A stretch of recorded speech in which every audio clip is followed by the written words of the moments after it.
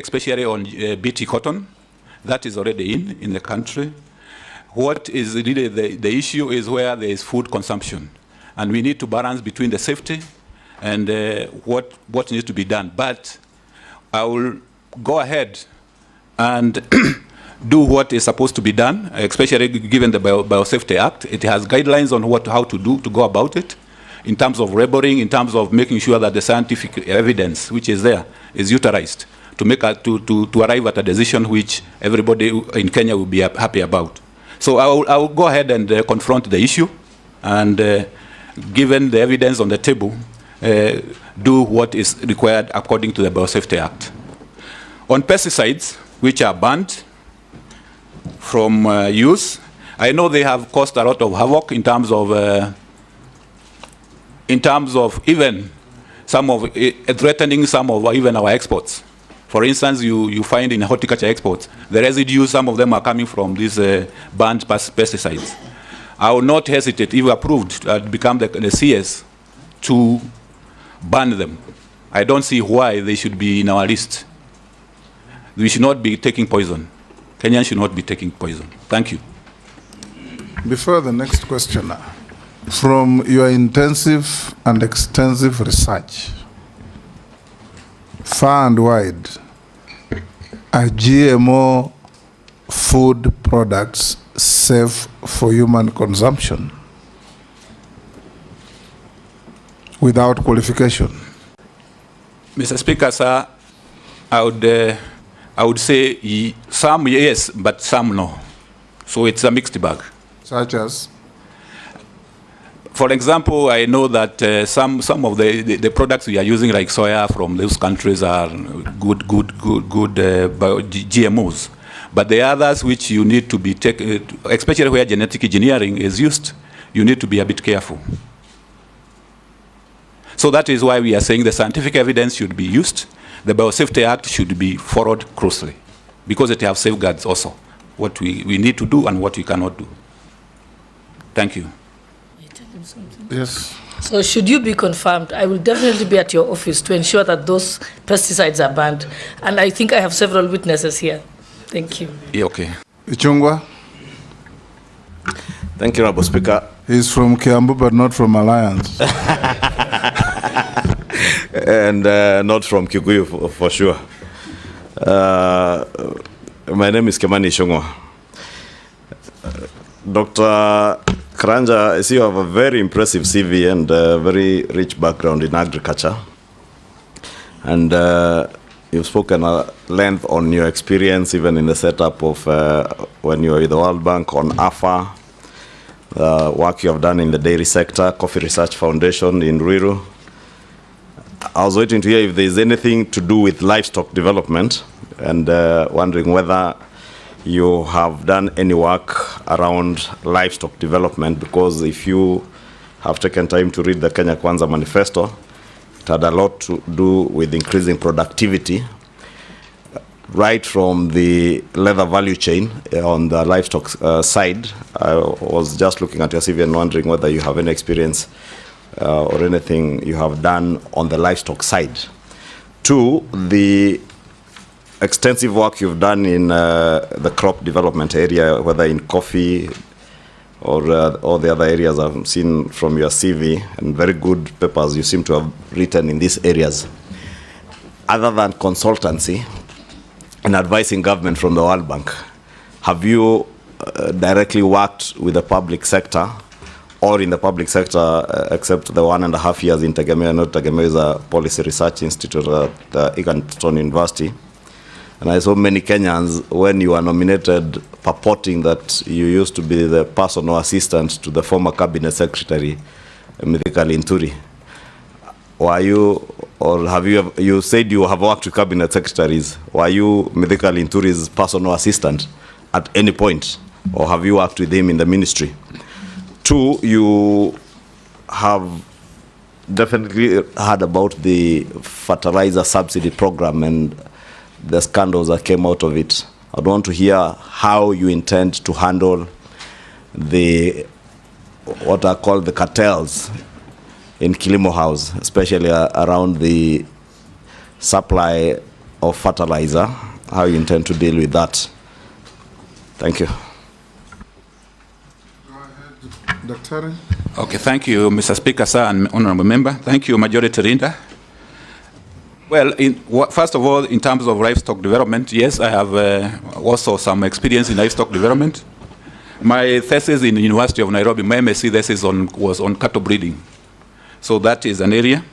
I also did a lot of work when I was in Tegemeo. Actually, I did work on reviewing the policies on dairy sector. So I'm well conversant with the livestock development.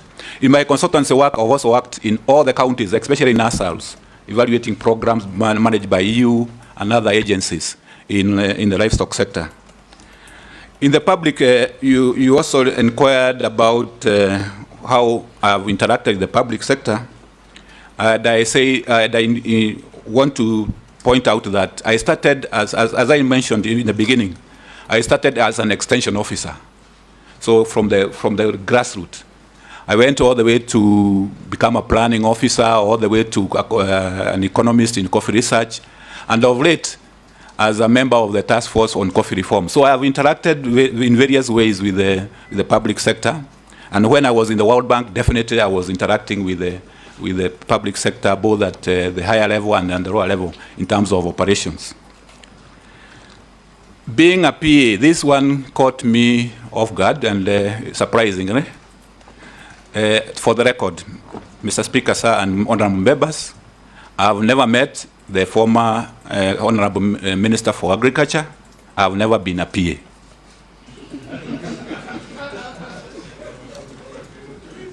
Yes, Minority Leader. I think so. Have you answered all the questions? No, there is one more, which the Majority Leader, Honorable Ichongwa, asked about the fertilizer subsidy and the cartels. And I would say that, yes, this is a very critical program, which, as you all know, members know, is the one, the food security, center of the food security program. And yes, there are cartels. There was issues last the last season, in terms of the quality of the fertilizer, the distribution of the fertilizer.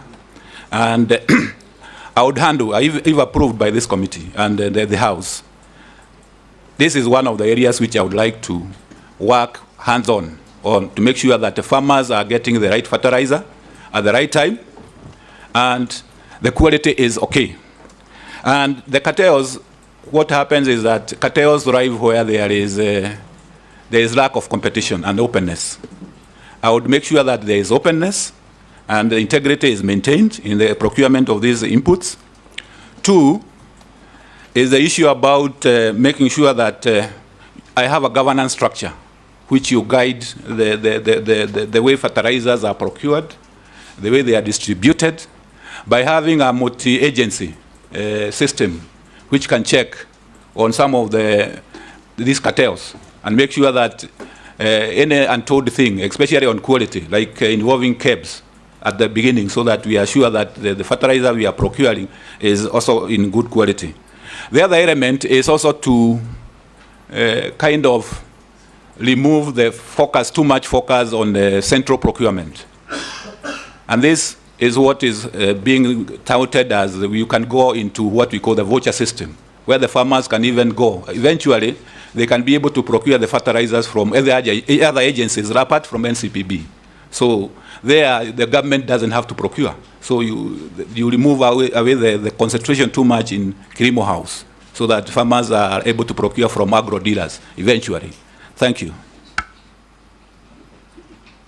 Yes, Jeanette. You'll pass? Mr. Speaker. Yes. Mr. Speaker, I want to ask the nominee. And I've looked at him very, very keenly, Mr. Speaker, very seriously.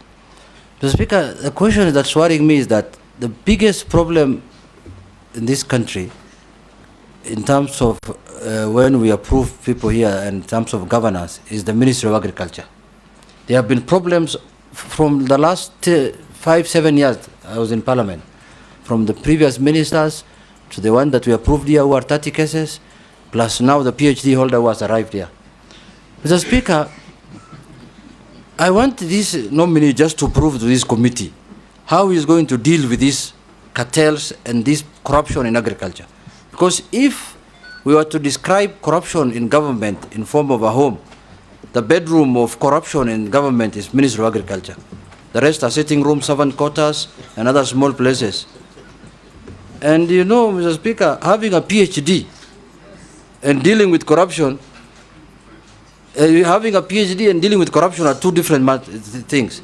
So now that's one thing I want him to illustrate, even physically, if he can, how he's going to deal, how he's going to deal with corrupt people in that place. But more importantly, Mr. Speaker, how is he going also, because fertilizer is one of the biggest problems when it comes to corruption also.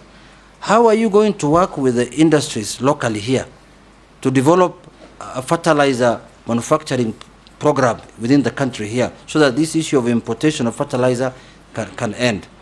So if you can prove those two things, for me, I'll be satisfied, because I know after 1 year, you will be walking jobless in the street, I can assure you. I can tell you.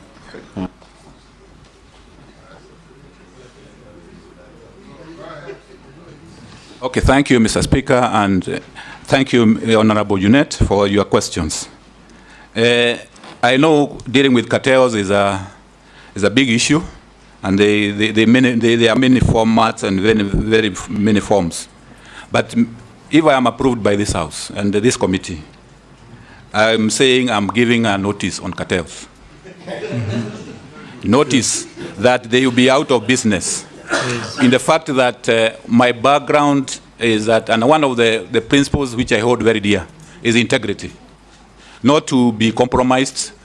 And the other principle I hold very dear is having the country's and the farmers' interest first. So I will deal with them. We will do whatever it takes. Utatembea na nyundo. Yeah. I will do whatever it takes, Mr. Speaker, to deal with them, putting systems in place, as I said, governance structures, making sure that I involve all the agencies of the government. I'm sure the government of Kenya is capable of and have agencies which can deal with these cartels, and I will be in the forefront for that. Nelson? On the development of the fertilizer, it's a good one, because we need to develop the local industry. What is happening today is that most of the manufacturers we have are for bleeding. They are not for manufacturing of fertilizer. And it will be good to explore further whether they can, apart from bleeding, which is important, because we need to blend for coffee, we need to blend for tea, we need to blend for various crops, we need also to go a step further and do the manufacturing of the fertilizer. So if I'm approved, this is one of the agenda I would like to pursue. Nelson Koech. Thank you, Speaker. Dr. There is a crisis in the tea sector. Tea prices at the Mombasa auction were on a downward trend in 2022, forcing the government to establish a minimum reserve price of 2.6 USD for teas from the east of the Rift and USD 2.4 for teas from the west of the Rift. This initiative was aimed at stabilizing the market and addressing the declining tea prices at the Mombasa auction. However, the current pricing structure has resulted in several millions of teas being unsold, thus resulting in stagnating in warehouses and facilities. What strategies will you employ to alleviate this situation? Additionally, is the government interference in the manner necessary in a free market, and how can it be balanced to ensure that market stability without causing an adverse effect? Okay, thank you, Mr. Speaker, and thank you, Honorable Nelson Koech. Yes, I'm seized by this issue about the minimum price, which has been set of $2.65 US and 2.4, and that unattended what I would call effects, which is the piling up of the tea in the warehouses in Mombasa. This is a serious issue because it affects the incomes of our farmers, of tea farmers, and the intention was good, but I think going forward we have to review that policy It have to be reviewed with all the facts on the table. I would take the charge when if approved that if necessary we don't have to create this price setting. We have to say let it go so that it is a free market, but it needs to be carefully, cautiously done so that it doesn't impact negatively on the incomes of our farmers. So I will review that policy of the pricing, whether we need a market-driven or a setting price in the tea sector. Thank you. Posing. Thank you, Speaker. And at least the nominee, in his 62 years, has at least found some time to find motivation or work in public service. Not like others who are going for retirement and they are forced to join public service. So my question to the nominee is this. Is coming in at a time when we can view or see agriculture as dead, which is actually supposed to be the backbone of this country. But the sector is dead. And what I mean, Honorable Speaker, is if you look at outlet, which is market of agriculture, is dead. All manufacturing or value addition to motivate farmers to do their farming is dead. If you go to maize, the outlet or the market is dead. If you go to pyrethrum, we used to do very well in my constituency, and for the nominee, West Pokot also grows pyrethrum at one point. But the exit or market is dead. You go to milk, is dead. Tea is dead. And you have been in public service, and suppose this committee and parliament approves you, I would like to know what you are going to do to improve this sector, particularly the value addition. Because if there's no value addition, then there's no motivation for farmers to do farming. What are you doing farming for?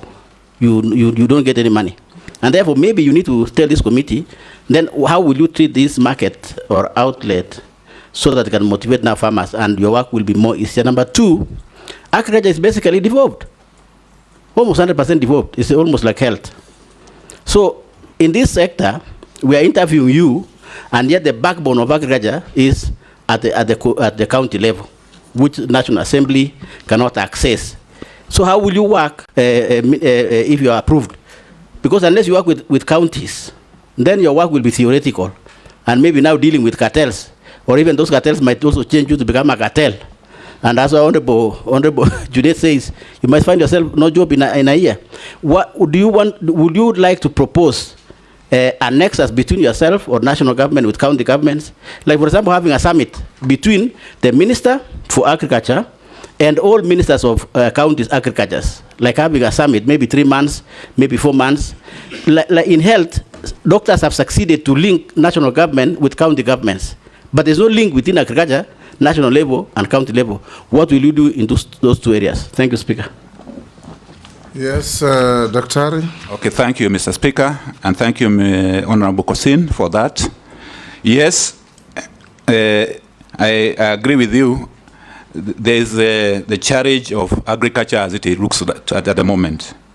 Because when you look through the figures and the statistics, it indicates that despite agriculture being the backbone of our economy, we are not doing very well. When it comes to even our exports, we are not doing well. We are importing a lot of food into this country, almost worth about $4 billion.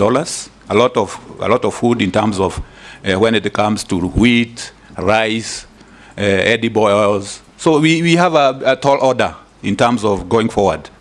And food security sometimes is threatened when it comes to maize production. But the last season has proved, for instance, that with good interventions, like the subsidized fertilizer, despite the problems, we can still have food security, where we produce over 48 million bags, and farmers are able to, and the country is able to have semblance, a good food security. So I would first of all approach food security as one of the key areas in terms of making sure the farmers have, when approved, the farmers have those inputs, especially the fertilizer, as indicated before.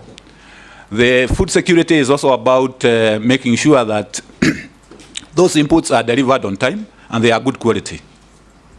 And the other issue which is related to your second question is apart from inputs, farmers need services. And these services are to be provided according to the Constitution. These are functions which are devolved, like extension. Extension, I would dare say that where I started those years ago, I feel pained to see what is happening.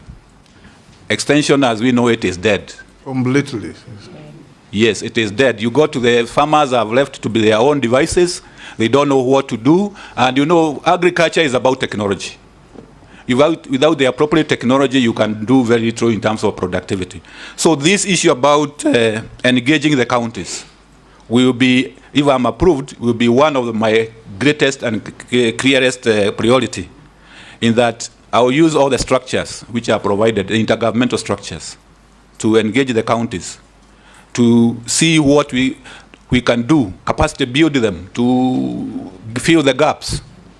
I was also thinking about even what is happening with the health sector, the model where the government, the national government has the health promoters. Can we have agri promoters working in the counties from national government? So those are areas which will be, as it has been suggested by Honorable Kosin, we can have a summit where we can dwell on these issues with the agriculture committees of the House, so that we move forward. Because without extension and delivery of services, we are just doing the margins. We are not doing very, very much. We need support to our farmers. Thank you very much.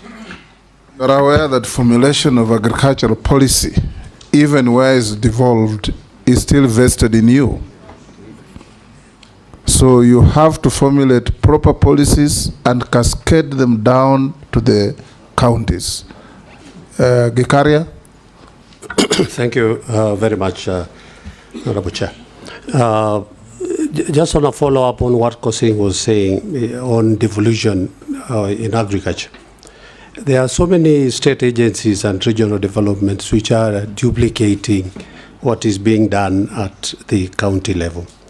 My question is, what concrete plans are you going to put in place to avoid that duplicity of functions and wastage? Secondly, unemployment is a huge concern in this country. What policies are you intending to bring to the ministry to encourage the young Kenyans to venture into agricultural activity as a form of employment and engagement in terms of to reduce the unemployment aspect in the country? Thank you.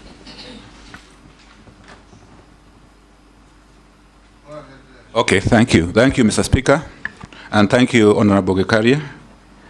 The duplication is because one of the biggest challenges in every sector is coordination. If you don't have good coordination, the duplication will occur.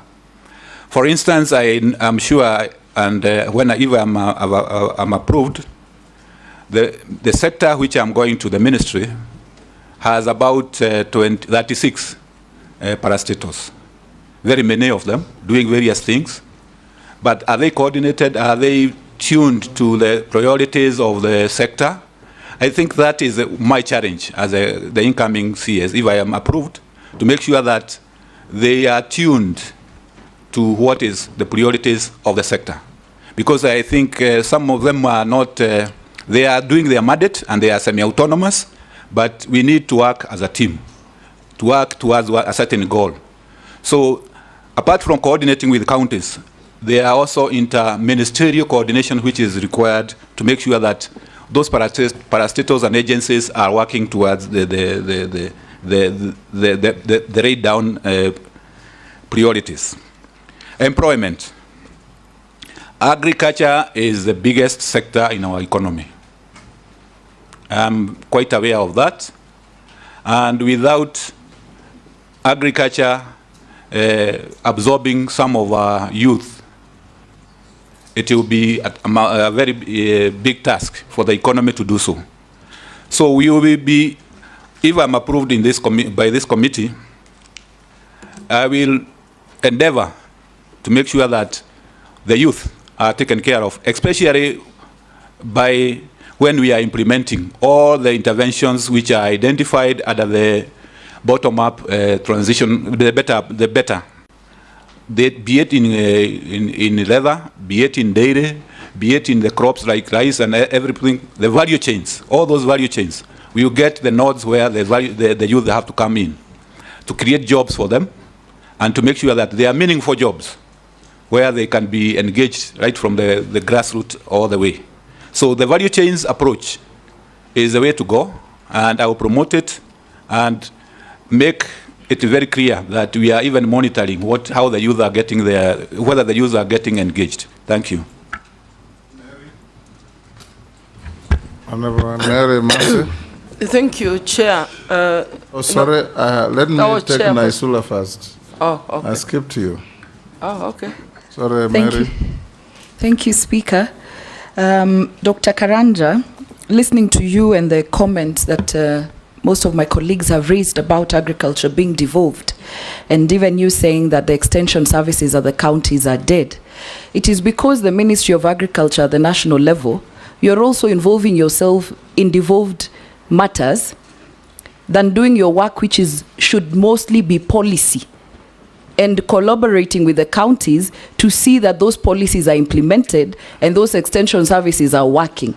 Because I do not understand why the county governments are providing seeds, they are doing, they are providing all that to the farmers, but fertilizer, you keep it at Kilimo.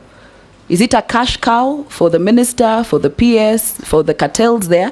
Why are you leaving fertilizer at the national level instead of dealing with matters policy, which is your main core mandate? And when you talk about functions being devolved, resources should then follow those functions so that then the county governments are able to work and not the money remaining here in the capital in Nairobi. The second issue is the issue of livestock farming. We talk about coffee sector reforms, tea sector reforms, even pyrethrum and cotton have a board. Livestock we do not have in this country. People who wake up every morning thinking and implementing issues to do with livestock. Botswana is one of the best countries in livestock farming, implemented by Kenyans.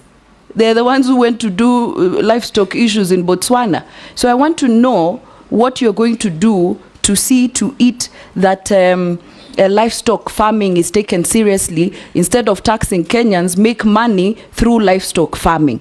Lastly, on the livestock bill 2024, what will you do as a cabinet secretary to communicate properly what it is all about, because we are already seeing a lot of things flying right, left and center? What strategies will you put in place to ensure you communicate to the public efficiently on the livestock bill 2024 and taking their views in? Thank you. Yes, nominee. Okay, thank you, Mr. Speaker. Thank you, Honorable Raisuda. The issue about, yes, interfering with the mandate of the national government and the intergovernmental, I would like to say that if I'm nominated, approved by this committee, I'm a firm believer in devolution. As I said earlier, if you want sustainable development of agriculture, the counties have to take their role seriously, and they have to work. They have to work. There is no other way. I'm a development economist, and I know that if you don't have structure, institutional framework to support you to do a sustainable development, it will never work. So the counties have to take their mandate. They have to take their laws, give those services.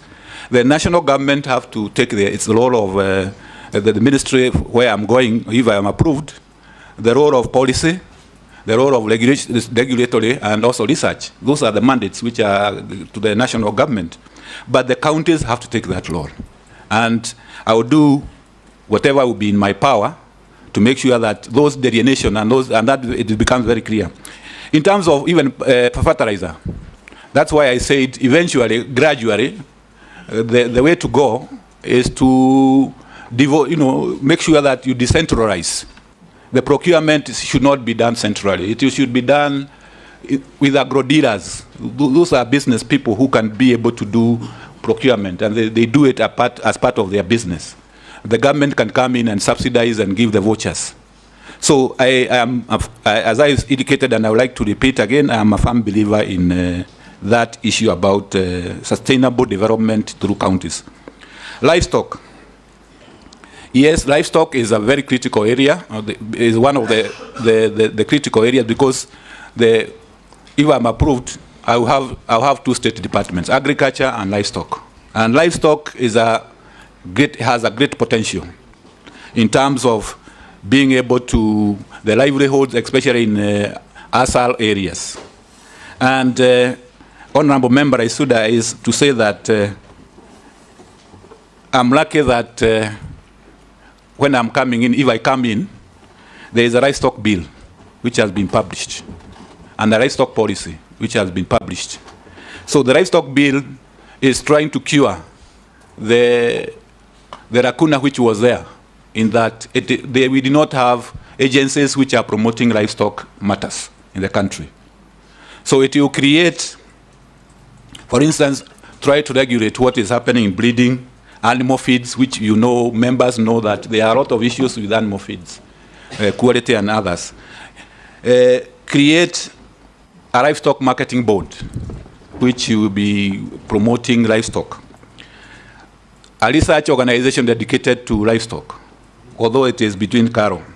And institutes. I was surprised to learn that some of the institutes in livestock, like Haiti, which we know, don't have legal status. They are created by. So the livestock bill is trying to do that. And there are issues which are coming through, I know, misinformation, which you would be dealing with, so that when it comes for the necessary hearings and the public hearing, those issues are dealt with. So I think I will give it a lot of priority, the livestock bill, and so that by the time, maybe by next year, we will have some of these institutions in place. Thank you. Marina. Thank you, Chairman. My question to the nominee. The country has suffered recurrent drought, flooding, as occasioned by climate change. In the process, we've lost a lot of livestock through starvation, millions of livestock. We've also lost crops through flooding. Some are washed away. Even the crops that manage to survive do not perform well because of too much water.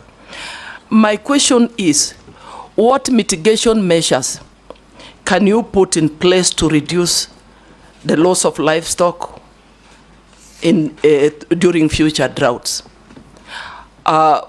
What compensation measures or strategies would you be able to put in place? Because we know that we have livestock insurance, at least areas, livestock farmers can be compensated.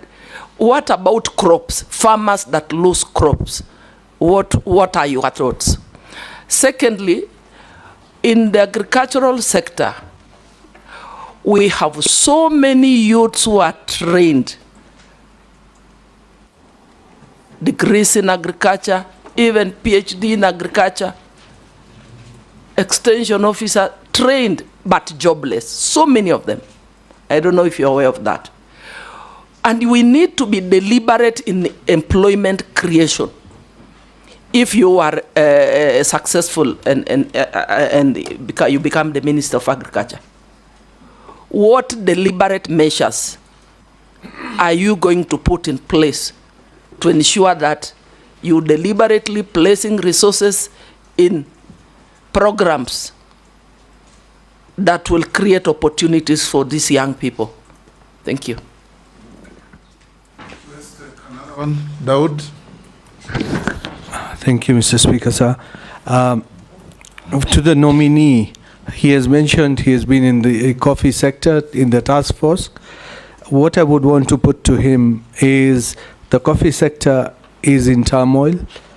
Prices and theft at the coffee factories are rampant. We need to probably develop new varieties and value addition for coffee. What would be your position on that? Secondly, the Kenya Kwanza government, I believe, they talked about guaranteed minimum returns. And I've seen you have worked with the Kilimo Biashara as well. What would be your take on guaranteed minimum returns for all our products? Lastly, there is a bill I'm co-sponsoring, the livestock theft bill, which is in Parliament. Apparently, the Ministry of Agriculture and Livestock has got what is coming up, but instead of them bringing it to Parliament, they say that has to stop before we bring ours. So if you do get confirmed, would you be willing even to be assisted by members of Parliament bringing bills and not stopping bills because the ministry is going to bring? When it is going to bring, we do not know. So those are the few things I would want you to answer. Go ahead, Dr. Karanja. Okay, thank you, Mr. Speaker. Honorable Mary, the issue about livestock and climate change. Climate change is a definite threat to agriculture and many other sectors, including energy and others. And it has to be dealt with. Measures have to be taken. And in particular, when you go to livestock, especially where it is practiced in the arid and semi-arid areas, that is where climate change is becoming a big issue due to the persistent droughts. And we have to invest in mitigation and adaptation measures in those areas. For instance, if you go to the northeast counties, Isiolo, Wajir, and others, you realize that over time, the pastoralists have started to realize that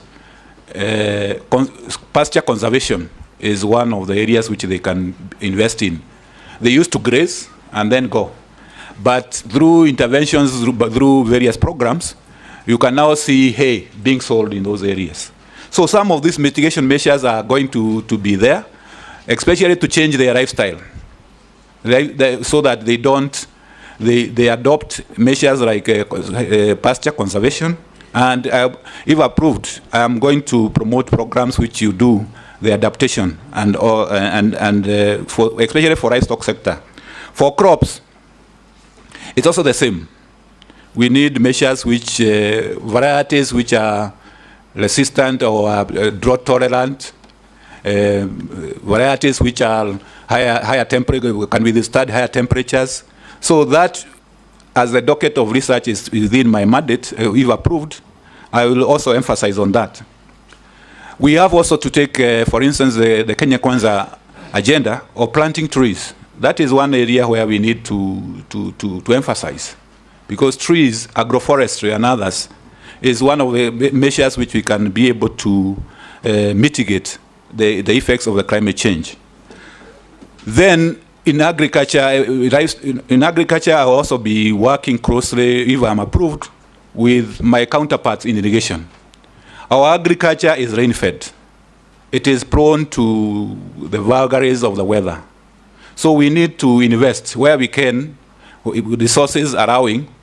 We need to invest in irrigation so that we expand the area under irrigation. Small-scale irrigation programs, which can be able to support farmers so that they are not caught by this the issue about climate change. Then I think insurance. At the final end of the day, because this is a risk, we need to emphasize both crop and livestock insurance so that farmers are able to be compensated whenever there is an occurrence of that calamity which occurs. Issue about the youth. I indicated earlier that, yes, I'm quite aware of this particular challenge of jobless youth in the country, in the rural areas and everywhere else.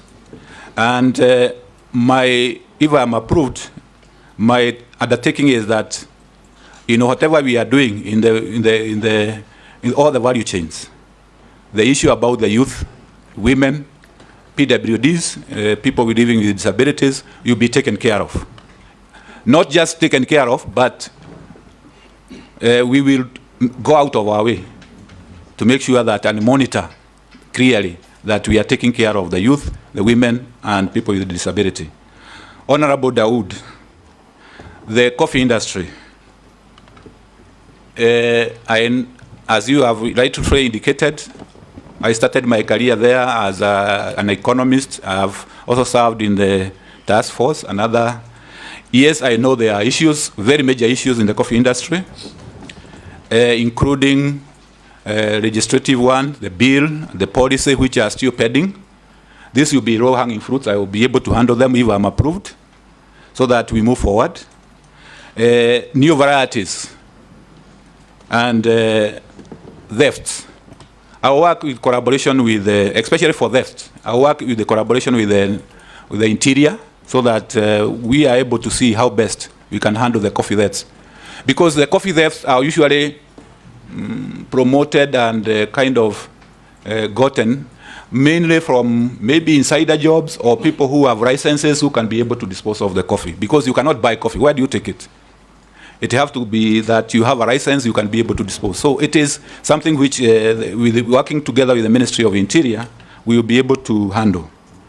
So I will approach it from the policy point of view, having the policy, and I'm also aware that there is a coffee bill, which is before Parliament or Senate. I'm here to take the position very well. So I'll go ahead and do whatever it takes to make sure that that is done. Minimum guaranteed returns for farmers. This is the campaign and Kenya Kwanza in the plan. It needs to be looked into because it involves a lot of, from an economic point of view, it involves a lot of resources. In terms of if you want to guarantee the coffee, tea, you want to guarantee maize, you want. So this one, I would say that if I am approved, I will set up the necessary structures to make sure that I get good professional advice on this particular issue and the best way to go forward.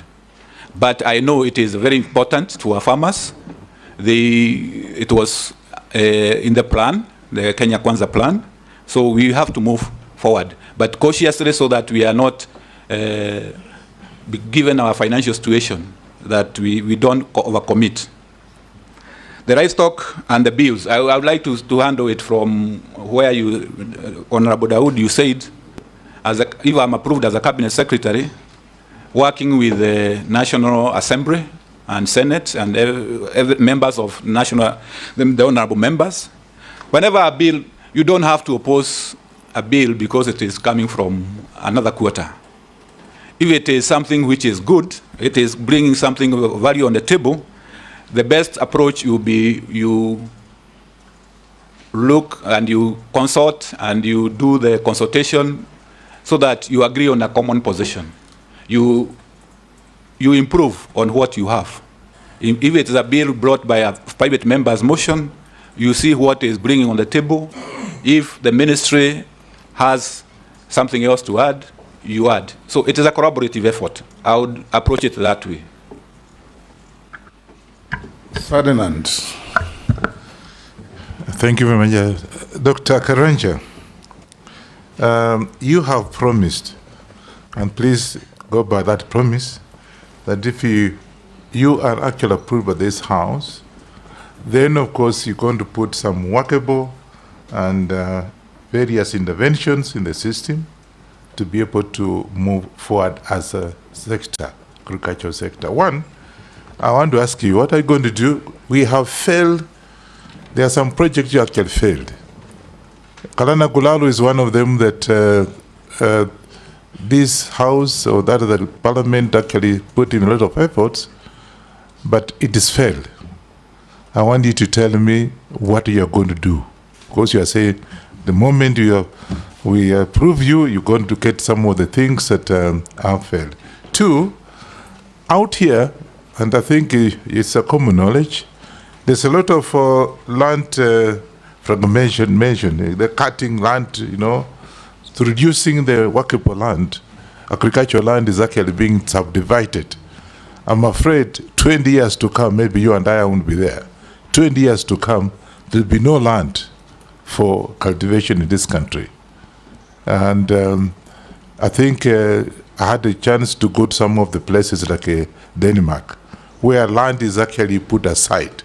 So what are you going to do about that to be able to at least stop this fragmentation of the land, subdividing? Of course, if I have like 4 children, each one of them must have a piece of land. Lastly and not least, the most important thing is that agriculture. You have promised, and I hope you will live up to your promise. There's irrigation. Irrigation in this country, I don't know who did this, is misplaced. It's in blue economy. What do you irrigate in blue economy? Blue economy is water. Are you going to have an effort to bring it to agriculture? Because irrigation is actually supposed to be irrigating the products, crops, but not the blue economy. Are you going to, again, given by your background, bring it back to agriculture? I think the others, insurance, you have talked about insurance. I don't want to repeat it, but I think the best you will do is that there's a lot of crop failures. Honorable Ferdinand, irrigation is not in blue economy. Blue economy. It's in water. Water, but water is a blue economy. No, they're different. But we want to bring it. There is a Minister of Mining, blue economy, and maritime. Yes. No, I think water, irrigation, and sanitation. Let's get Dr. to see your view, because irrigation was in agriculture. It was moved from agriculture. So that's what I'm saying. To grab it back. Yeah, I want it back. It has to come back, because what do you irrigate? In water. No, of course he can, through him, he can bring a motion, whatever it is, if he is approved, yeah, to bring it to agriculture, because what it is misplaced. Thank you. Murugara. Sorry. Thank you very much, Mr. Speaker. And Dr. Karanja, there is a lot of theory in agriculture, especially to encourage youngsters to study agriculture and economics, with such catchphrases like agriculture is the backbone of the economy of the country. That is in agriculture, and in economics, it's the biggest employer and should be sustained, etc. When you look at the level of unemployment in the country today, why would it be at such high level if it were the greatest employer? It means the policies regarding agriculture vis-a-vis the young people we are educating do not match. Number 2, it means the youngsters do not take agriculture to be any form of gainful employment. It's dirty, it doesn't have good income, and all that. What policies would you put in place to ensure that we have a mindset change to the youngsters to know that agriculture can actually be that employer which is income generating? And if we were to do this, then the next question is, we as a country presided over the killing of some of our best cash crops in the country, away from coffee and tea, including cotton. Cotton was doing very well in arid and semi-arid areas. But we elected to have Mutumba coming in, as a result of which cotton almost got dissipated. Sunflower, another cash crop, which was doing very well in those areas. We watched as we brought in edible oil from other countries, and the crop went down. What policies would you put in place to ensure that cotton, sunflower are revived as our cash crops, which would actually reverse the trend of importation of either very expensive clothes from Turkey, China and everywhere else, or the second-hand clothes which are flocking in from all over the world, and also edible oils that are coming from the Asian countries, while actually we can sustain that ourselves. And not lastly, we have the other food cash crops which we grow, the crops are food, but basically, if you check their mode of production, they are cash crops. And I'll give you examples. One of them is gadam sorghum, which is supposed to be consumed by the brewers. It's also a food crop. Another one is the mang beans, the dengu in eastern Kenya. It's supposed to be a food crop, but it is produced as a cash crop by the farmers. The cartels we were talking about are now able to go around it, import those crops from the neighboring countries, as a result of which the prices become extremely miserable and to some extent throw away. What policies would you put in place to ensure that those crops are sustained in the country and their prices are improved so that farmers are encouraged to continually grow these crops for economic purposes? Finally, livestock. The livestock we were talking about are now able to go around it, import those crops from the neighboring countries, as a result of which the prices become extremely miserable and to some extent throw away. What policies would you put in place to ensure that those crops are sustained in the country and their prices are improved so that farmers are encouraged to continually grow these crops for economic purposes? Finally, livestock. Livestock is supposed to be one of the most lucrative agricultural endeavors or enterprises we undertake, including export. But it surprises us that even the quotas we are given, leave alone Europe, which refuses to accept our beef on the basis that, as the Deputy Speaker put it, we use drugs to treat these animals, which drugs are banned in their countries. So when they do their tests, they say this meat does not qualify for our consumption. But the Asian countries are more than willing to accept our beef products. How come, as a country, we are not able to meet our quotas when actually we are capable of even overdoing it because of the areas that are arid and semi-arid? What policies would you put in place to ensure that livestock is also sustained along those lines? Yes, Dr. Karanja, that's quite a mouthful. Thank you, Mr. Speaker. Can you respond to all those very important issues from Yes. Ferdinand to Morgara? Yes, thank you, Mr. Speaker. From Ferdinand, thank you, Ferdinand, for your Honorable Ferdinand, for your question on the field projects. The Garana Kuraru, I know this has been in the works, has been there for some time. Coming from where I come from, as I indicated, is that if I am approved, I have worked in programs and projects. And one of the areas where you do is to do an evaluation, clear evaluation with economic analysis. If it is not working, it is not working. If it is working, then you can see what are the lessons learned and you go ahead. So if I am approved, one of the areas which I would do, without throwing away the baby with the bathwater, is to do a carded evaluation of that program, of that project. If it is not working, then we get advisory, we move away, and we see how the best to get out or to continue. So and that is just an example of Guraru Kuraru. We will do for others, which we feel that they are not delivering, they are not getting value for money. Subdivision of land. I know this is beyond agriculture alone, because yes, agriculture is the biggest user of land in the country. And if I am approved, what I will do is I will engage the sector of land, because we are supposed to have a land use policy, clear land use policy, which delineates areas where you can do agriculture, areas where you can do housing, areas where you can do other things, so that we are able to delineate those areas. So this is a collaborative effort with the sector of land, because I'm sure, and honorable members are aware, we are losing a sizable number, a sizable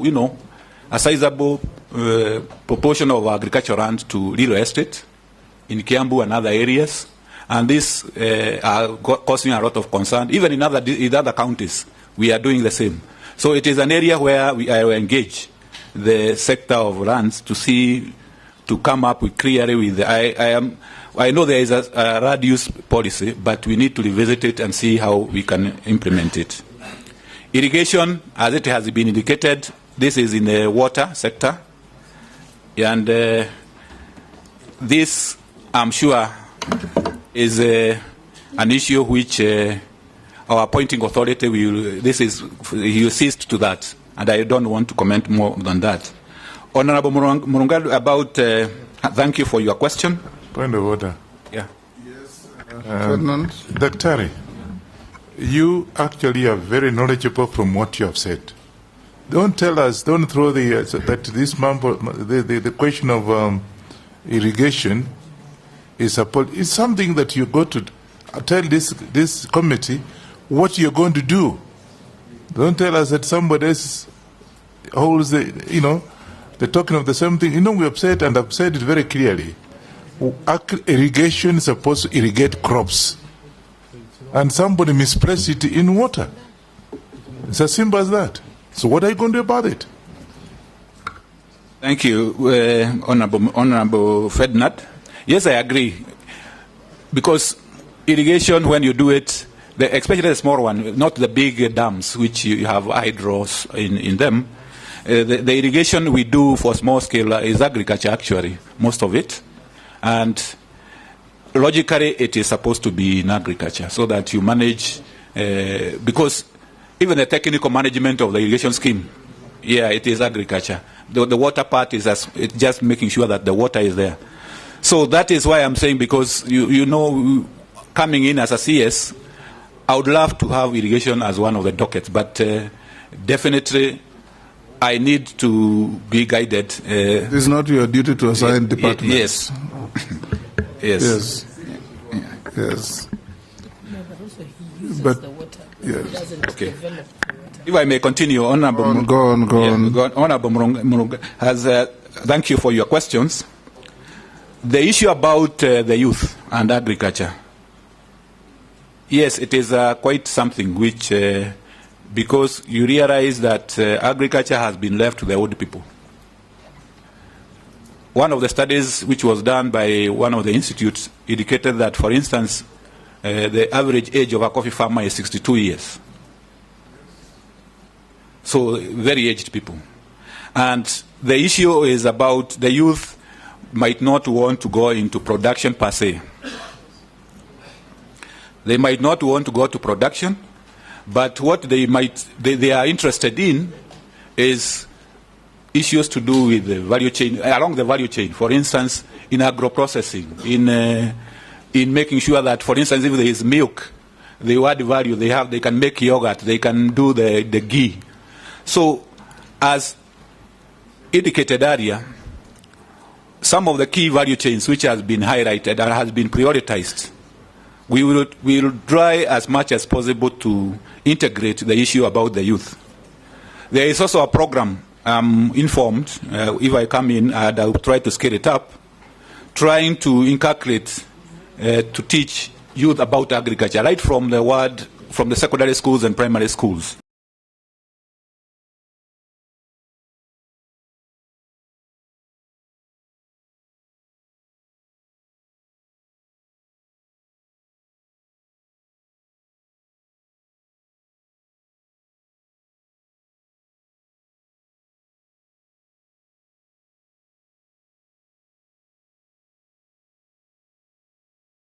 Priorities in the better, which has been prioritized, especially sunflower. So we will accelerate that if I am approved, we will accelerate that program to make sure that the farmers have the necessary planting materials for sunflower. They have the necessary planting materials for other edible oils, canola and others. And the challenge of also making sure that not only they have the planting materials, but also they have the technology to get the oil out of the sunflower. Because there's one thing to plant the sunflower, there's another thing to get the oil out of the sunflower. Cash crop, gadam, sorghum, dengu. Sustainability in the country. Yes, these are particularly good cash crops. Some of them are like dengu, gadam sorghum. They are a bit drought tolerant, and they are grown in areas where, like Lower Eastern, other form of Lower Eastern, Upper Eastern, and other Kitui and other Machakos and others. They are good, and they are actually very helpful crop, because in this era of climate change, they are the ones which are going to be the ones which are going to help the farmers to adapt to some of this. And if necessary, if I'm approved, if there is any exports or any cartels which are trying to curtail this, we will do the necessary legal, maybe the rules and the registration, the raw rules, to make sure that if there is anything to be curtailed, to control that market, so that they remain in the country, they are available for the country. Like I know gadam sorghum is used for brewing, so they should be able to get access to that and dengu, so that it's not exported. So I'll rely on, as the CS, the mandate I'm given, if I'm approved, by the various registration, like the crop lags, to make sure that this happens. Yes, livestock is a major one. And we are surprising, honorable members, is that despite the potential, I am believed that we are not able to even meet the demand for non-stringent market in Middle East and other areas, even for sheep and goats. For cattle, they are saying our cattle are, sometimes the numbers are too small, the weight of the animals are too small. I'm given an example where a market was found in Indonesia. They wanted a various number of cattle, but when the technical team went to the field, they could hardly get 10% or 20% of that. Reason? They wanted a cattle of a certain weight, which we did not have. Our weight was maybe half what was required in the market. The same with sheep and goats. And I'm told that is a very lucrative market, especially for Middle East. So one of the areas we are, if I'm approved, is to look at our breeds. The Borana, the Sahaiwas, the bigger ones, so that we are able to distribute this to the farmers, so that they are able to have cattle and breeds which can go to that market. There is also the issue about feedlots, making sure that we have community feedlots where they can fatten those animals, they can make them go to the weight which is required. So such kind of interventions. And I'm happy to note that livestock and lead meat is one of the priority value chains according to the BETA. So we'll be able to handle that. Thank you. Owen Bayo. Thank you very much, Honorable Speaker. Honorable Speaker, I would like to pose the following question to the nominee. I know he has taken time to explain something on edible oils, which is actually part of my question. And you allow me, it's not repetitive, but it's from another angle, Honorable Speaker. I would like to say that we spent around 160 billion on edible oils imports. The agricultural budget is around 84.9 billion, thereabout. And a lot of money is actually used there. AFA, the Agricultural Food Authority, has a department on edible oils. But the work that goes in there is probably very limited. Probably they are managing more the imports than actually growing the edible crops in this country. And that's why we get into this. And what do they get? They make around 2 billion shillings a year for the tax that is imposed on edible oil. And therefore, we are not solving the problem on edible oils. In the past, the nominee, crops such as coconut, cashew nuts, groundnuts, crops which are very passionate about because the region I come from actually grows these issues. But they have been neglected completely. such that coconut and cashew nuts are crops that are continue to decline. We have old boughs, we have the old tall coconut trees, and the productivity is shrinking every day, and yet we continue to import. We have the solution. The coast of Kenya and part of the eastern part can grow this macadamia and simsim, sunflower, all those crops, and it made the people of the coast very rich, and the country got enough revenue. But they've been on the decline, and yet AFA, the department, the area of edible crops, is not doing much. Tell me, what kind of reforms will you bring to reduce the imports on edible oil, both legislative and policy, and also increase the production of cashew nuts and coconut so that we can cut down on the budget on oil crops? Secondly, Honorable Speaker, ADC is Agricultural Development Corporation, which is supposed to help the agriculture department.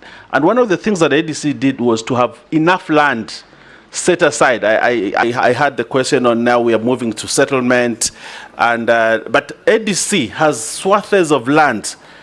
But what has happened for many years, there has not been any protection on these. They've been divided, they've been given out. I know even the ADC in Malindi, they have a huge farm in Malindi, but now they're actually renting their own farm because people grabbed it. Now the land they own, they are actually paying rent on. In terms of policy and legislation, what are you going to do to protect ADC and actually spur the productivity of ADC to ensure that as a country we still anchor ourselves in agriculture, and from agriculture to manufacturing and to jobs? I thank you. Robert. Thank you, Mr. Speaker. The nominee has come out as very brave because there's one answer he gave. I was very impressed when you said that you're willing to even advise in correcting the mess in state departments in the ministry. When you said that you feel that irrigation is misplaced and you will fight for it, that means you're a brave man. Now, I want to just point out two things. One which was raised by Honorable Naisula on the issue of Botswana, which actually exports 95% of its beef products to countries like Norway and the United Arab Emirates. And what she said is what I want to confirm, that actually they have a Botswana Meat Commission which was borrowed heavily and fashioned after Kenya Meat Commission. But years later, while theirs is thriving, Kenya's KMC is actually now in the hands of the military. So I don't know, what would you do? Because as a brave person, you must be able to make very serious and tough decisions to bring back that livestock sector to what it should be. Now, secondly, the other issue is the issue of corruption in the ministry. From NCPB and those state departments within the ministry, there's a lot of there's rampant corruption. In fact, I will tell you that at one time, just recently, Kenyans were treated to a circus of the sale of funny product in the name of fertilizer, and the parliament was actually seized of the matter and tried to handle it. Now, there's a gentleman who was my neighbor. This is a real story. And he had a piece of land, 5 acres. He was actually selling it. We were trying to get a buyer for him. Then he got appointed to the Kenya Sugar Board. Within a few months, he now started buying off all the neighbors and stopped selling his land. There is a lot of money that gets lost in our state departments, especially the agricultural one. Now, I've seen that you are worth 214 million. You are going into this sector. All those cartels are there, and they are willing to make you a billionaire with the next 3 years. Are you going to be able to resist, Bwana Nominee? Thank you, Chair.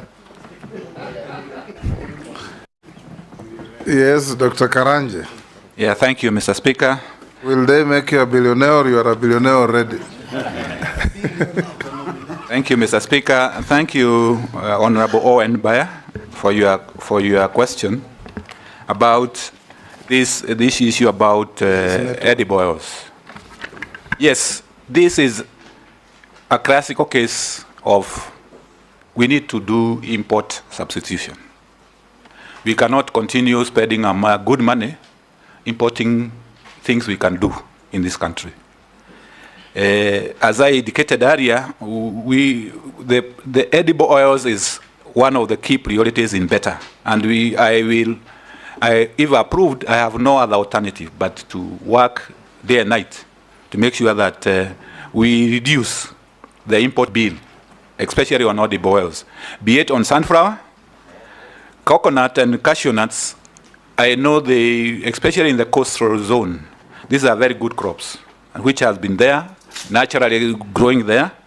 What may be needed is to review the value chains.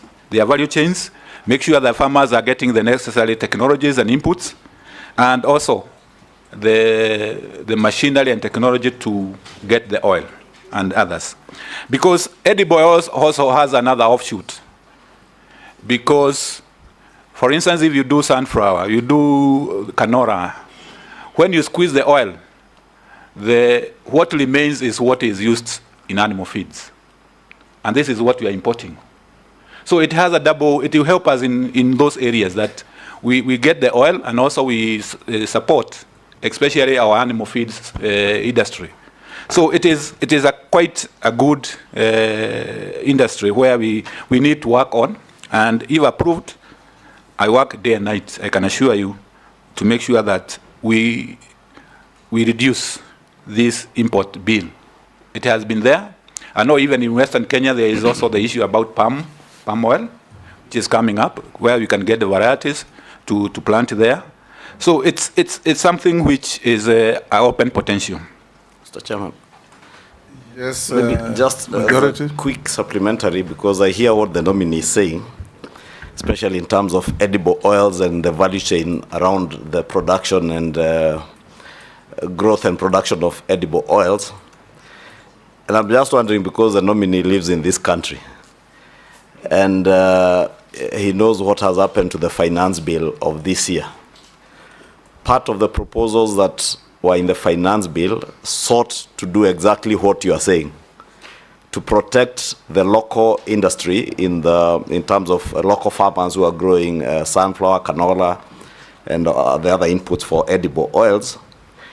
And we sought to increase excise and import duty on imported edible oils so that we protect these local farmers and grow our own local industry for the production of edible oils, to do exactly what you are saying.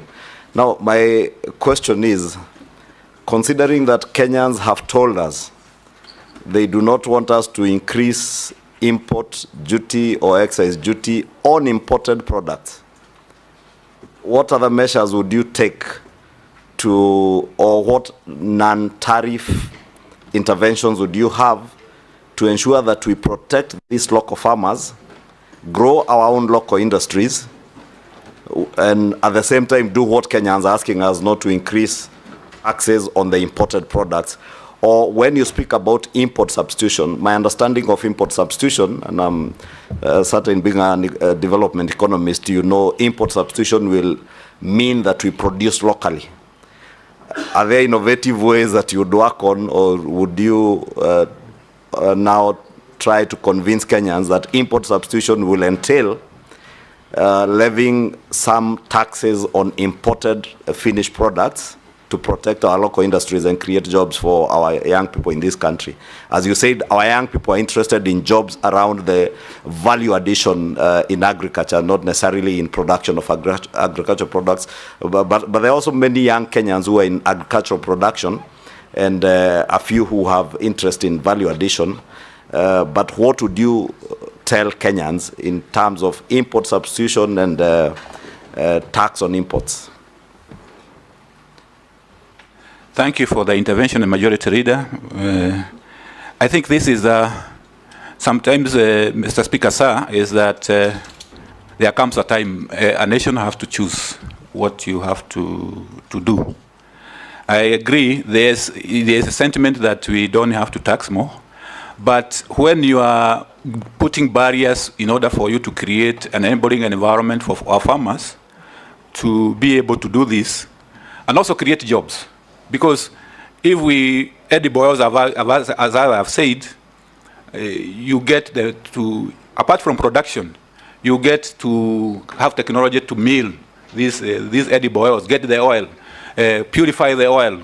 That creates a lot of jobs. It creates a lot of jobs in livestock sector and other areas. So I would go both ways.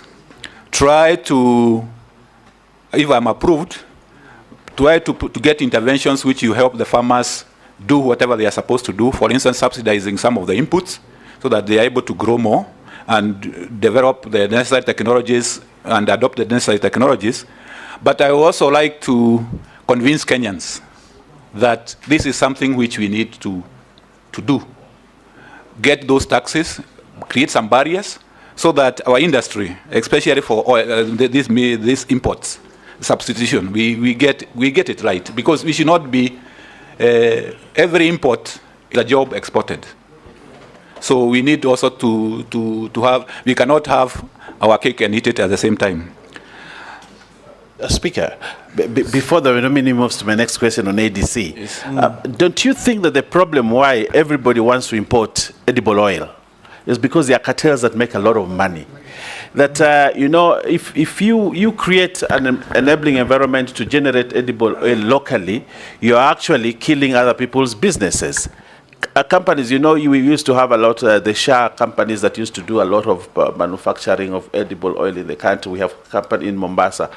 You know, they're closing down because there are cartels in this country that are hell-bent to ensure that they continue to import edible oil because it's big money. Okay, so how are you going to, I know you've come out very strong. I would like your commitment on how you're also going to fight cartels in the edible oil sector. Yes, Junet, what's your point of order? Mr. Speaker, we need to contextualize this issue of palm oil properly. I wanted to ask the nominee that as we speak now, close to 90% of Kenyans use products of palm oil, imported palm oil, as cooking oil. 90% as we speak now. Now, we can only get rid of it when we develop the other products, the sunflower and what is the other thing? Canola and other things. But now, until that is grown and developed, you can't stop, because if you levy taxes on the palm oil now because of, you're saying, quote-unquote cartels, then cooking oil will become very expensive because the sunflower and the canola are not ready now to take over. So you can only develop that other side. When it is ready is when now you switch from the palm oil to that. But if you say they are cartels, those are stories in the street. Order. Answer the questions. This is not a debate between members. Yes. Yes, thank you, Mr. Speaker. Thank you, honorable members, Junet and Owen, for your interventions. I think there is a question pending on ADC. Yes. And dismantling cartels. Yes. Yes. Okay. Thank you, Mr. Speaker. I think this shows you the robustness of this debate, that we need to deal with the two sides. I agree 100% with what Honorable Junet is saying, that we need, in terms of timing, we need to, when we are phasing out the imports, we are coming in with strongly on the locally. So that is a matter of timing. That is a matter of timing, but we need to yeah. Thank you. So I think that's one issue which I would definitely, if I'm approved, I would look at it and see the switching, the timing. If I go back to Honorable Baya, there was issue about ADC. ADC used to be a very prime parastatal government agency, where we used to get even the planting materials. We used to get, for instance, even livestock, Mutara Ranch, the rest. But it has gone down. I don't know, I will have to, when I get, if I get approval, I have to make sure that I visit them, I know what is ailing them. And the issue is, what role should they play in this dispensation which we are in? For instance, we know that we need a lot of planting materials, we need a lot of, like we are talking about livestock breeds, the Sahiwas, the Borans. can they what role can they play in that, aligning themselves to that priority in the sector?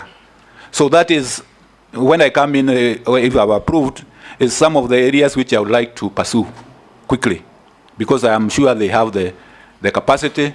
They need only to go through what they need to do. Honorable Baya, thank you for your question. And one of them is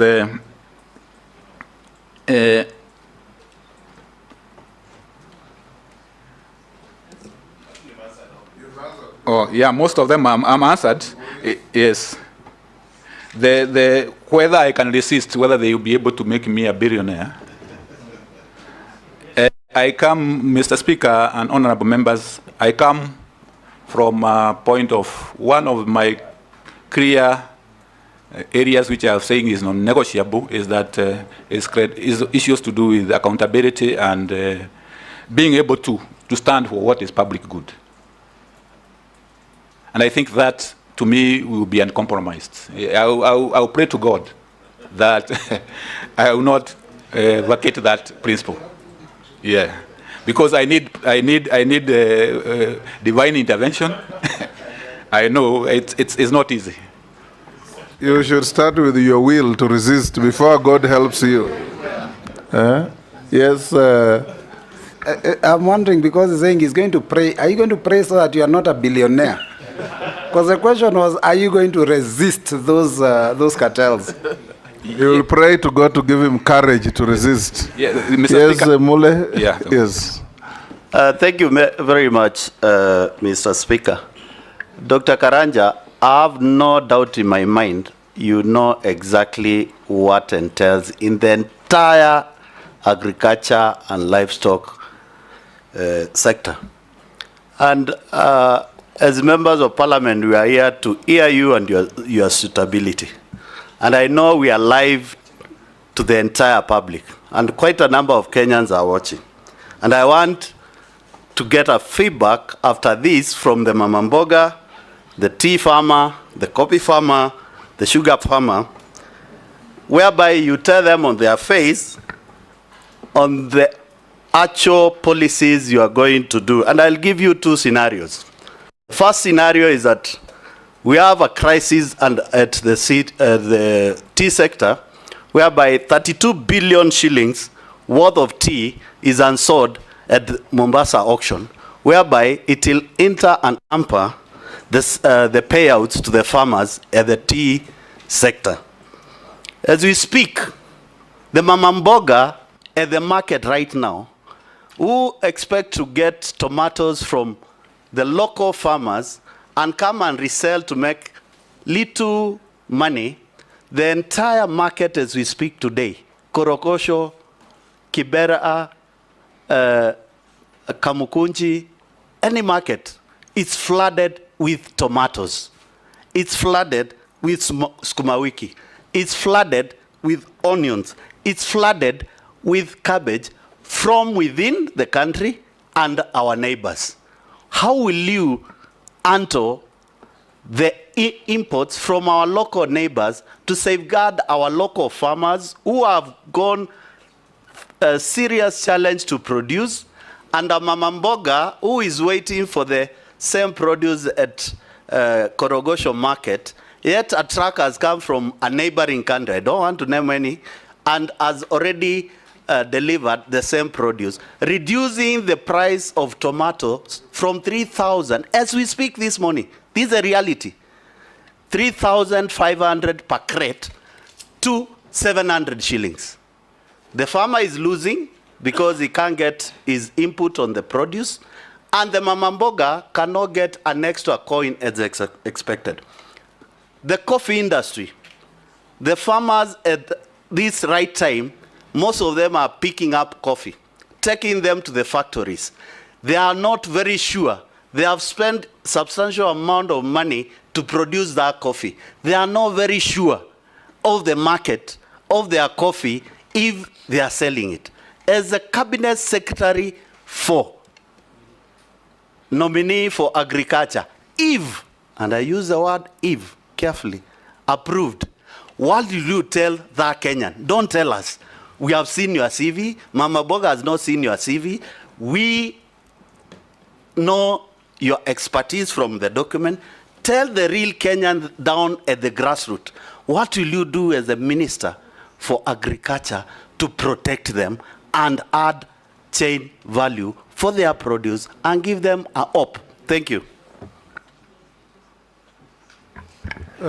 Russell,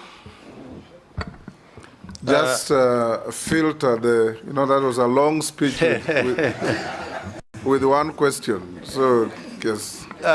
Thank you very much, Honorable Speaker. Dr. Karanja, if you will be approved, you will run the largest ministry in government. That contributes almost 25–26% to the Kenyan GDP. That is how important that ministry is. Agriculture has a lot of distortion around the world. In America, they say 20% of the population feeds the other 80%.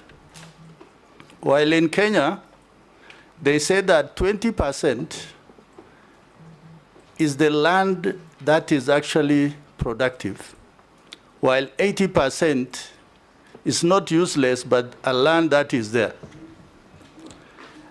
Looking at your CV, you have either been a lead consultant or a lead economist in the programs called DRIVE, KSAP, Ending Drought Emergencies and Resilient Program, Carlo Ilri, Global Environmental Facility, among many others, all dealing in two areas: livestock and the ASAL. These programs are supported by either World Bank or the European Union. But on the reverse, when you look at, have those regions really benefited? Tell us one program that is successful to say that, yes, it has succeeded. Honorable colleagues have talked about irrigation. Year in, year out, for now, two governments, we are talking about Galana Kulalu. And yet, Muga irrigation, Moroni, all those were done almost before independence or just around independence. My question to you, one, is Kenya really throwing away good money by engaging with World Bank and European Union, where when they give us 10 shillings, we are told you only give 3 shillings, because that is a matching fund, that we're actually throwing away good money, yet it can do other things. Secondly, the issue of livestock. For those of us who come from the pastoralist communities, it is our main economy. But the problem in agriculture, even you, as you tried to explain, you kept on talking about dairy. But the cattle that we keep, or the camels, they're actually not dairy, it's beef. And for beef production, if you don't talk about breeding, traceability, disease control, then there is no market. Those from outside will never buy from you. That is why they will tell you that if a heifer is not 350 kilograms, then they cannot buy. So for that reason, my second question is, if you are confirmed, just tell us what is it that you can do in livestock? Because livestock, in 25% of agriculture, livestock actually contributes almost 9%. And that is not a mean figure. Finally, when you were nominated, there were people who said, That one is ours. We live in Kenya where there are 42 different communities, many nationalities, but one nation.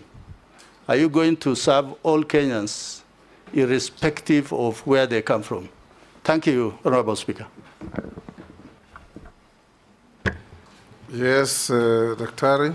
Thank you, Mr. Speaker, sir, and thank you, honorable members. Honorable Mure, the issue about the crisis in the sector. If I'm approved, I want to guarantee you that and the mama boga, the tea farmer, for instance, the issue about this piling up of tea in Mombasa. I will be the next brain to Mombasa to see what is happening and to do, if I have the powers within the law, I will do it the next day. Because there is no need of having tea piling up when farmers are expecting the tea to be sold. So I can guarantee that if I'm approved, some of these crises needs only to be handled. You go there and handle them as they, because it doesn't make any economic sense for you to have tea, which is piling up 32 billion. Farmers are expecting money. So that will be handled. Tomatoes, flooding from the East African community. This is an East African community issue. There might be issues to do with tariffs and what we need to do. We intergovernmental, interministerial with our colleagues in the East African community docket to see what we can do, because sometimes you don't want also to escalate with our neighbors. It doesn't. So I'll also look at that, and I can assure you that, Mama Boga, that we need to do. Yes, we also need to look at ourselves. Why is tomatoes from our neighboring countries coming at a cheaper cost? Address what I would call the root cause of the problem. Is it our inputs which are high? Is it our methods is it our varieties which are not good? Because I'm not sure our neighboring countries are subsidizing their tomatoes. So there must be something they are doing we are not doing.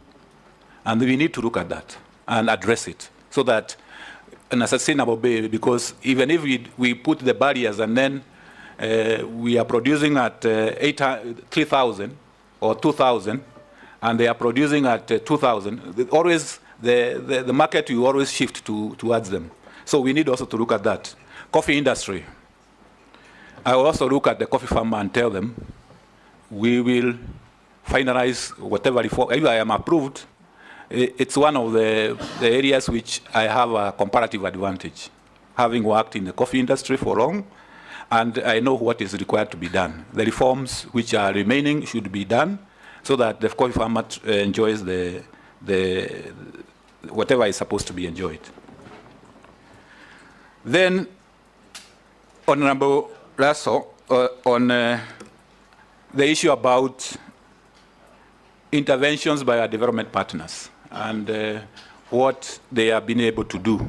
Yes, our development partners are important. On the brief which I got is that the sector, the Ministry of Agriculture and Livestock Development has a portfolio of almost 150 billion in terms of these projects. And they are good. They cover a wide area of intervention. His question was, are foreign-funded programs in the ministry sustainable? And if they are, can you tell him any success story? Is that your question? Okay. So they are successes, definitely. Our development partners have successes. For instance, as I mentioned earlier, if you go to some of the arid areas, you can see lifestyle changes. Pastoralists who are now conserving pasture. That is a lifestyle change, and it's coming out well. What I can promise you is that this also, I have a comparative advantage in this, is that I will engage the development partners so that we look at how can we align whatever they are doing in the sector with the priorities in the sector, because that is important. I know sometimes there is a mismatch, and they can be mismatched, but I'm sure we can be able to do that. Red meat. Daktari, the reason why I raised that question is because of where you are coming from. You still remain a consultant with World Bank, the European Union, and whatever global fund that is there, because you are on their list of those experts who are there. Those programs, when they are being implemented through NGOs, not communities, not leaders. So as leaders and people's representatives, we are seeing that Kenya is losing money, and that must stop. Mr. Speaker, sir, the point is well noted, and what I can promise the honourable member is that given my knowledge in that area, I will make sure that community involvement, and you know it's a constitutional requirement these days that we get participation and community involvement so that we maximize the benefits to the communities and where they're coming from, so that we don't just have a project or a program which is Nairobi-based. It should be coming from the grassroots. Livestock, yes. Speaker, if you allow me to interject, just on the matter of donor-funded programs, Honourable Nominee. You see, some of these donors come into this country and they become like a joke. And I'll explain to you. Haifa International is one of those big guys, and I can see they're back in Kenya. I saw them on TV yesterday. But Haifa International, so they tell you, you take people for training 3 weeks. My mother actually went for training for Haifa, you know, 3 weeks, and they're being trained every day. They leave everything else productively. They go and train. Then at the end of that training, they give them one goat, a goat, one, whose value, no, but they also do goat. It's just called Haifa, but they also goat. So they give them only one goat, and they continue to train them. A goat which is valued around 4,000 shillings, but they spend so much money that would have been more productive, but they end up with only one goat, and they're told you have to wait for it to give birth so that you give it to the neighbor. Then if that one gives birth, then it gives it to the neighbor, and they think that it's creating wealth. We need to stop to be a subsistent country. You only want people to subsist through donor funding instead of growing wealth. I don't know how you're going to bring this concept that we need to grow wealth in agriculture instead of agriculture for subsistence. Thank you. Point of order, Mr. Speaker. Honorable Speaker, I'm seeking your direction because a number of us have not gotten a chance to interrogate the nominee, but I can see a lot of interjection from the previous question. We are almost getting to you. Yes, but I just wanted the bad manners to stop because we also... Yes. Yeah, let it come. Order, Chair. Wait, I'm on the point of order, sir. I'm on a point of order. Let it become at the tail end after everybody has had an opportunity. But a correction, an intervention is not bad manners. Can you withdraw that? And parliamentary. Withdraw and apologize. Yes.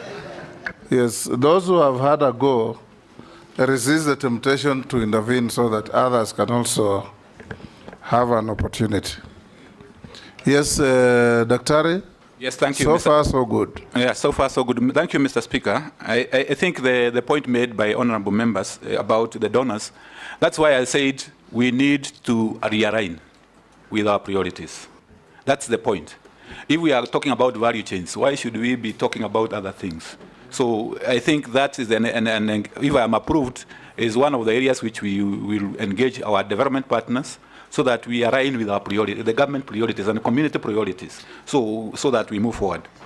Livestock, beef. Honorable Raso talked about livestock and lead meat. Yes, these are very important.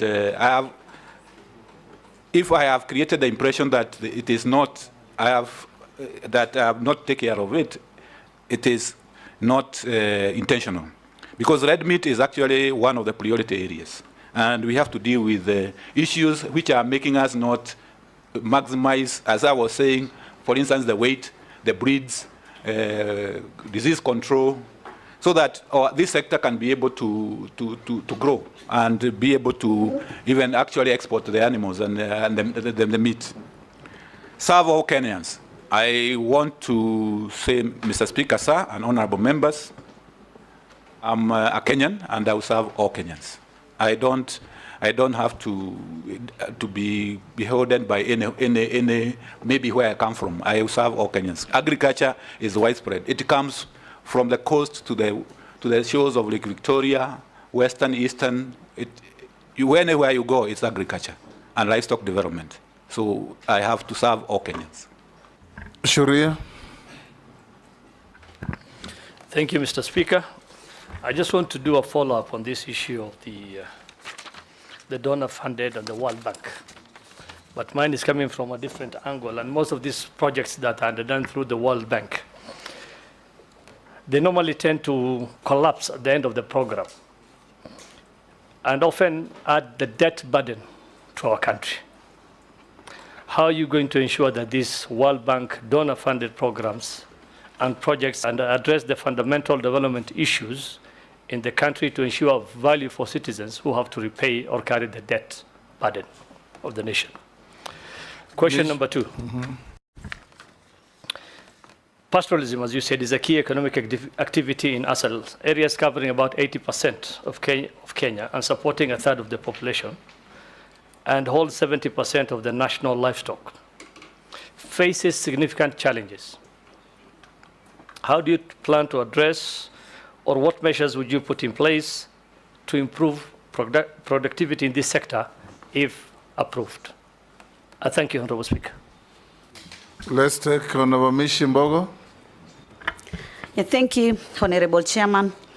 Honorable Chairman, the talk of the day is about fake fertilizer, but you are forgetting that we also had fake sugar, or rather poisonous sugar.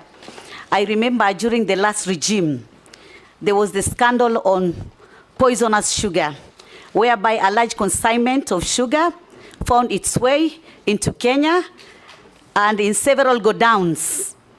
Our question is, what is the safety of Kenyans in terms of consuming poisonous food products such as sugar? And Honorable Chairman, I know these people are cartels, and they're the same cartels who are sabotaging revival of sugar industry. So when you are confirmed to this docket, how are you going to deal with the sugar cartel? Because this sugar cartel is big, and these people, they have what we call godfathers. They are protected godfathers. And that is why today the sugar industry is not doing very well the way it's supposed to do. We need to do some intervention on that, and let Kenyans hear what you're going to do. My second question, Honorable Chairman, it is about how do we improve in terms of agriculture. I'm looking at the challenges, and one of the challenges is about land. But today, we have vast land in northern, eastern, or rather ASAL areas. I'm wondering why, for many years, over 50 years from independence, that up to today, we have not done intervention in terms of having new agricultural technologies. We can maybe borrow from countries like Israel, where a bigger part of it is desert, and yet today is a big exporter of fresh produce. What intervention or what measures do you have in place to ensure, as a way forward, we are going to utilize the vast land in northeastern, or rather ASAL areas, so that we are food sufficient in this country? This narrative of saying each and every time that we need to be food sufficient, and yet there are no intervention done.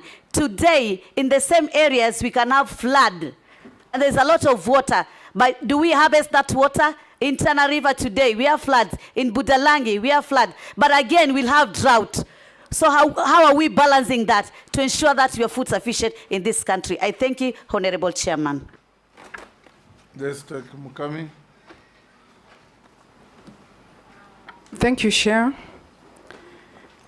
Our nominee, my question is regarding new KCC. We have a serious issues in new KCC because the government has been pumping billions of money, and yet the company is not able to sustain itself. if you compare new KCC with Wakurima Dairy in Nyeri or Githunguri Dairy, they are able to pay their farmers within a month. But new KCC, the farmers normally get their payment after 120 days.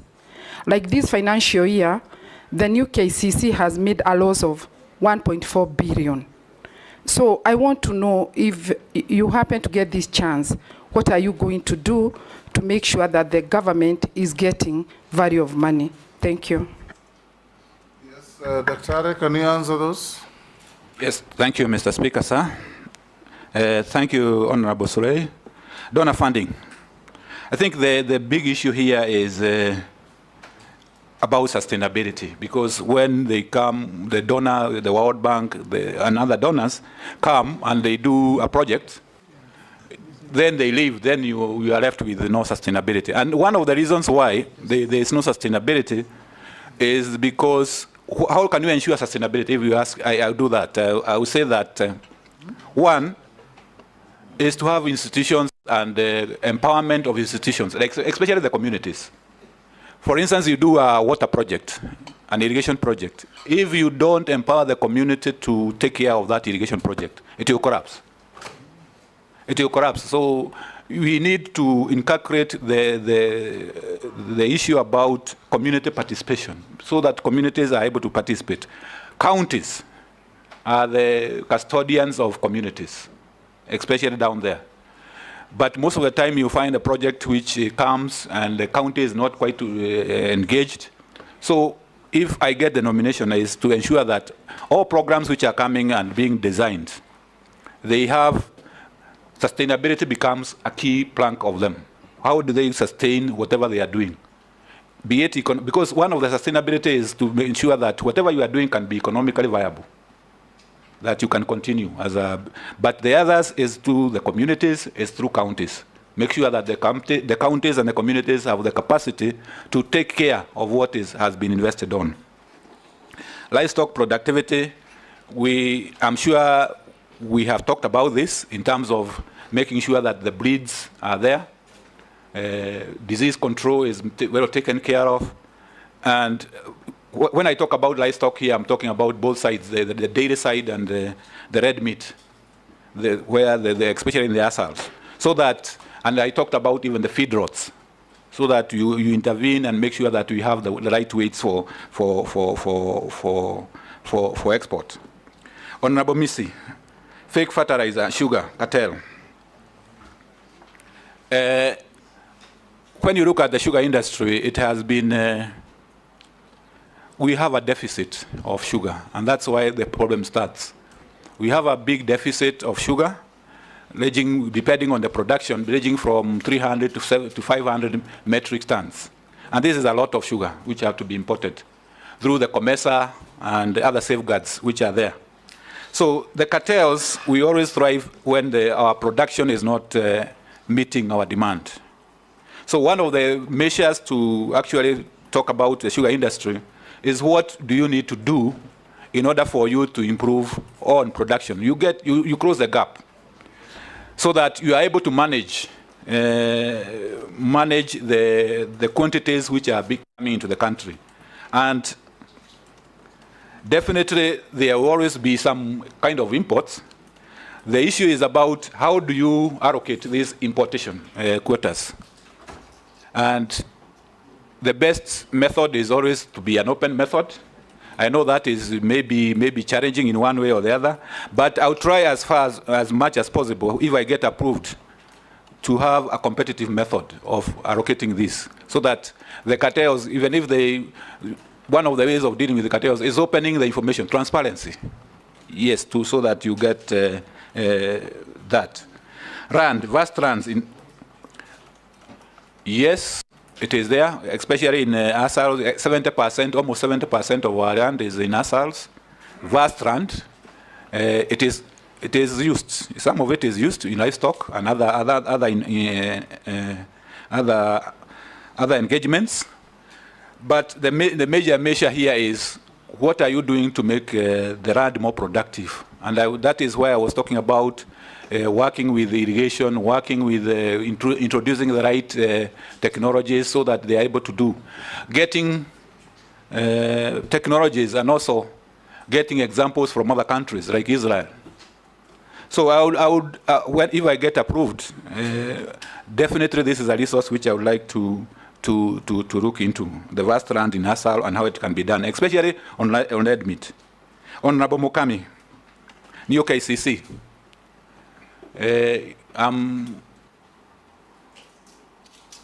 New KCC happened to be in cooperatives because these are cooperative, and what I can say, it affects agriculture because the farmers are dairy farmers. But the management of KCC is a cooperative.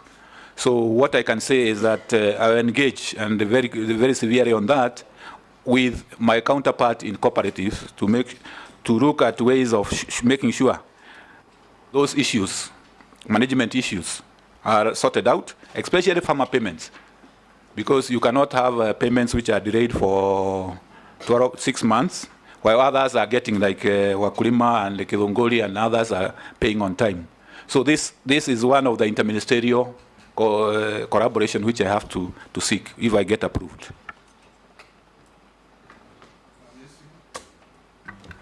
Thank you, Mr. Speaker. Mr. Speaker, virtually all members of parliament represent farmers, and even those who represent urban areas, somehow their constituency interact with farmers in one way or another.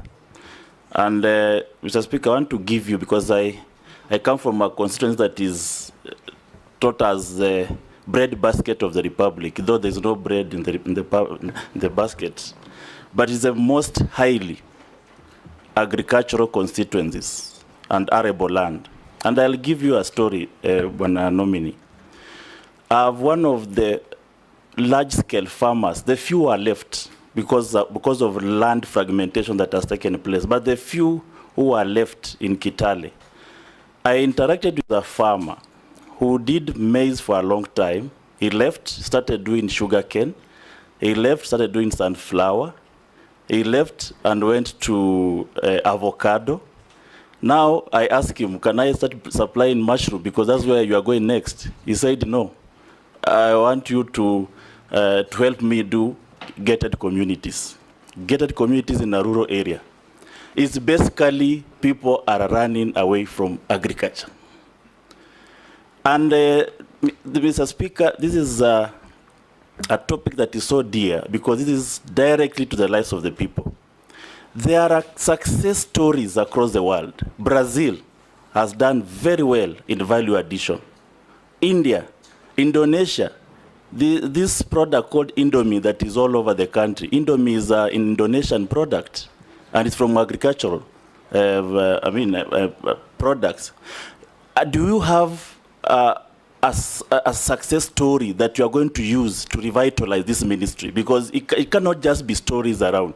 Can you say, this has happened here, and this is how I want to interlink with our country? And then lastly, Speaker, and I hate to repeat, but allow me to repeat on this issue of cartels, because where cartels in agriculture has been misunderstood to mean that there are people you walk in the Ministry of Agriculture and they start firing them.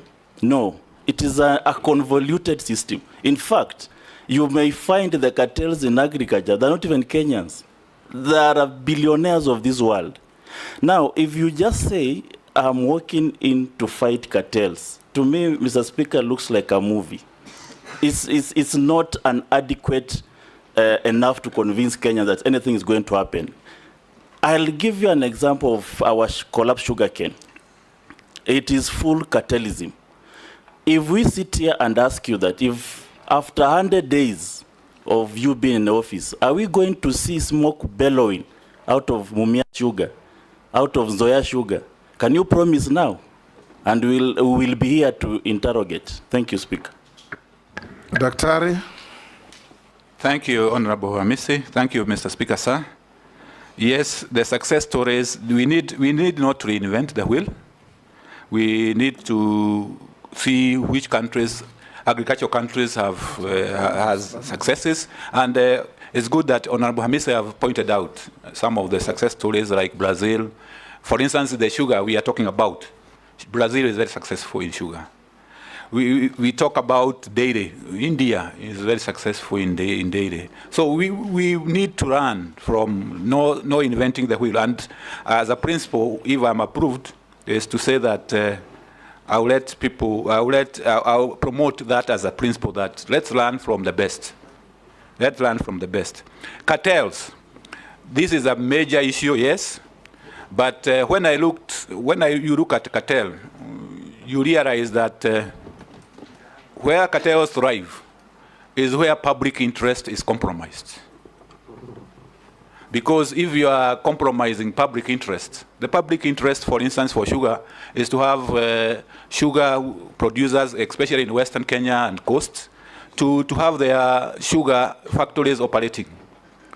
If there is a deficit, then we import with at the least cost, so that the consumers also benefit. So it's also a moral question and an integrity question that we need to, as a nominee, and if I get approved, where I'm saying I will fight cartels is that I will do whatever it takes to promote public interest and use the state agencies which are there, which can help me to promote public good and the public interest. Thank you, Mr. Speaker. Thank you, Dr. Let me ask you 2 or 3 questions. Yes. Mr. Speaker, I ask if there will be smoke billowing out of Mumias in 100 days. He has not said. Yes. Mr. Speaker, thank you, Mr. Honorable Amisi. I know there is a program for leasing for those factories which is ongoing, which has been initiated. And I know there's a process. I have to check what stage they are in. Sugar is one of the major subsectors. We will look at it and see how we can move it very fast forward.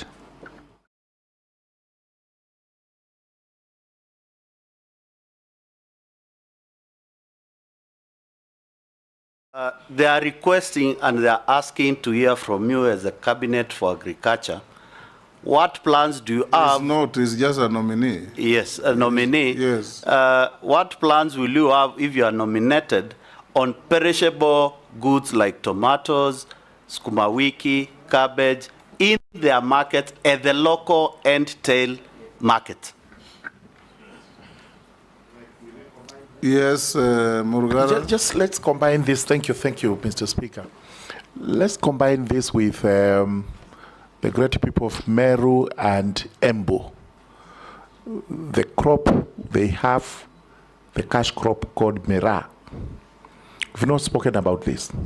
Mira has a lot of issues because in our statute books, it's a lawful crop, and we can't take that away from them. In the neighboring countries like Tanzania, they say it isn't a lawful crop and therefore you can't export it there.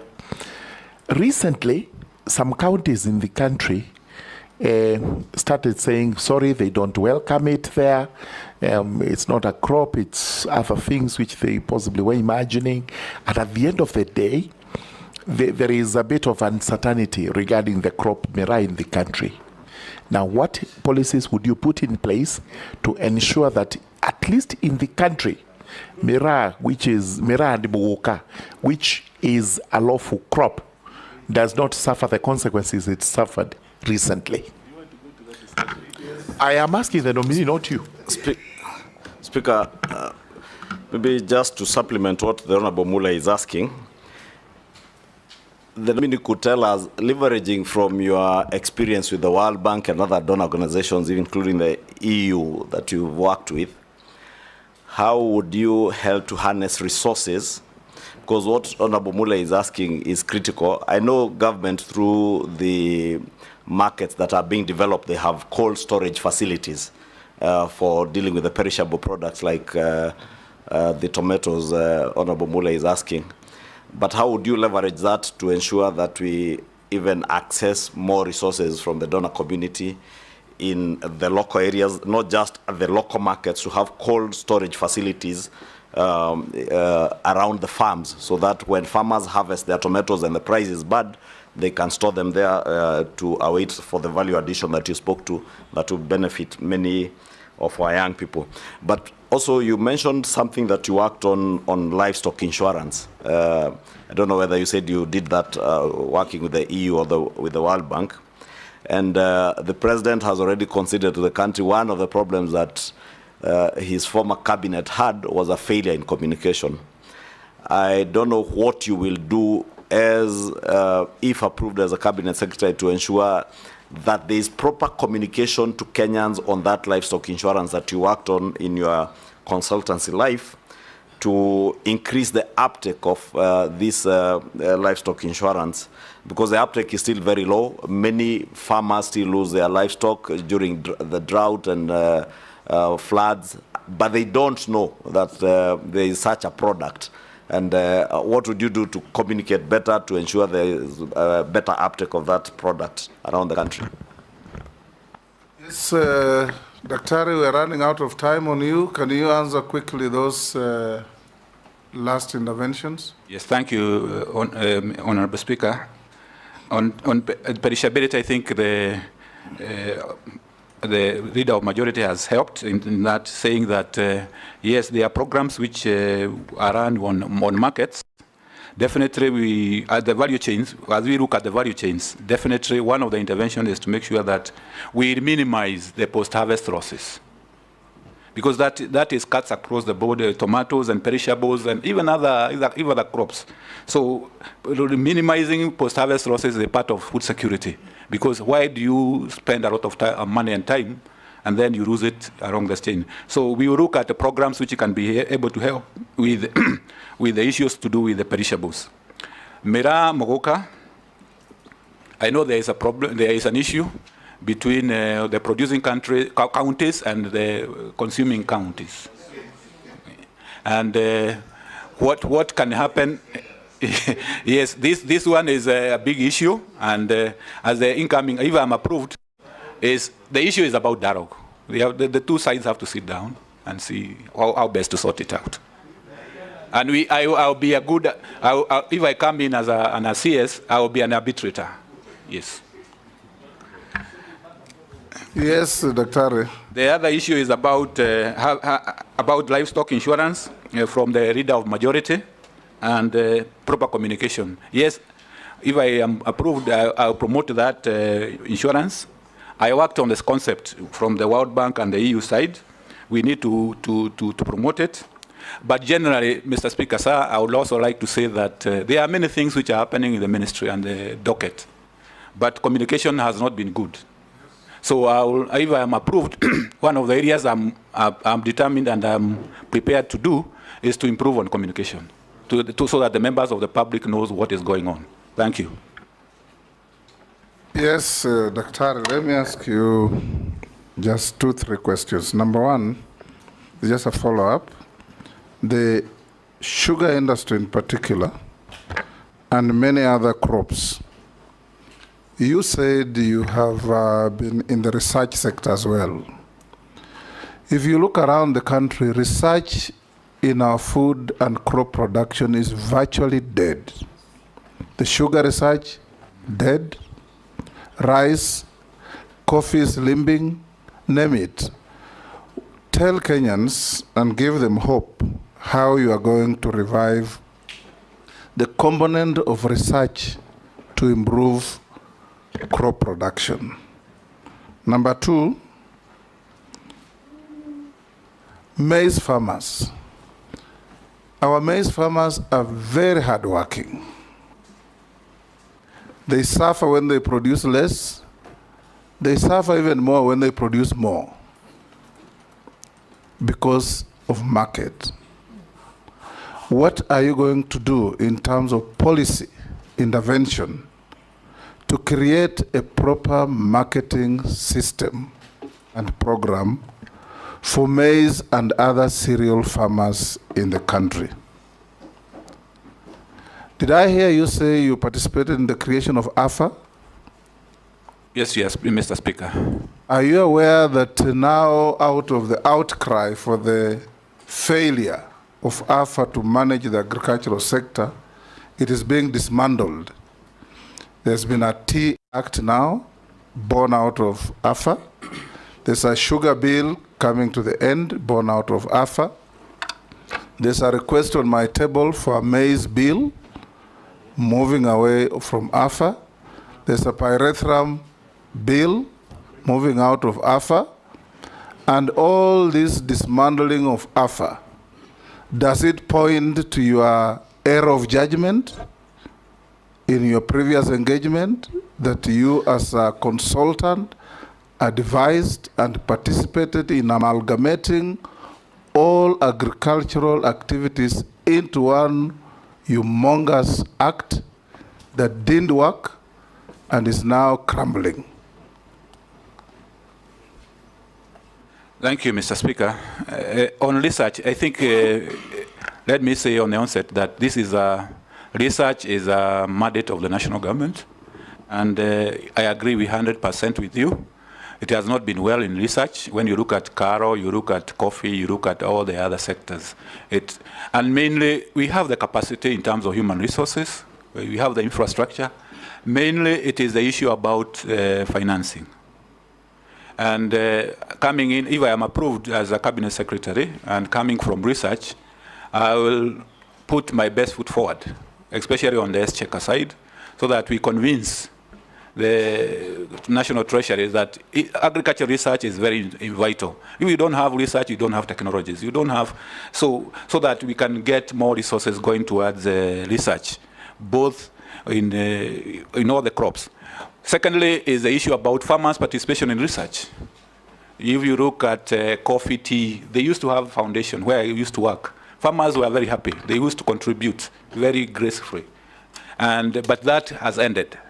So we have, if I am approved and I come back as a cabinet secretary, I have to look at how can we involve the farmers better in terms of management of research and their role in financing. Maize farmers. Yes, the maize farmers, the issue about marketing system. We know the major player here is National Cereals and Produce Board and the millers who participate in marketing of maize. So it's an area where the government has intervened in terms of giving the inputs so the supply increases, but when it comes to mopping up, it has become a problem. Because one of the areas which the challenge there, Honorable Speaker and members, is that when you try to push the prices up, the consumers are losing. So there's a dilemma there. So it's an area which is dicey, and it requires careful consideration, and I'll give it my due attention. In terms of AFA, the original principle was okay, in that you try to, just like we have in energy, we have an energy regulatory authority. We wanted the same, and if you go to other countries, and honorable members have pointed out that in other countries we need to copy what is working. If you go to India, if you go to Brazil, they have one authority controlling a lot of agriculture activities. What is, and I'm convinced is, one of the issues which came through is the way it was amalgamated, it was the way it was structured, and the way it came out in that we were not able to give due attention to all the commodities as they were supposed to be. The original idea was okay. It is the execution part which was challenging. And that is why you are finding everybody wanting to go back because to their own original arrangements. Because in principle, honorable members, Mr. Speaker and honorable members, you'd agree with me, it is more efficient to have one organization where you can have common services. But the feeling of the various stakeholders in various commodities is that they won't go back. Why do you think it didn't work? And what are you going to do about it? Well, it didn't work because the issues coming from various commodities, for instance, coffee, tea, amalgamation of other like sugar. We brought different commodities, different subsectors at different levels and there was no effort made to make sure that they are entering at almost at par. So, be it as may, if I'm approved, is to look at what is going on, to see what the stakeholders are saying, because we have to go with the stakeholders. If they say today we want tea, you cannot force them on alpha. Thank you. Thank you. Yes, Junet. Speaker, this is what one of the public members is saying. Dr. Andrew Muya Karanja, Ministry of Agriculture, CS nominee, says that we will always have sugar deficit, always. Isn't there a government policy that will become we become self-sufficient across all sectors in agriculture? How can Eswatini, former Swaziland, which is smaller than Elgeyo Marakwet County, be one of the biggest sugar exporters in the world? Asian countries like Vietnam never had coffee, yet it's now one of the biggest coffee exporters in the world. Thailand took palm trees from Nigeria and is now one of the biggest palm tree producers in the world. Problem of Kenya is total absence of initiative to change the status quo. Why then be a Minister of Agriculture if you believe that you will always be importers of sugar? And the rest I don't want to say. Then he said, he told you, how can he actually say we will always be sugar importers? Nyanza province alone can produce more sugar than Eswatini or Sudan. There are many others, Dr. is one asking, I'm a vet, the most neglected arm of agriculture is veterinary services. What are you going to do? And many others. Sure, let me ask. Yes, Mukami? Yeah, there's another one. We have a weakness in the sale of coffee at NC, which allows the buyers to offer prices below the reserve price to force a negotiation with co-farmers outside the trading for 24 hours. These are practiced every auction day. What are you going to do about it? You can respond to those. Thank you, Mr. Speaker, sir. Honorable Junet is to say, if I implied that we always have a deficit, that is not my intention. I was saying maybe for now, the situation we are in now is we have a deficit. But going forward, definitely, we will put measures to improve on productivity, the reforms in the sugar sector, which are undertaken, so that we become self-sufficient. I'm sure we can be able to get self-sufficiency. So if it was construed like that, then that is not what I meant. The issue about the coffee, the cartels, and the colluding in prices. You already said you'll dismantle them. Yeah, I'll dismantle them. Yes. And improve on the veterinary. The veterinary, yes, it is. I know I was briefed that Mr. Speaker, sir, that they are registered at many legal instruments. So we are going to, if I am approved, we are going to work with them to see that because they are very critical. Veterinary services is very critical, especially on the livestock side. Thank you. And if in case we approve your nomination, don't be limited or curtailed by the boundary between the county governments and the national government, because you have a duty on formulating policy that helps this ministry, all its departments across the country, both at the national level and the county levels. I'll ask you a few minor questions, but none the less important. Dr. Karanja, have you ever been adversely mentioned in any integrity-related report? No, Mr. Speaker, sir. There is a man called Onyango who has written saying your conduct and integrity as a nominee is not good because you have faced one or multiple allegations of unethical behavior and participation in corrupt and illegal activities. Is it true? Not he has true. provided no evidence, but that's what he says. That is not true, Mr. Speaker, sir, because yes. I have never participated in that kind of activity. Do you hold any leadership position in any political party? No, Mr. Speaker, within sir. Kenya? No, Mr. Speaker, sir. What is your net worth? My net worth is 214 million shillings. Yes, made out of? Made up of my residence, my family residences. We have apartments. I have vehicles. We have plots and land. I have deposits in a bank's account. Okay. Yesterday, we had 5 candidates. We asked them many questions, ending with this minor question on their net worth.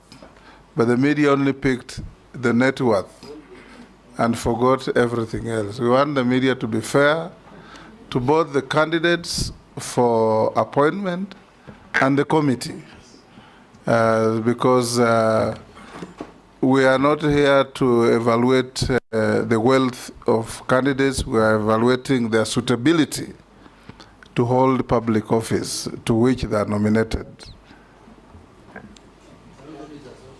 Yes.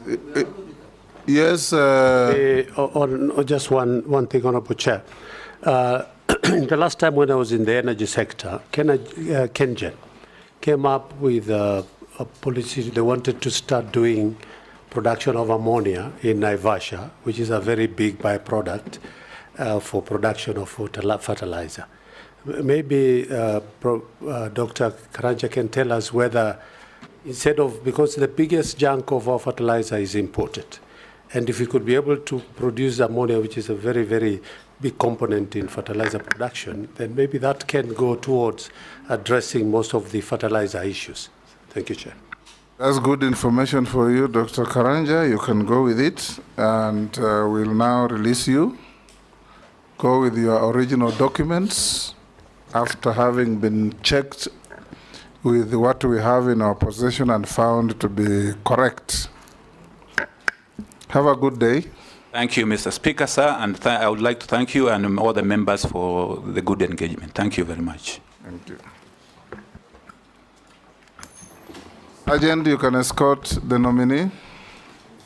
Mr. Speaker, on that issue of declaration of wealth, you know, since our media colleagues are here before the other nominee comes in, I know it's the newspapers that largely reported on it, which is okay, because it's part of the vetting process. But, you know, if these honorable members also here declared their wealth, there are others who are worth much more than that. Like my friend here, Junet. I know if he was to declare his wealth, having been a member of parliament and a businessman of many years. Mr. Speaker, that is being malicious, Mr. Speaker, and he has been sent to finish me. Yeah, I don't know about you.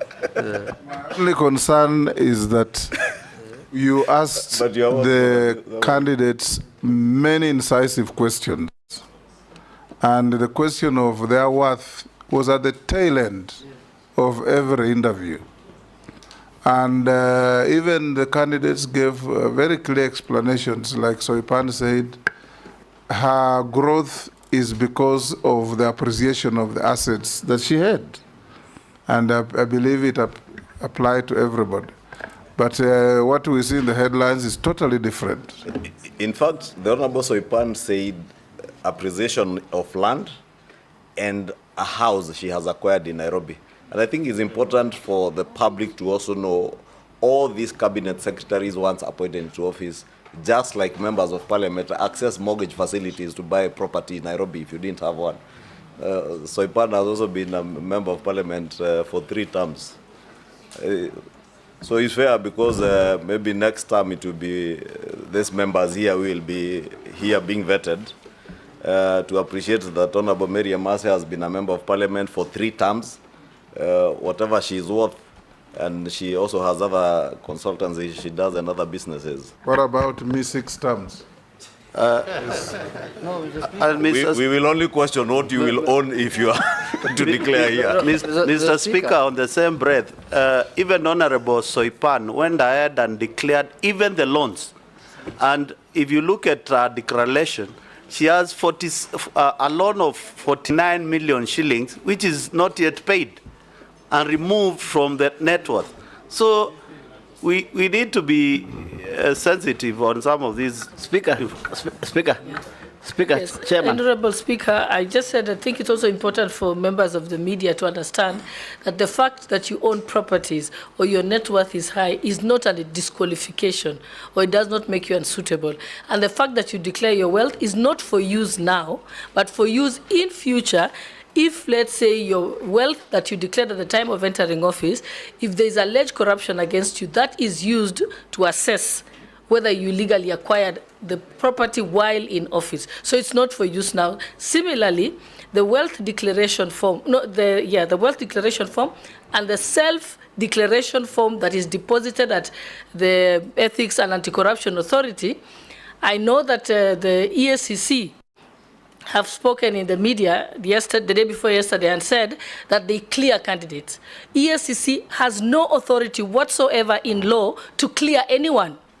They can only investigate you for corruption. So the self-declaration form is for custody by EACC for future investigation should they be necessary. Similarly, the wealth declaration form that public servants leave with their employees is for use only at the time that you're being investigated and they have received a court order asking for the wealth declaration form. So it's important that the media get the facts right. Thank you. Mr. Speaker, Mr. Speaker, let me explain this. Mr. Speaker, there is no harm in somebody being rich, and there is no harm, it is not a crime, in somebody being poor. But what I think people expect is just a proper explanation on how, when you declare this is my wealth, what is the source, what is it? The question that has come up is, let's say you have worked for 30 years and you made a wealth of 400 million. And you have worked for 2 years, and you have made a wealth of 150 million. So that's the comparison that they are looking at. If you explain how you made that 150, there is no harm, Mr. Speaker. Richness is not a crime, as you say. I agree with you. And poor is dangerous. Mr. Speaker. Thank you, Mr. Speaker. You know, this is not even new. When we did the vetting last time, all headlines talked about the billions and the hundreds of millions that the nominees were worth. So I think it's something that maybe the media feels can sell. And because of freedom of media, we can allow them to report it the way they see it. Curtailing their freedom at all.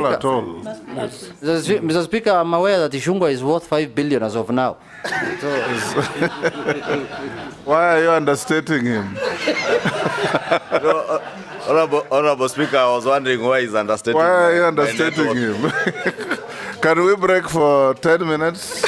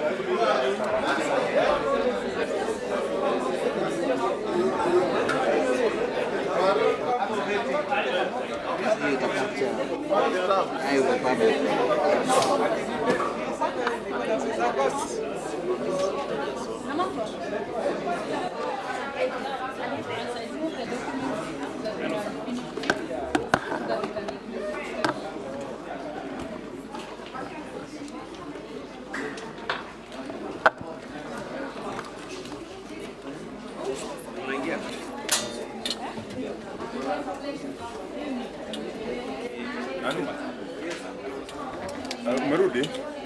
Ada na mimi.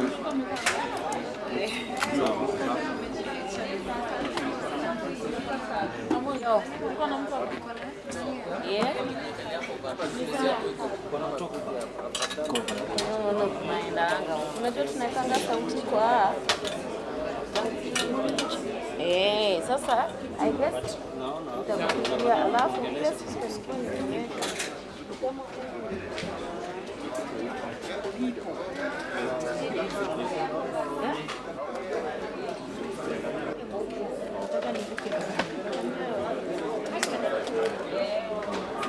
sasa nimeweka nini, hebu isikize. Bado uoga hapa kwangu ni watu wanapita pita. Alafu unaona hii sauti ndio nimesikiza, nimesikia ilikuwa inang'orota, but nimejua ni kwa nini. Ni huo boy alikuja kumbe akatusikia. Ukisikia kwanza silikuwa poa. Kiangu. Oh, tunakumbuka. Good morning, this afternoon. How are you? Alafu vile ulicall, sikuwa na control sauti kwa mic. Ndio nilikuwa na wewe on call. Baada sasa nimehamisha, nimewekea tu kwa napa. Sasa hapa kuna na kelele kidogo. Hapa tu. Tukiso. Sasa nani anaitwaje? Anaitwa Chalo, umeswitch hivi.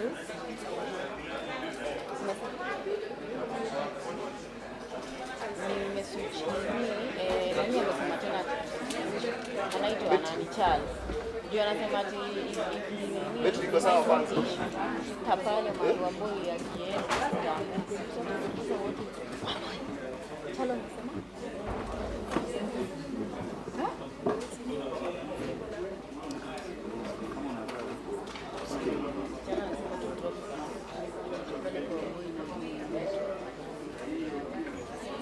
ojo wao wanaweka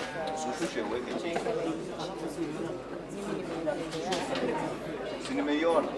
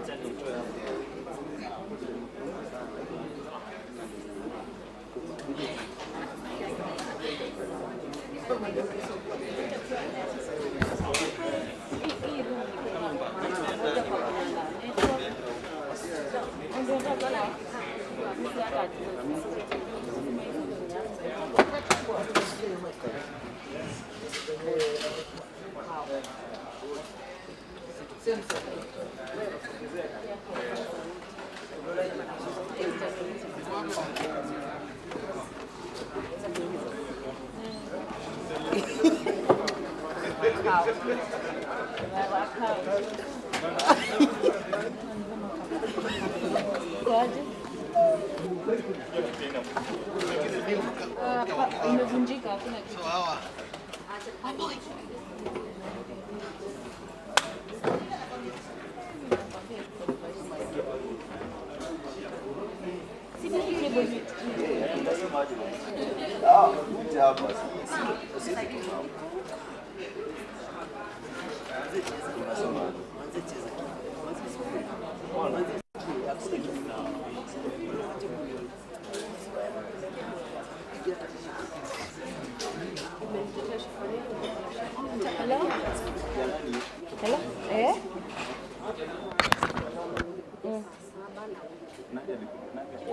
Anajaribu kutropia cable zinakwanga huko chini. Kama tutaweza kudrop. Ukishindwa kudrop, tutaenda tuna hii biara tunaendana nayo kwa nini? Tutafanya kwa sasa nani Chalo amesema tena tukishughula hivi same. Pale ndio.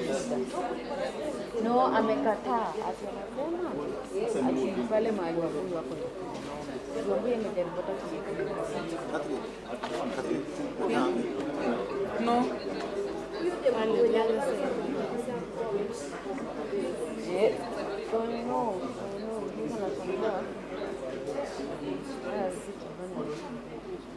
You switch off. Like this. Aiende pale kwa mbuzi anguke.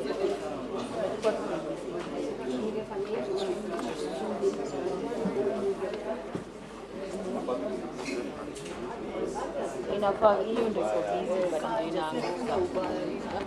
Mwambie tena kuruka.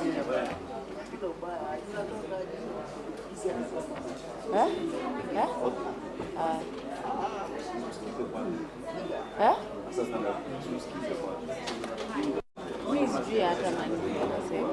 But mimi at least nimepata audio.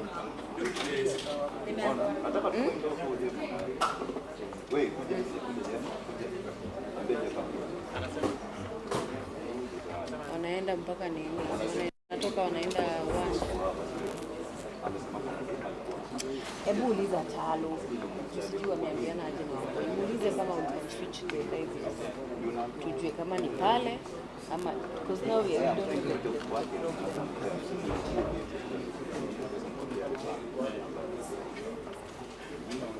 Aki alinikosea. Aki huyu ukaona venye amenitetesha almost mpaka. You know, the challenge is ni nani huo msichana mwenye anamjua Haydn. Anamjua vizuri sana. Sasa yeye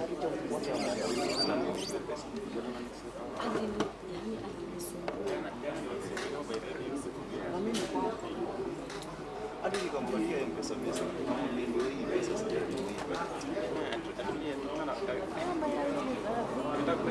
Tunapewa chai ama tunapewa lunch. Lunch. Pia kuna chai. Kabui kale kanachukua kachai kanaingia na kukaa. Aja, alikuwa anafanya nini?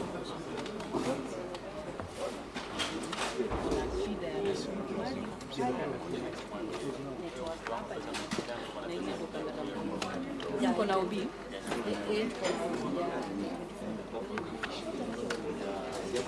Sisi nayo tunafanyanga tunapo kuboresha. Hiyo ilikuwa sasa anajua na like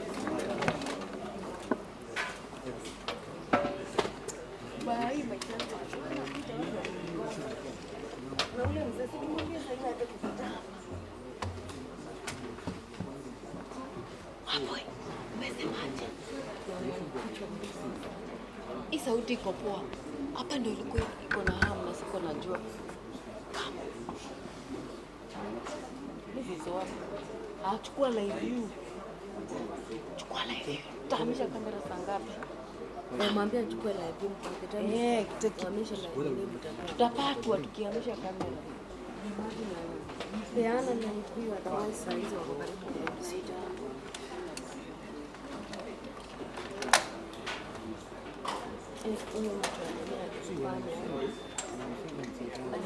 na nienda nilichokuwa Wacha kuonyesha messages utashangaa. Alikuja akaniambia natoka na huyo aka encourage akaniambia.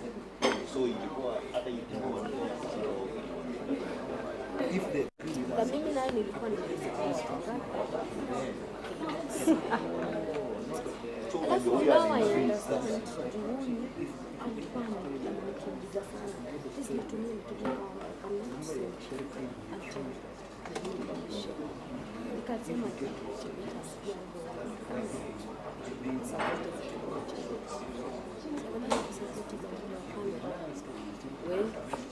ile miracles nilisikia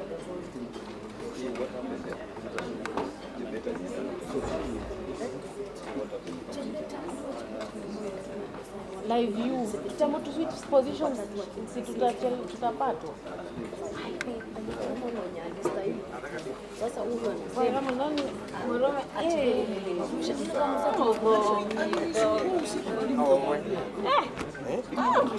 iko na ngozi na meremeta meremene. You know meremene. Ndiko kwanza kusema ni kurusha kwa mtu mwingine anaambia hapa. mimi sasa nimeona Alikuwa yeye alikuja saa ngapi? Alikuwa hapa asubuhi. Lakini why? Wewe tu ukorola. Unajua tutapata wambuya akipiga tu simu.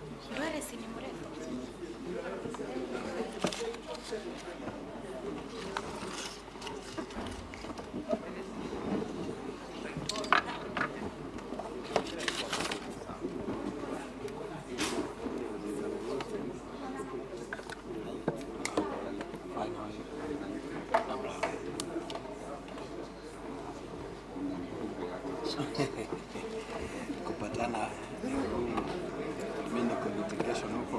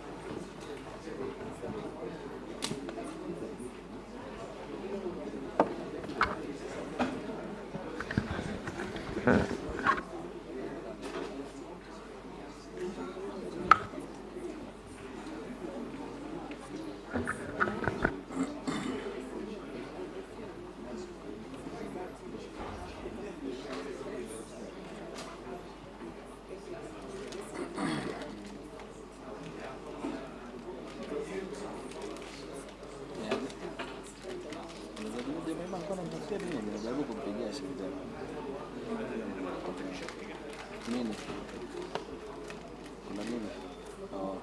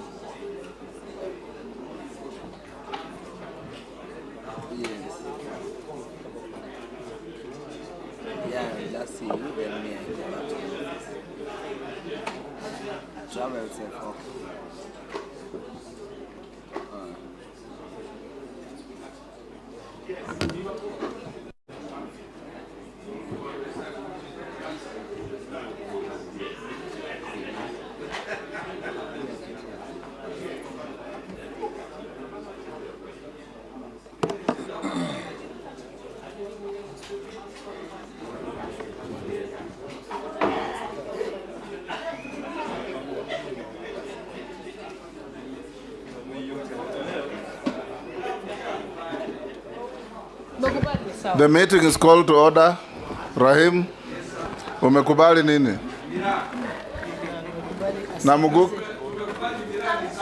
Namuguka?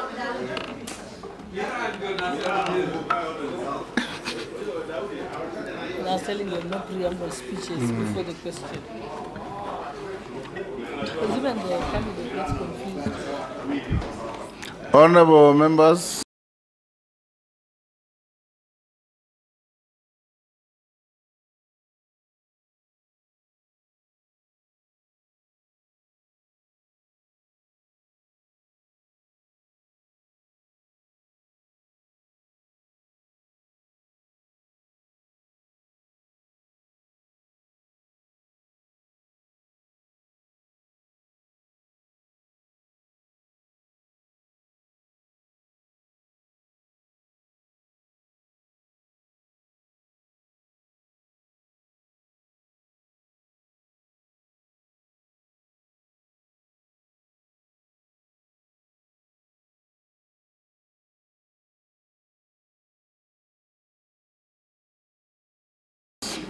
we should call in.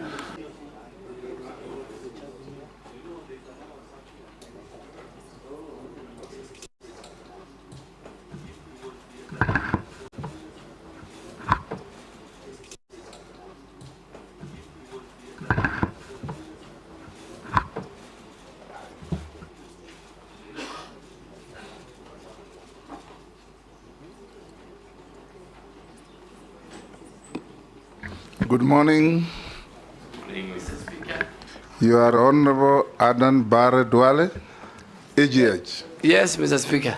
Welcome to familiar ground. Absolutely. You have the privilege of being vetted twice within 2 years, and you're welcome to this parliamentary committee on appointments. I'm the chairman, the Speaker of the National Assembly. We have the Deputy Speaker, Gladys Boss. We have Njoroge, our clerk. I'll invite all the members to introduce themselves for the record, starting with Naisula. Naisula Lesuda, MP Samburu West. Kimani Shongo. Junet Mohamed. Nelson Koech. Kosing David. Gikaria David.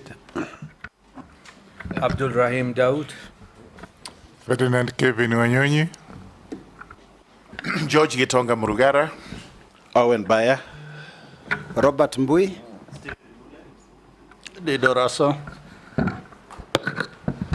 Abdishurie. Shimboko. Dehab Mukami. Caleb Amisi Sabot.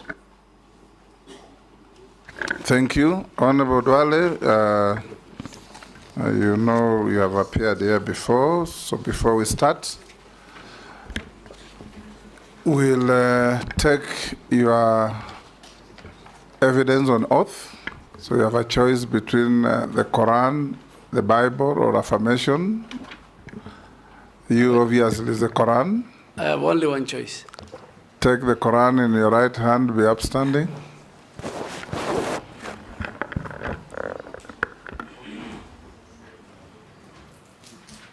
And recite the oath that the sergeant will.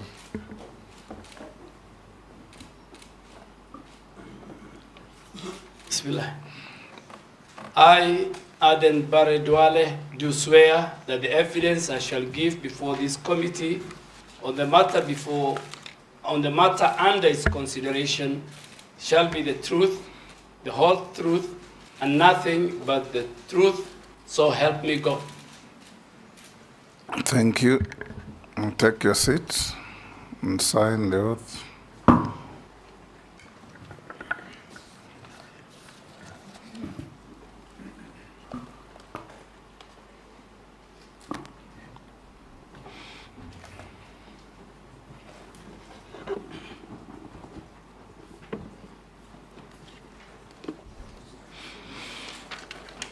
You may also pass on your documents to the clerk for him to be able to cross-check with what is in our possession. So we'll start, Honorable Duale, by asking you introductory questions. Tell us your name, your education background, your work experience, your competences, that lead to your suitability for the appointment that you have had. Thank you, Mr. Speaker and honorable members of the Appointment Committee. Speaker, on the onset, I want to thank you and this committee and the entire House for giving me this opportunity to appear for vetting for the second time. I also want to thank His Excellency the President for according me a second opportunity in a different ministry to serve the people of Kenya. Mr. Speaker, I grew up in Garissa. I went to school there, Garissa High School, Boys Town Primary School, Moi Forces Academy. I did my first graduate degree in Moi University, Bachelor of Education Economics. And finally, I did my master's in business administration in 2011 at Jomo Kenyatta University of Science and Technology. I worked in the private sector. I was a businessman before I joined politics in 2007. I served the people of Dugis between 2008 and 2013. During the Grand Coalition government, I was an assistant minister for livestock. I served with you, Mr. Speaker, in that government as the Minister for Foreign Affairs. And between 2013 and 2014, the people of Garissa Township gave me an opportunity to serve them again. And again to serve them between 2017 and 2022. And again, they gave me an opportunity to serve them between 2022 for about 2-3 months. So I served as a member of parliament for 4 consecutive terms, which the last one I did not complete because the president in his wisdom poached me from the legislature and to help him in the executive. I was the first majority leader under the 2010 Constitution. I served for 8 years. I led in making sure that the government business during that period sailed through. Over 150 bills were enacted, had my signature. And Mr. Speaker, I had a wonderful time working with a cross-section of leaders from different parts of our country, from different gender and age, and from different political formation. As the Minister for Defense for the last 2 years and 1 month, Mr. Speaker, my record speaks for it. Today, I can confirm without fear of contradiction that the housing project, since independence, over 4,000 housing units are under construction, launched them in Laikipia, in Nyanyuki, in Gilgil, in Mariakani, in Roysambu. Through this August House, I passed the Prime Healthcare Fund, where now the Kenyan citizens have an opportunity partially to access the robust medical facilities and hospitals, the level 5 and level 4 hospitals of the Kenya Defense Forces. If you are in Eldoret, if you are in Nakuru, if you are in Mombasa, if you are in Nairobi, you can at certain level access. Through this House, Mr. Speaker, I passed the National Peace Fund, which is now domiciled, that helps our men and women in uniform who serve in peace missions. Today, there's enough resources to buy them the required equipments within the standard of the UN peacekeeping missions. On defense diplomacy, Mr. Speaker, I am the first minister in the history of Kenya to host the US Secretary of Defense, to host the British, the UK Minister for Armed Forces. Today, as I leave the Minister of Defense, through the what they call the excess defense article, 150 vehicles, anti-mine vehicles have been donated to the Kenya Defense Forces. I secured $57 million for the expansion of the Manda airstrip in a partnership between Kenya and the US. The National Defense College today, under the support of the partnership we have with the US government, is constructing the largest in our region, the School of Strategic and Security Studies, to the tune of $5 billion because of that. And finally, I want to say it, the only center, the Center for Terrorism, Counterterrorism, Counterinsurgency in Laikipia, funded by the US, UK, and the Kenya government. One of its type is ready for commissioning. Of course, in the war against terror, Mr. Speaker, in the last 2 years, Boni is safe, the North is safe, Nairobi is safe. Kenya Defense Forces have taken the war to Al-Shabaab inside Somalia. We will not anymore, at any given time, we're not going to wait for them at our borders. We will not allow them to come to our cities.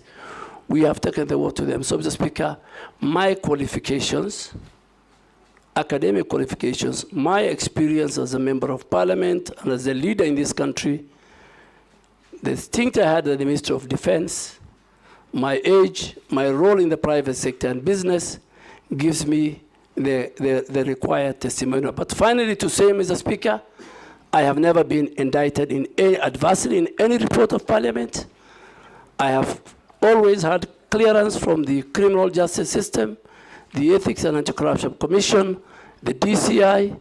I have never violated Chapter 6 of the Constitution, never violated Article 75 of the Constitution, and I think I am ready and willing to serve the people of Kenya in the docket of environment, climate change, and forestry. Thank you, sir. Thank you, Honorable Duale. We'll now start off with members asking you some questions. Try to be concise and precise in the answers in the interest of time. We'll start with the Deputy Speaker. Okay, thank you, Honorable Speaker. Honorable Duale, you will recall that during COP27, the President made it clear that Kenya's biggest export would be carbon credits, and asked for a simple and transparent system of ensuring that people can access these market systems, and not just the intermediaries, but also down to the local people.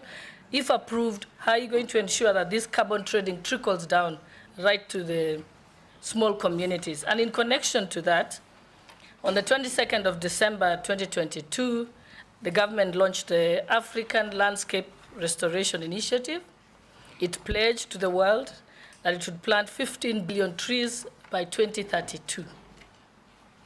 That is 15 billion trees in 10 years. That, if my calculation is correct, it's 4 million trees a day. If approved, what measures will you put in place to ensure that you don't let down the President and achieve this ambitious project? Thank you. Go ahead. Carbon credit, carbon markets, carbon trading, carbon offsets. These are very key fundamental terminologies within the reading of the climate change. And this August House, Mr. Speaker, last year amended the Climate Change Act. To be more precise, in September, just before we had the Africa Climate Summit. Two, our president is currently the chairman of heads of state and government of the Climate Summit in Africa. Carbon credit or carbon market is very, very important to our communities. Our communities, mainly in the ASAL, play a very, very big role. Companies abroad in the developed world who are responsible for the emission of the greenhouse gas, which in our case, our contribution is only 0.3%. While we only contribute 0.3%, on the flip side, we're the biggest victims, we're the vulnerables. So these companies, whether they're in the oil exploration, whether they're in the airline industry, they pollute the outer atmosphere. And they get involved in carbon trading and carbon market. Carbon market is just where you provide a mechanism, an infrastructure where both the private and the public sector engage in that. So to the question of Honorable Deputy Speaker, that amendment that this House did created a very robust legislation where the role of the community, particularly inland carbon projects, and I'll give an example in the northern Kenya, the so-called Northern Rangeland Trust. Before communities were evicted from those lands, before this law, there was cultural disruption by these project proponents. Before this law, because there was a lacuna, there was no even register for the carbon markets. Today, I want to report that the law this House has passed give communities 40% of whatever carbon markets resources are received from the developed world. Today, NEMA as an organization is a custodian of the register. A company cannot just come into our country and go to our forested areas, can go to our rangelands and enter into an agreement with the project implementers. The community has a role, the community has a percentage, and even in that same amendment law, you created the element of the offenses. That today in our country, if you commit certain crimes, even money laundering in carbon credit business, falsification, not involving the communities, then you need to have to play. So I want to assure, if this committee approves me, that my mantra will be public participation, public consultation at the community level. Communities will have a role. On the second most important element is the restoration program that has been started by the President of the Republic of Kenya in December, where we said we must restore our rangelands, where we are going to plant 15 billion trees, restore also our forest, because currently our forest cover is 12.13%. And we anticipate that by 2032, we must reach 30%, from 12.1 to 30% forest cover. Tree cover. Our forest cover, as of now, is about 8.83%. So, Mr. Speaker, a number of strategies has been put in place so far to give the status. So far, we have done 400 million trees out of the 15 billion. That is not a very good indicator. I think we're not doing very well. And I want to do a number of things if this committee approves me. Number one, and it has happened in other countries like Ethiopia, it can be a trickle down. The restoration program, the planting of trees, must be a bottom-up approach. The communities must own it. It must be citizen-driven. And we must mix it with a situation where 10 to 15% of the trees we are going to plant must be fruit trees, that communities see the value, that as you plant trees, they also plant mango, they plant many, many other fruit trees that will entice our communities at the rural sections of our society. Two, this program requires serious resource mobilization. So there will be a resource mobilization both by government, by donors, by the private sector. Thirdly, and most important, we must preserve the current forest that we have. We need to do 11 million kilometers of fence of all the forests that we have in our country. Thirdly, the private sector must be given a space. Private sector, where the corporates have a role in all their strategic partners, whether it's Safaricom, whether it's the banks, that every section of our degraded forest area a certain private sector person is given to, and they can use it even to rebrand it and even own it. So, Mr. Speaker, communities play a very big role, and I am sure right now as we speak, 4 ministries are leading: the Ministry of Interior, the Ministry of Defense, the Ministry of Environment. There are 3 ministries which are at the bottom, including the Ministry of Agriculture. If this committee approves me, Mr. Speaker and honorable committee members, I think this is a game changer. On the flip side of it, Mr. Speaker, that again will be linked to the carbon credit. A lot of resources will come to our country, because the more we restore our forest, the more we'll play a role in the reduction of the emissions, the greenhouse emissions. So on one side, it's good for our country. We will increase our forest cover. It's in the Constitution. And Mr. Speaker, let me say it. In our preamble, Article 4 of our preamble talks about the environment. We must preserve our environment. It's our heritage. So it is, it's not even an article of the Constitution. It is in the 4th preamble of our Constitution. Thank you, Mr. Speaker. Thank you. In the next questions, Honorable Duale tried to hit pointed answers. That was a good introduction to what is actually the epicenter of your ministry. I'll now ask the Majority Leader.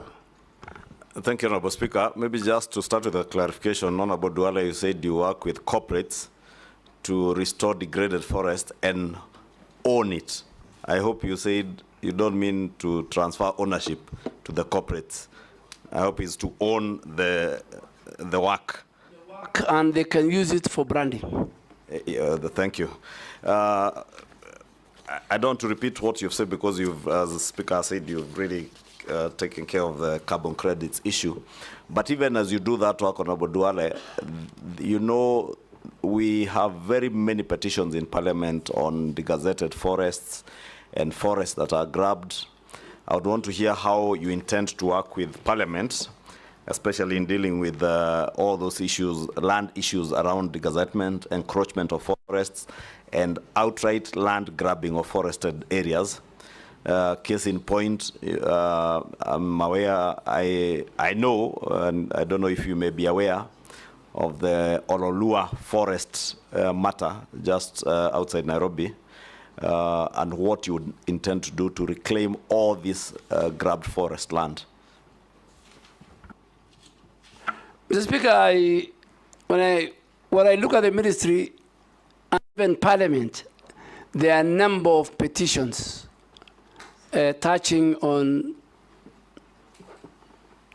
forest, grabbed land of the forest, part of the forest be put under use either for agriculture, for even government offices across the country. And the history of forest being grabbed, being encroached, is as old as the Republic of Kenya. In my entire life in Parliament, from the Mao forest, when the Honorable late Michuki was the Minister for Environment, it's a recurring thing. And what I want to intend, if this House approves me, Mr. Speaker, is first to consolidate all those petitions. Some are genuine, some are out of fraud. Generally deliver a cabinet memo, and the cabinet, the highest decision-making organ of our country, can make a decision on this matter. All the petitions, the ones dealt with the Parliament, the ones which have not been dealt.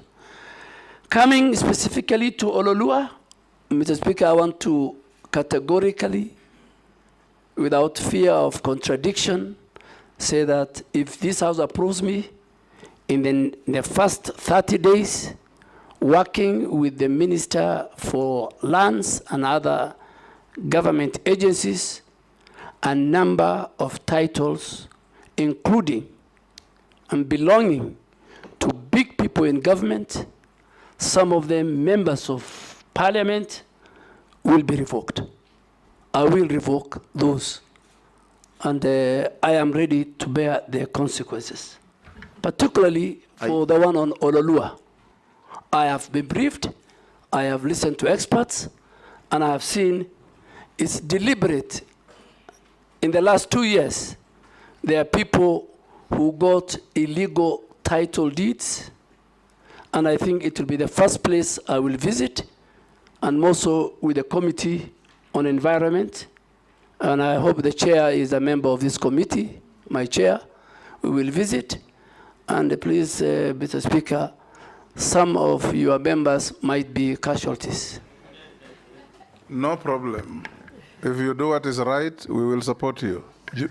Mr. Speaker, is that to say the CS nominee actually knows the grabbers of Ololua Forest? Because he has claimed they are senior government officers, including members of parliament. I hope he's not referring to me since I asked the question. Mr. Speaker, I am the nominee for the Minister of Environment, Climate Change, and Forestry. So if this House approves me, forestry will be my business. Grabbers of forest land will be my business. Whoever they are, whatever their status is in society. Mr. Speaker, if I just to say it, and I think for record, let me say it. With the last 2 years when I was at the Ministry of Defense, and I had the privilege to serve as a member of the National Security Council, and you served as a member of the Security Council when you're Minister of Foreign Affairs. If today I'm asked between Al-Shabaab and corruption, which is a threat to the national security of Kenya, without fear of contradiction, I say corruption is more of a threat to our security and our existence than Al-Shabaab, because Al-Shabaab, you can identify, you know their location, you know their capability, but corruption is the one that is killing our country. So, as I go to environment, from NEMA to forestry, at least, if you are hearing me and you sit here or you are somewhere and you have allocated yourself illegally some forest land, be warned if this committee approves me. Junet? Thank you, Mr. Speaker. Mr. Speaker, I have 2 questions for the nominee. One is, first, it is one of which is on him, one of the nominees that have come here, Mr. Speaker, and he said, if you approve me, I am carrying an axe on with my hand. I'm going to deal with people. This is very good because many people fear to give you a position. But having said that, Mr. Speaker, what do you think? One issue. What does he think is one issue, environmental issue of high consequence that the country should focus on? That you think, as a country, we should focus on this one environmental issue. Secondly, the government pronounced and said that they want to plant 15 billion trees by 2032. Is that achievable in your view? What do you think? What will be the criteria of achieving that? And lastly, you see, Mr. Speaker, we are now in a public forum. The public is listening to us. And the nominee, whom I know very well, who was our majority leader for many years, whom we found in Parliament, is somebody who does not mince his words, somebody who speaks his mind. He said that there are people who have grabbed land, especially the Lua Forest, and they are public people. There are some of them in high government offices and others even in Parliament. Could he share with us who those people could be, so that we also know that maybe where we are sleeping is maybe not a forest? Maybe some of us are living inside a forest, Mr. Speaker, so we can start packing before he's approved.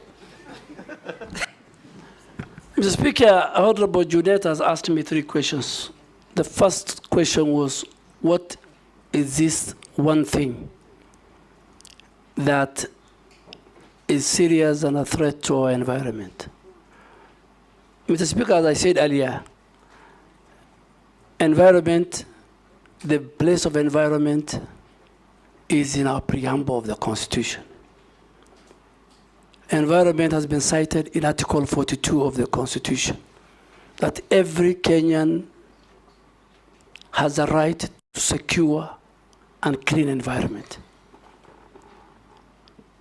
Article 69 of the Constitution talks about citizen rights on environmental issues.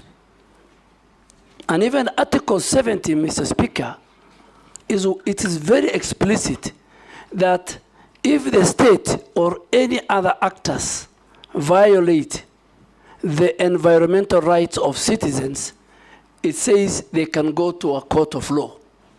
So public participation, stakeholder engagement, citizens' right is very key to environment. But with these rights to the environment comes with responsibility. All of us have a responsibility to protect and preserve our heritage, which is our environment. Three critical things, Honorable Junet, that we are facing as a country. We are facing pollution, very serious, both air and water. We have serious pollution. I am sure some of the members and the citizens listening to me, our air is polluted by industries, by noise pollution. Then you come to our rivers. Our rivers, our oceans are polluted.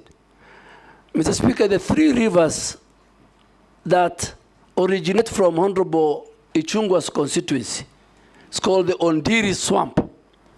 By the time, because of the sewage and all the other things that they pass through, the Athi, the Madare, the Ngong rivers, is completely polluted.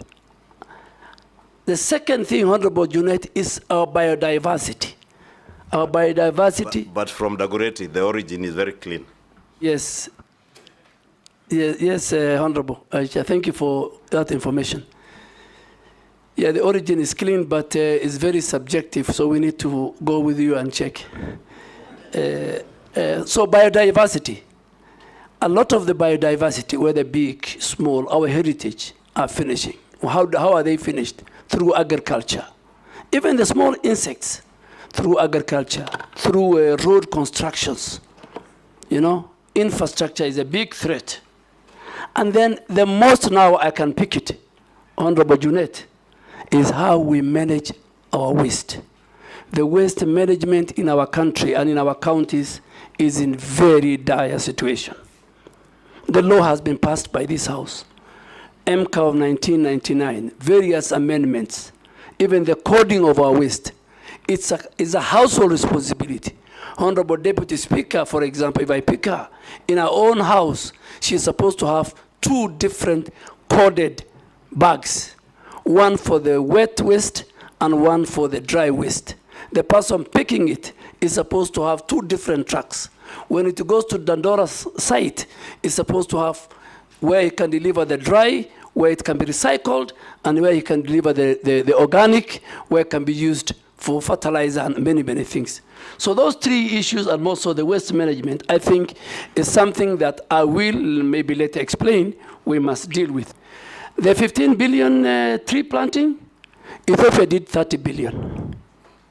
Ethiopia is a country that we can be proud of, we can learn a lot. I am ready to go to Ethiopia.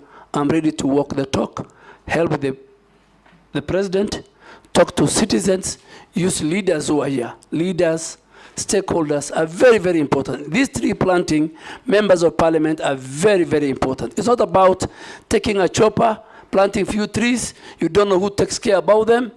In fact, the problem is, it's not about, it's planting and then making sure the tree grow. So there is planting and growing. So members of parliament, all of us, the private sector, the public sector, the communities at home, will help us. Thank you. This time around, I'll start with Miss Caleb. I've been petitioned by Mishi and Mukami that I change tact in who speaks first. You guys will be the last this time.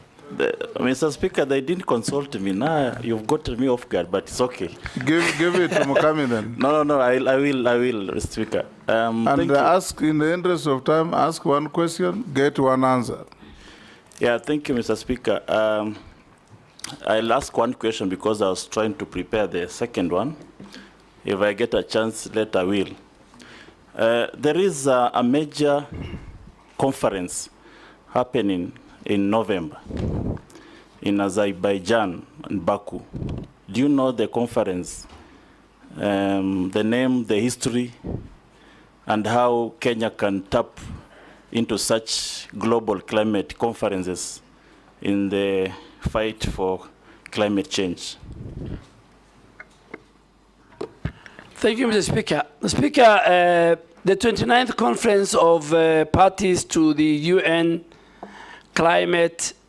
Framework Convention on Climate Change, UNFCCC, which is known as COP29, will be held in Baku in Azerbaijan between the 11th and 22nd of November this year, inshallah. And Mr. Speaker, on the 11th is the first day for the heads of state and government to have their meeting, and then the next, on the 13th, will be the World Leaders Conference on Climate Change. What are the top priorities that this conference will come up with? One, this conference is supposed to deal with the adaptation of what they call the new collective qualified goal for climate financing. Climate financing has just been a talk show from COP15 in Copenhagen to all the time COP28 in Dubai. So this time we're saying, people are saying we must adapt a proper financing model. The epicenter of climate change and climate adaptation and climate mitigation is around climate financing. So that will be a discussion. That in Copenhagen, which was, I think, COP15, people pledged 100 billion US dollars. Up to now, I think nothing has been given. But for Africa and for Kenya, Mr. Speaker, we are taking the carbon credit issue. This carbon credit issue must be concluded. And again, thirdly, the finalization of the operationalization of Article 6 of the Paris Agreement, which defines carbon market, is what I think Kenya, led by President Ruto, and all of us, and Africa, we will take it to the table that let us not have a talk show. The UN meetings must come with clear, achievable, clear, deliverable for fighting climate mitigation and climate adaptation. Mukami. Speaker, with your permission, kindly, I request to finish the other question with your kind permission. Thank you, because I had to, but it's a privilege of being the first. Thank you, Speaker. I just want to know where the nominee came from, the Military of Defense, because I happen to have served in the Committee of Defense and interacted with the ministry a lot. There is something peculiar that happened that I've not seen, where the public officers use defense choppers, military choppers, and the military artillery to move around the country, putting the risk of the defense and of course the officers. In fact, in the public domain, it can be true or not true, which if not true, I will withdraw, is that the military has feared you. You have become more military than the military themselves. Is it true, and why did the military fear you? I don't think the military fear me, but you have put many things. I don't know. You talked about choppers, and then you brought the issue of fear. So, are you saying I fear going by military choppers? No, I said I've never seen other public officers, other than the president, who is the commander-in-chief, used in military choppers to move around the country, and other members of the public office who are not in the military. And also, there is a word. You're talking of civilians? Because military officers are also public officers. Yeah, like when like the deputy president, like the ministers. This is something that I've never seen for some time. So I wanted just him to clarify whether also deputy president is allowed to use military choppers, or was it misuse of power in your, because it's something that I've never seen with the previous ministers. Yeah, Mr. Speaker, let me say it because it gave me a lot of bad publicity. But when you serve in a public office, that's part of life. Within the reading and the instruction of the Commander-in-Chief, at the Ministry of Defense, the Commander-in-Chief is the President. The President and the First Lady are the people allowed to use military air assets with a rider. If the Commander-in-Chief allows the Speaker of the National Assembly to be airlifted from Nairobi to Bungoma, that is in order, but with the concurrence of the Commander-in-Chief. I don't know, I don't think the rank and the file and the leadership of the Defense Ministry fear me.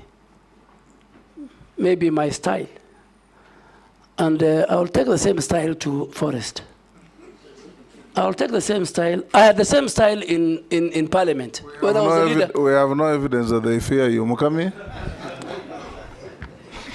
Thank you, Chair. Given the recent concerns about the government directives on grazing within the forest, the foresters are really harassing the communities. What are the long-term plans for collaborating with communities living near the forests? The other one is about the floods. Recently, the country experienced floods that left many stranded on account of ineffective rescue operations. If approved, how best would you collaborate with the relevant agencies to ensure rapid rescue operations during such incidents? Thank you. Hold Duale Mishi. Let's take 2-2. Thank you, Honorable Chairman.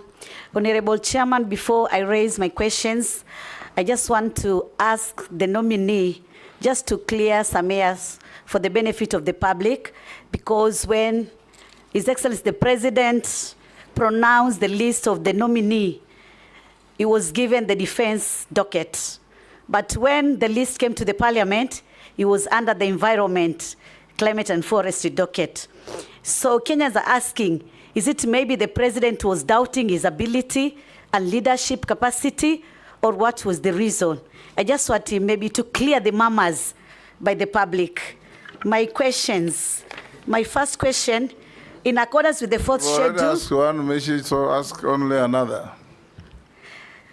Yeah, in accordance with the fourth schedule of the Constitution, environmental conservation is a function of both the national and the county government. How are you going to ensure collaboration between those two governments, that is the national and the county government, so that you also avoid duplication of programs in terms of the same function? The last one, maybe it is how are you going to improve and maybe safeguard those Kenyans who are living or are located near the refinery and chemical plants, because there's a lot of pollution. Thank you. Yes, nominee. Chair, let me start with Honorable Mishi. Even after this, in the event this committee approves me, and before even I'm appointed, the President has a prerogative right to assign me even another ministry. So he might even take me from environment to somewhere else, if this committee approves me. So Honorable Mishi, that is the powers of the President. After all of us are approved, in 1 week he can reshuffle, and maybe he might even take me back to defense, or foreign affairs, or even gender, or even youth affairs and sports. And I am ready, or education. I am ready to serve in any capacity that the president finds it, deems it right. The second one, I think, is a very good question. Environmental matters is devolved under the 4th schedule. And at the county level, we have a very good relationship. We have got the county environmental committees appointed by the governors. The chair, on behalf of the governor, is the CEC for environment. The secretary is our county director of NEMA. And that's how they work together with all the other multi-agency team. But soon, if this committee appoints me, we are trying to create now, and we hope if this committee appoints me, we are going to sign a more intergovernmental environmental framework between the Ministry of Environment, Climate Change and Forestry and the Council of Governors, where I will sign and the chair of the Council of Governors will sign. On grazing, Honorable Nyokapi, this is a very, very complex issue. Honorable Mukami, my very good friend, the women rep of Nyeri County. Under the Forestry Act, we have created a very robust, because we cannot conserve, we cannot restore, we cannot manage our forest and our wetlands without the involvement of the communities and the citizens who live around those forests. So this house, in its wisdom in lawmaking, they created something called Community Forest Association. And these community forest associations are the ones who are supposed to guide at what part of the forest do people graze? How far do they graze? Do they graze where we have doing regeneration of the forest? So what are we doing to make sure that we don't have a conflict? And Mr. Speaker, in some of the forests, unfortunately, powerful people in government, in the private sector, who own thousands of livestock, graze in those forests. I'm sorry to say that.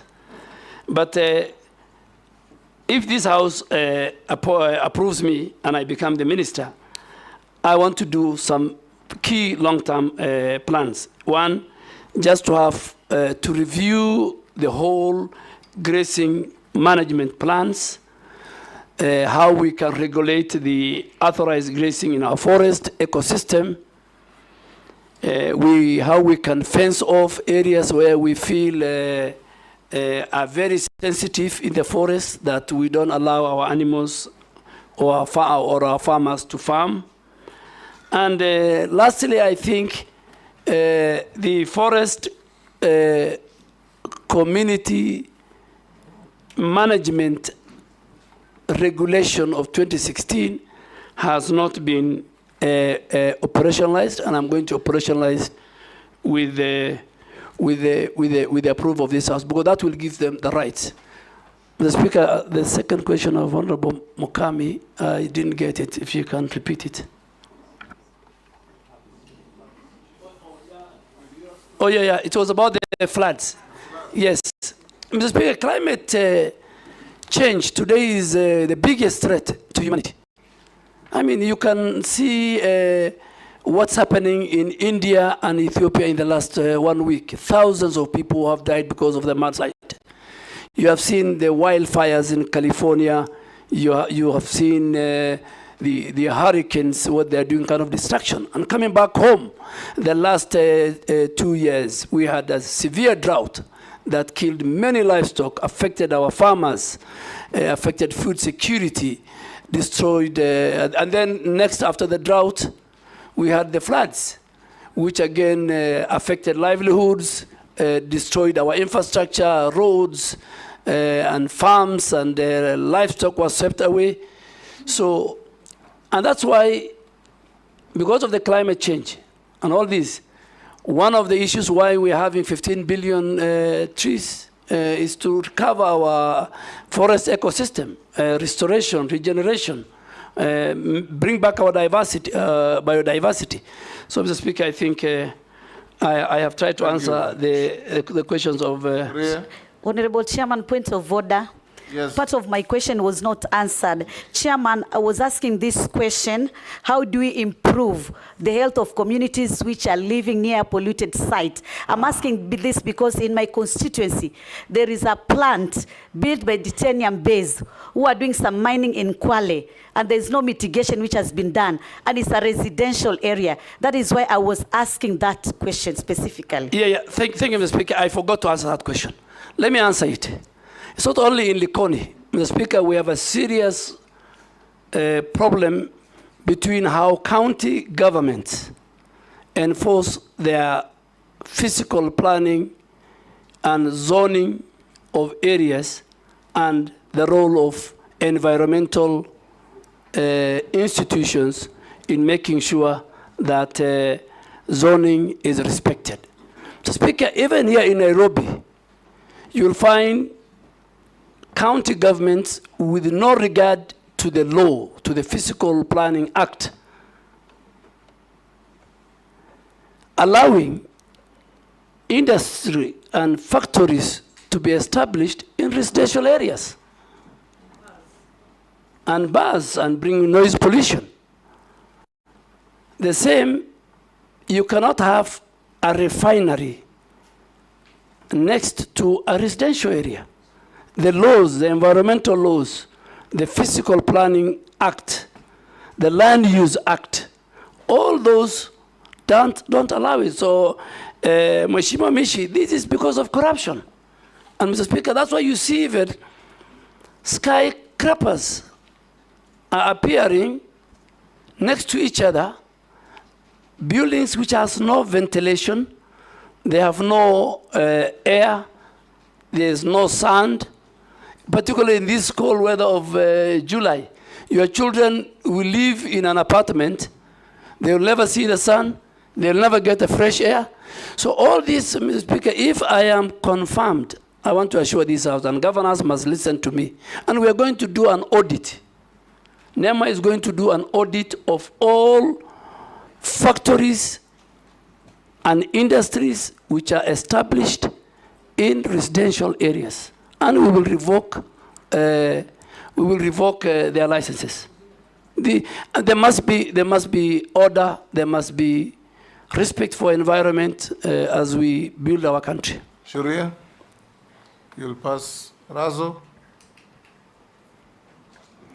Thank you very much, Honorable Chairman. Honorable Duale, you are the immediate former Cabinet Secretary for Defense. And defense in our country is a celebrated institution. As you move to environment, if the House confirms your nomination, what are some of the good things that you have seen in defense that you are likely to carry over? Secondly, is the issue of environment. I want to say without benefit of doubt, if the members of parliament are not used in planting trees, in conserving the environment, then that thing is bound to fail, and it will fail seriously. In northern Kenya, currently, the Northern Rangeland Trust, NGOs, are the ones that are being used for conservation, environmental support programs. But at the same time, we have left out KWS and Forestry, which is a very serious omission. Going forward, maybe tell us what plans you may have so that institutions of government are not killed silently by non-governmental actors. Thank you, Honorable Speaker. Thank you, Speaker. The nominee, Honorable Duale, karibu bunge tena. My question is that Kenya hosts one of the United Nations Environmental Office and Program in Nairobi at Gigiri. And the people of Kenya, especially at the grassroots level, I doubt whether they can fill this office. And it's a UN office. If approved by this August House, Can you tell us how will you leverage on that status and how will Kenyans fill this office and make a difference in our nation for the betterment of our environment? Thank you. Nominee. Thank you, Mr. Speaker and honorable members. What do I carry from defense? Of course, I'll not carry the guns, I'll not carry the arsenal and everything, but from a human resource part, I'll carry the discipline that I have learned in defense. I'll carry the order and implementation of task done very fast. I will carry the patriotism they have to the country, and I will carry the respect that they give to each other within the rank and the file, and the teamwork that we had at the defense. Those are things. Secondly, I think on the conservancy, Northern Trust, I think, is one of the biggest. There are many conservancies. Most of them, Mr. Speaker, they're not under my ministry, they're under the Ministry of Wildlife. They have airstrips. But I think working with the other ministries and working with the leaders, working with the stakeholders, even working with some of our security agents, we need to have a conversation on how these conservancies, and particularly members of parliament from the ASAL region, on how these conservancies are run, how they are managed, what is the benefit to the communities, how will they behave when there is a conflict, particularly during the drought. Our animals, the animals of the people in the ASAL, when there is a lack of water and pasture, they enter. Honorable Lesuda will agree with me in Samburu, there's a lot of conflict. So I think we need to have a more bigger conversation. We need to discuss about the carbon market, how much they are getting, the Northern Trust Fund, vis-a-vis, are they implementing the 40% that the law and the regulations give to the people? Honorable Mule, we are a very privileged country. We are a very privileged because we host UNEP and UN Habitat. These are the only UN agencies in the global south. So it's a big privilege and honor for our country. And in fact, that's why in some quarters, Nairobi is called the environmental capital of the world. And it's the only UN body. And this is where you have the expertise, the knowledge, the pool of experts, the top world experts on environment are based in Nairobi. They advise governments very, very far away from Nairobi. As Kenyans, as a minister for nominee for environment, I want to assure you that that proximity we have to this institution, it must work in our favor. We must use the skilled labor. We must use the experts that we have. We must use the data they have to build our own environmental data. We must use them to build the capacity and the skills of our staff in our country, in the midst of environment. We must do technology and skill transfer from the men and women who work. And as the focal ministry to UNEP, I want to assure this committee that I will work very, very, very closely with them. And I will work also very, very closely with the Ministry of Foreign Affairs and the two ambassadors, or the ambassador who is second or posted to UNEP and UN Habitat. I'll work with them, that we must make sure that this important institution help us. We are trying to build, lastly, what we call the State of the Environment Report. The State of the Environment Report, a very important report that will come to Parliament. We must leverage on the skills, on the experts who work and who come from globally at the United Nations Environmental Program and UN Habitat. Thank you, Mr. Speaker. Nominee Adan Duale, you know, the Ministry of Environment requires a no-nonsense CS like Mishuki. You know, remember when Mishuki went to transport, he cleaned up the public transport system. And when he went to environment, he actually cleaned up Nairobi River. You could even drink the water then. But after he left, he just went back to the bad old days. Now, for us to be able to gauge your suitability, it is important that we make reference to the position that you have held, which we are aware of. And so I have two questions based on your suitability, based on your experience, your past experience. First one is corruption in the recruitment of military officers. You have been in the docket of defense, and from yesterday there was a lot of discussion about how much Kenyans have to pay so that their sons or daughters are recruited into the military. What did you do about these menace when you are CS for defense? And secondly, in the recent demos, when Kenyans were exercising their constitutional rights under Article 37, the military was deployed to Kenyan streets via Gazette Notice 7861, signed by you on 25th of June 2024. Now, unlike police that use tear gas, canisters, batons, rubber bullets, water cannons, the military is known for live bullets, grenades, assault rifles, tankers, and bombs. Now, what was the intention behind sending the military to the streets? Was there a plan to shoot to kill demonstrators? Mr. Speaker, I'm not John Michuki, but I will be like John Michuki. I can assure the member that I'll try my best.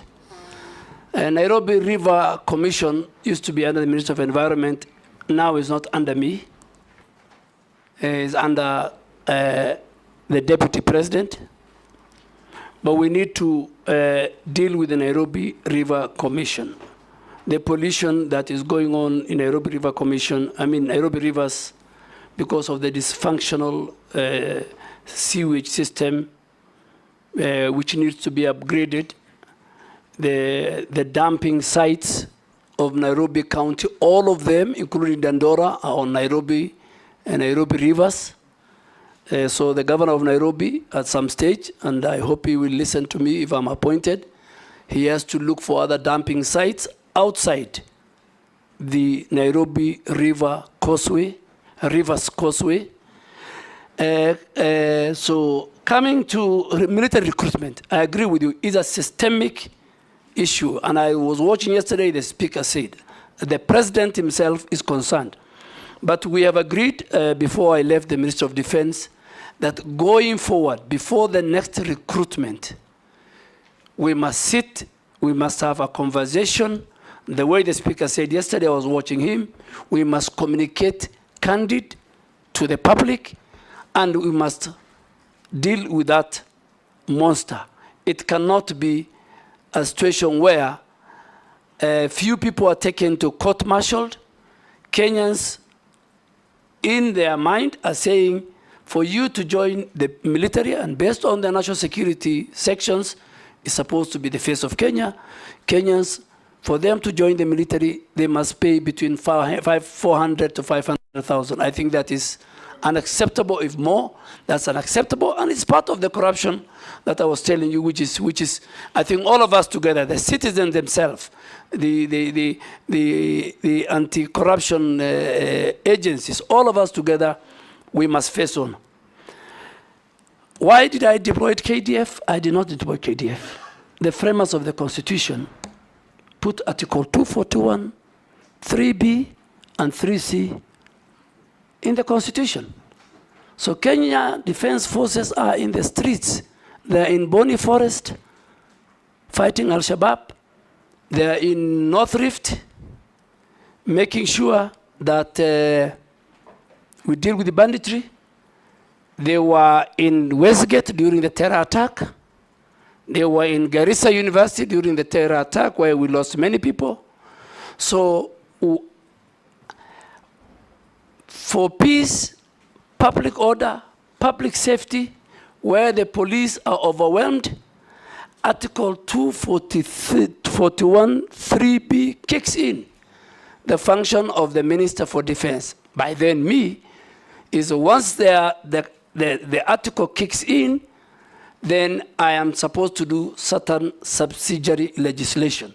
I gazette. And Mr. Speaker, all of us know Article 132 of the Constitution obligates the President to protect the other arms of government. He is the chair of the National Security Council.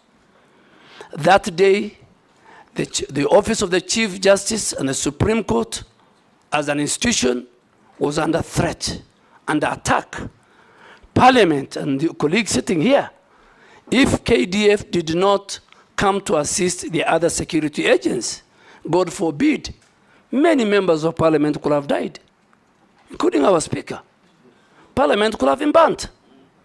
I will not be that irresponsible as a Minister of Defense with a provision of the Constitution,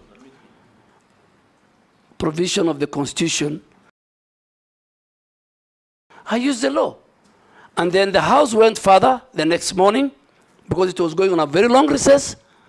They invoked Article 241 3C. But when LSK went to court, Justice Muga, I don't want to discuss more because the matter is still in court, gave orders that I should give and gazette and do a new gazette on the terms of engagement, on how many places, and now I said in the 47 places. Ours was to protect key institutions. Parliament is a symbol of democracy and governance. It is the home of the people's representatives. Mr. Speaker, all my life in Parliament, people used to come and present petitions. And any member of Parliament who's outside, near the gate, used to receive and take it to the office of the clerk or the office of the Speaker. I have never seen where people want to come and ban Parliament. So I think I want to thank the framers of the Constitution. I participated, the Speaker participated, many other members participated. I think it's today and that day, 25th of June, I realized how important Article 241, 3B and C is. Owen. Thank you, Honorable Speaker. I would like to ask a question to the nominee, Honorable Duale. Just one question, that this country envisages to have a nuclear plant in a place called Uyombo in Kilifi County.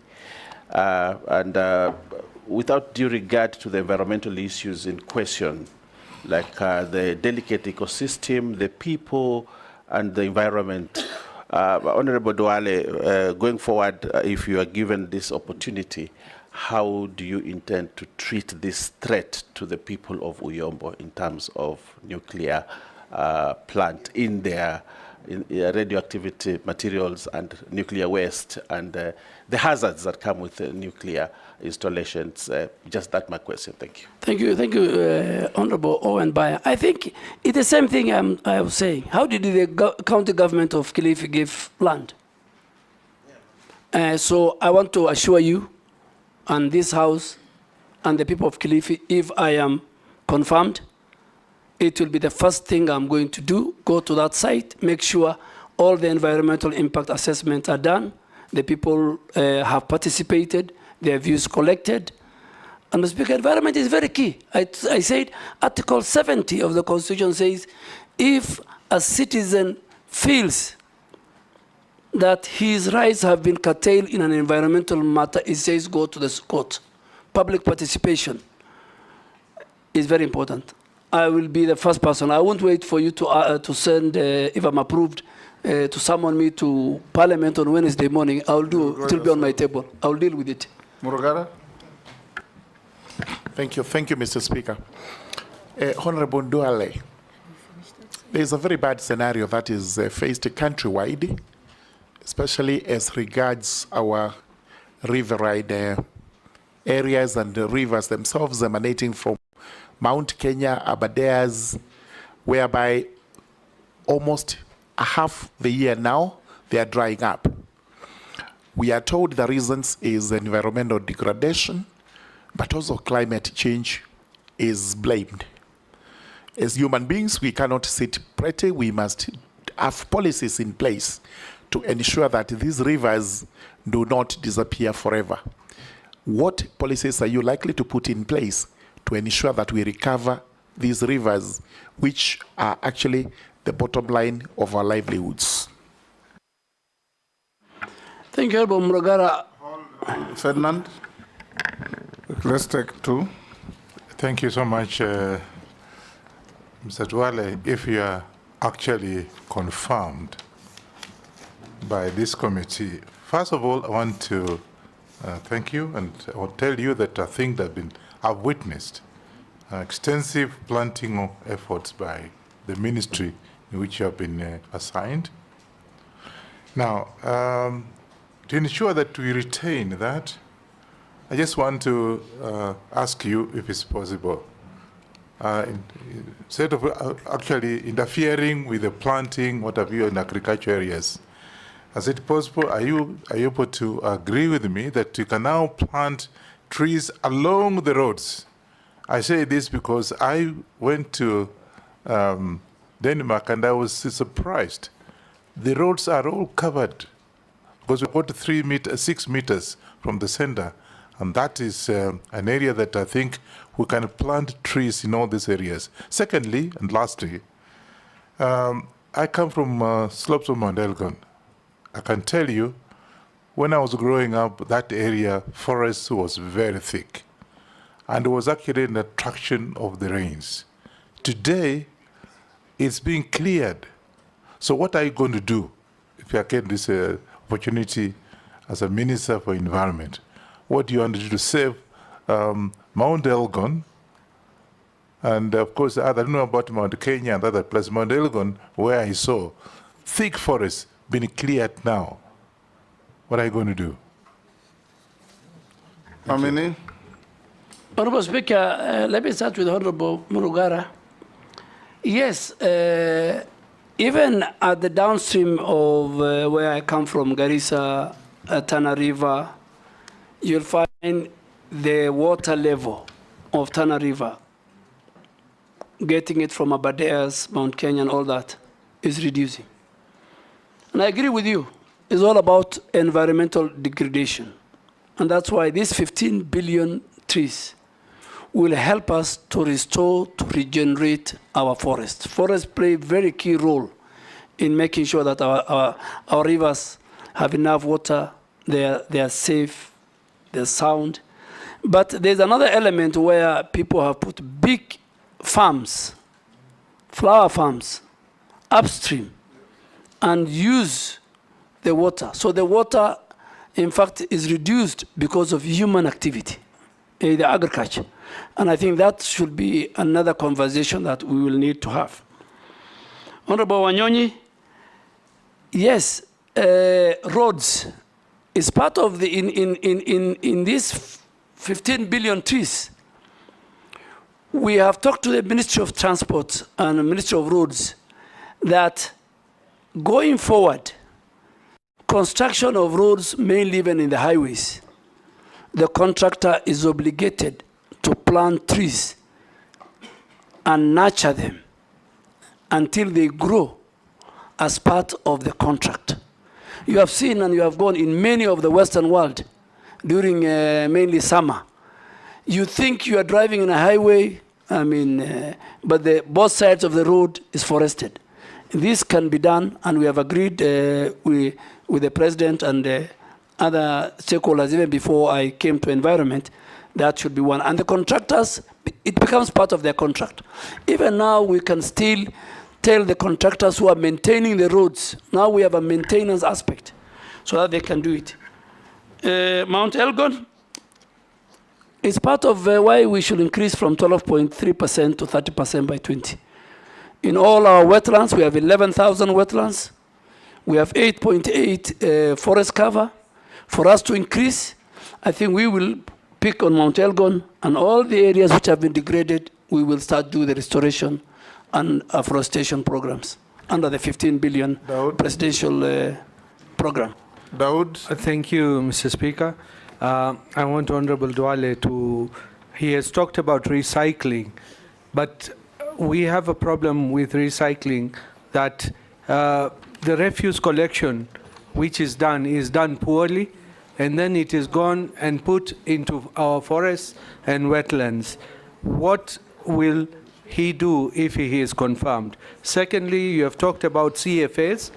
There are agreements of CFAs, community forest associations, whereby my predecessor, long time back, Honorable David Muiraria, the late, he had introduced the Shamba system, where people could go and take care of the trees in the forest, as well as do shambas, plant and take care. Because there is a problem in our forests, nominee, because there is lantana shrub. I don't know if you have heard of lantana. And that shrub, you cannot remove it. It's so expensive to remove. And the forest associations do remove it when they are planting. And I believe the Ministry of Forestry cannot remove it because the funds are not available. What would you think about that?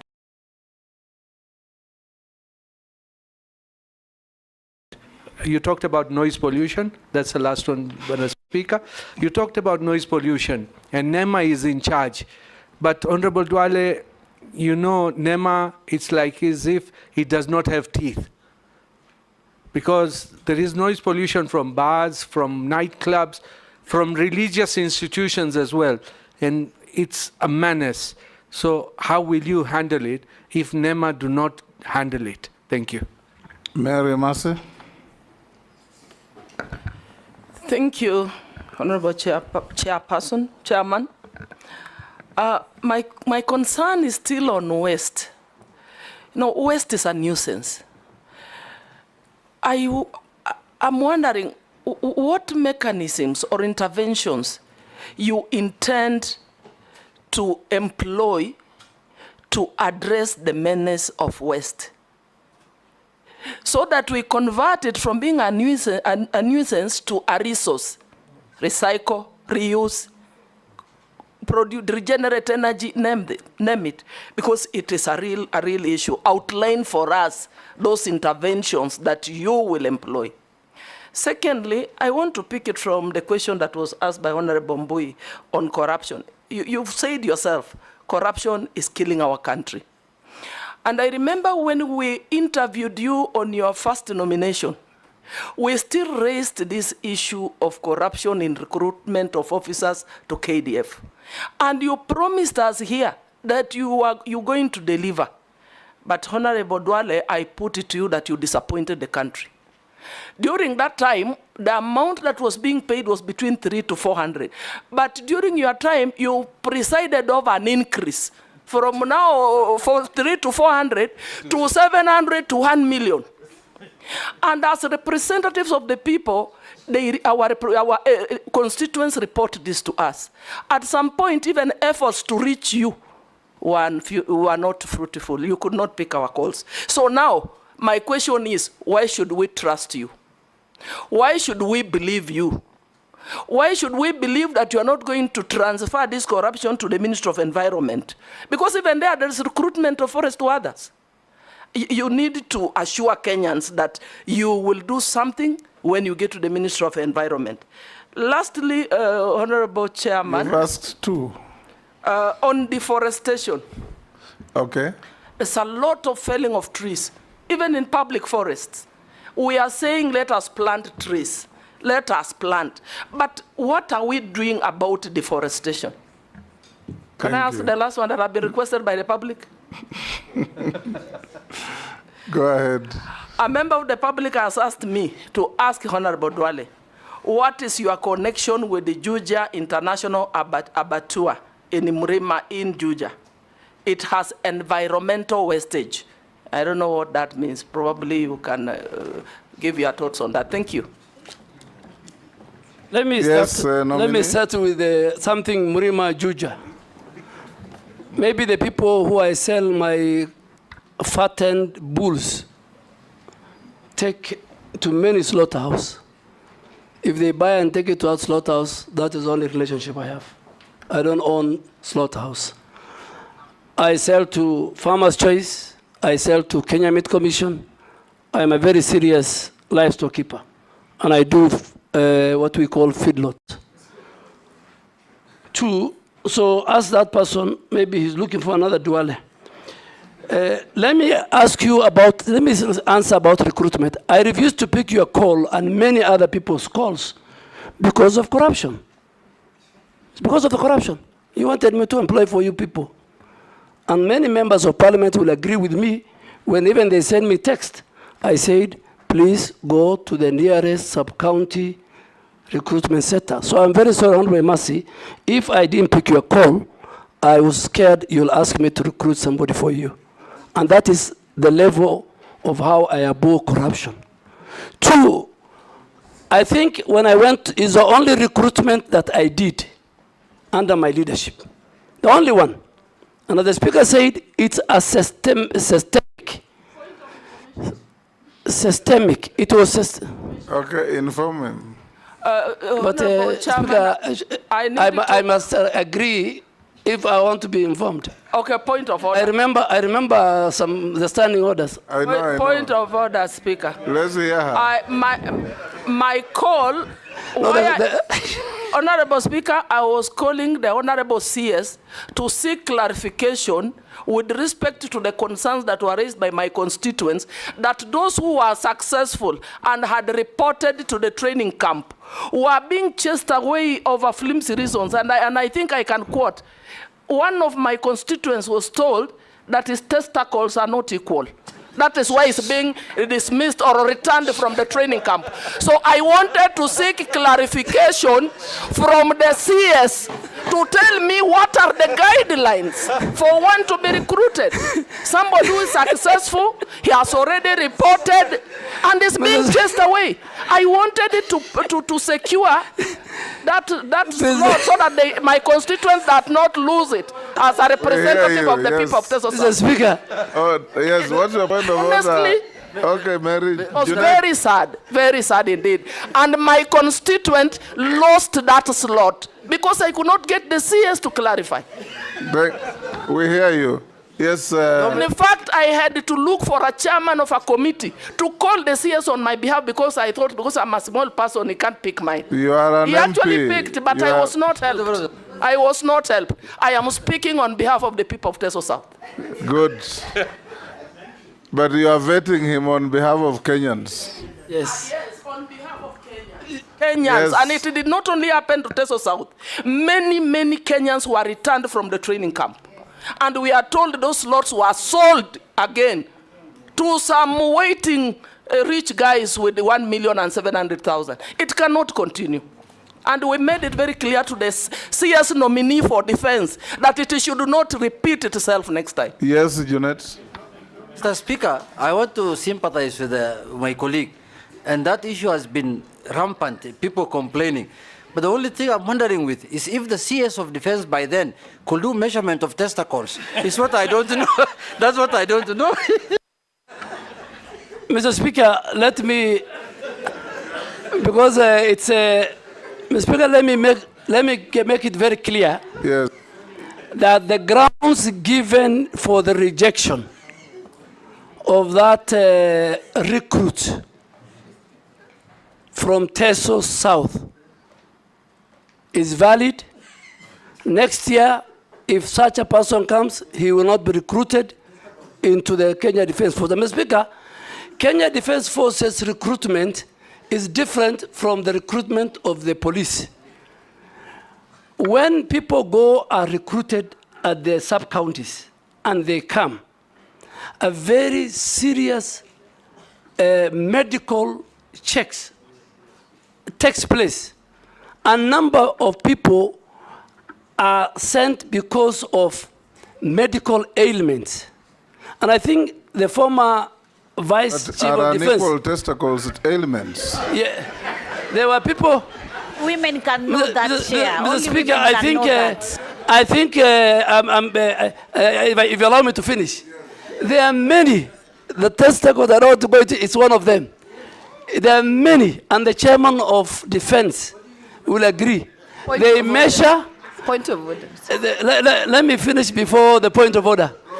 Mr. Speaker, there are many colleagues, there are many leaders who sent me why their person has been chased. And in 10 minutes, the leadership of KDF could give me 1, 2, 3, 4 reasons, measurements including. So, I am sure the next, women to assist them not only on this. So, Mr. Speaker, there are certain criteria. There are many, and those who leave, they are not replaced. And I think let us not discuss, with your permission, the Kenya Defense Forces in a very negative. They have a special place in that. But the chairman of defense can call the generals in camera, and you are now talking about testicles. They will tell you something about even the teeth. They will tell you many things. And some of these things is because when you go, the training of the Kenya Defense Forces is so vigorous that you don't risk to take somebody who will die in the course of the training. So don't compare it with how the police are trained. Don't compare it with how the Kenya prisoners are trained. But I am sure the information, the reasons why many, including my sister, Mheshimiwa Mary Emase. And please, going forward, if it was in camera, Mr. Speaker, I will even tell you more. But now that it's in public, I don't want to say more. What's your point of order? Point of order, Mr. Speaker. You know, the issue raised by Honorable Emase is something that is out there in the public. Many Kenyans complaining about. Sometimes they think those are flimsy reasons why they are not taken. And I could understand maybe someone has squinted eyes because of shooting and, you know, flat foot, maybe because of running. I'm really wondering why, if what work testicles would really have to do with joining the disciplined forces. So I don't think we should belabor, but you don't take it lightly that there are Kenyans who are raising concerns on the reasons why they are not taken to disciplined forces. Point of order. Yes, thank you very much, Mr. Speaker, sir. With tremendous respect to Honorable Duale, and let the Army hear this, it's very important.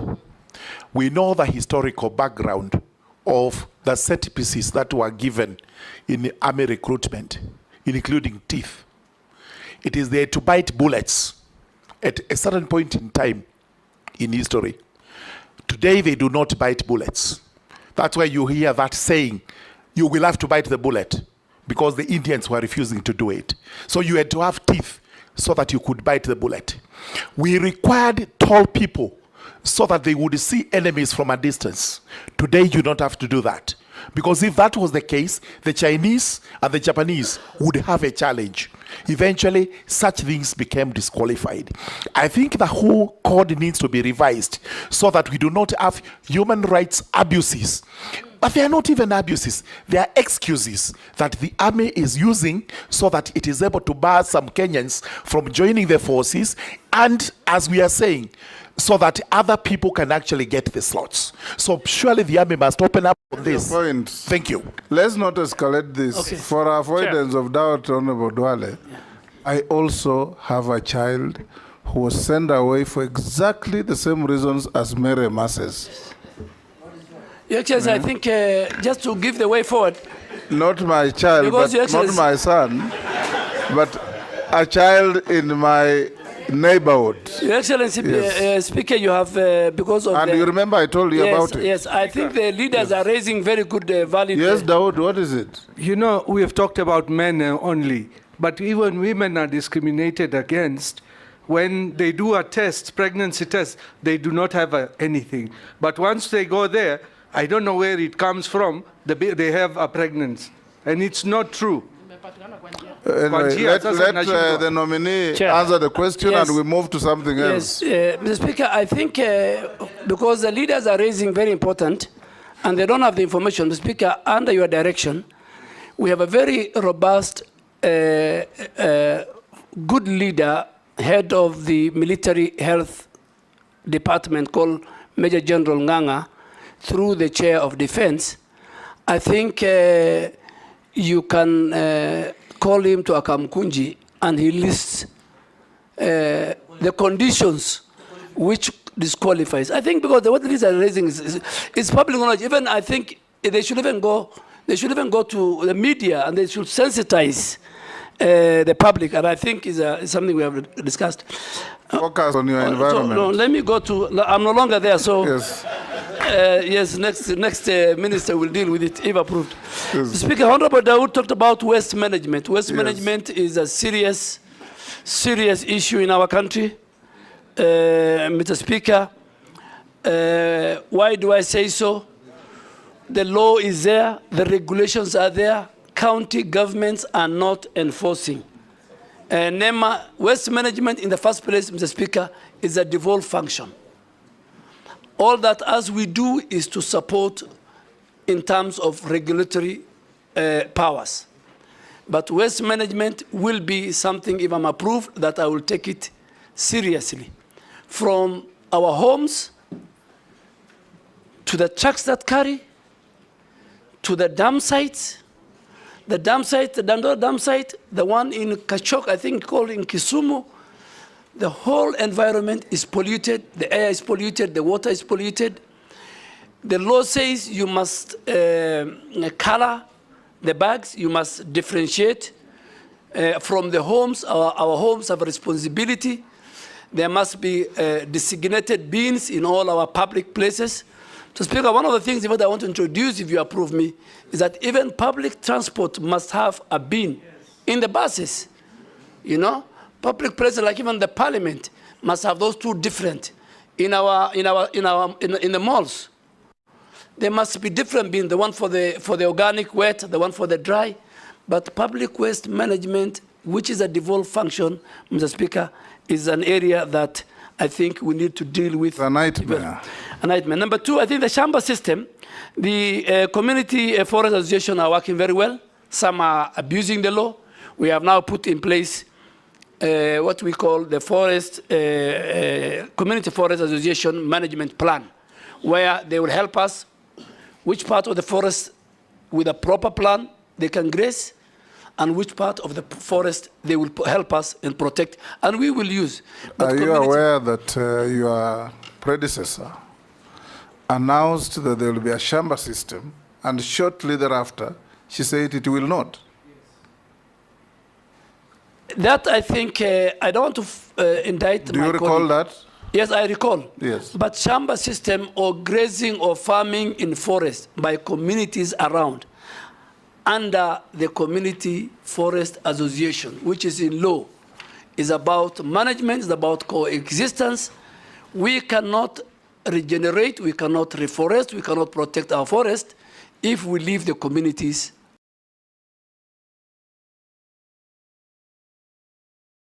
Kenya Forest Service, Karura Forest, the way you see it, the way it's managed, is run by Community Forest Association, and they're doing a very good work. Noise pollution. Do you consider allowing that kind of engagement in plantation forests and not natural forests?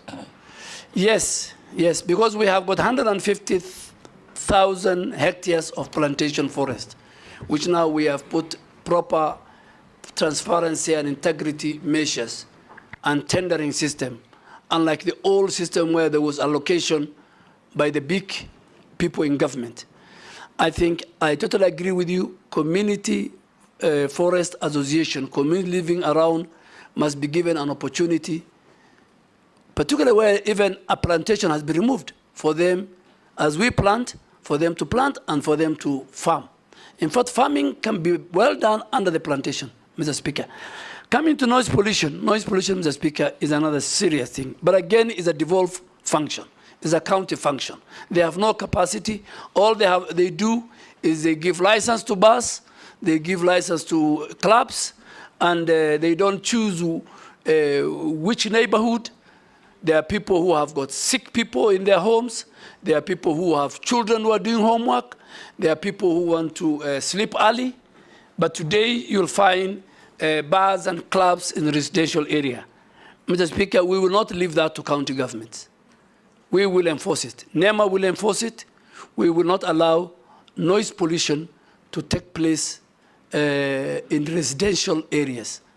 the whole zoning, the whole land use system. Even the land use system that the county government, has violated must be brought back. So noise pollution is key, and we are going to deal with it, but it's a default function. I think, Honorable Mayor, I must say I have discussed about the waste management. Let's go to Gikaria. Waste management I have done. Reforestation, we are doing very well with the 15 billion tree planting program that we have. Gikaria. Thank you, Chair. I've really taken note, being a chair of the Environment and Forestry Committee, the departmental committee, just for purposes of future reference on what the nominee is saying. But, Honorable Chair, I have two issues. One is about the 15 billion trees, a very ambitious program. But the scientists and a few of the experts are also arguing in terms of forest fires. Assuming we have the 15 billion trees, and only half of that, God forbid, catches fire. So what are the plans that the nominee will take into consideration when he will be, if nominated? What plans do you have to address forest fires? Secondly, and I don't want to belabor on the pollution that has been spoken about, Honorable Chair, most of our schools and other institutions from the colonial times have been using asbestos for purposes of roofing.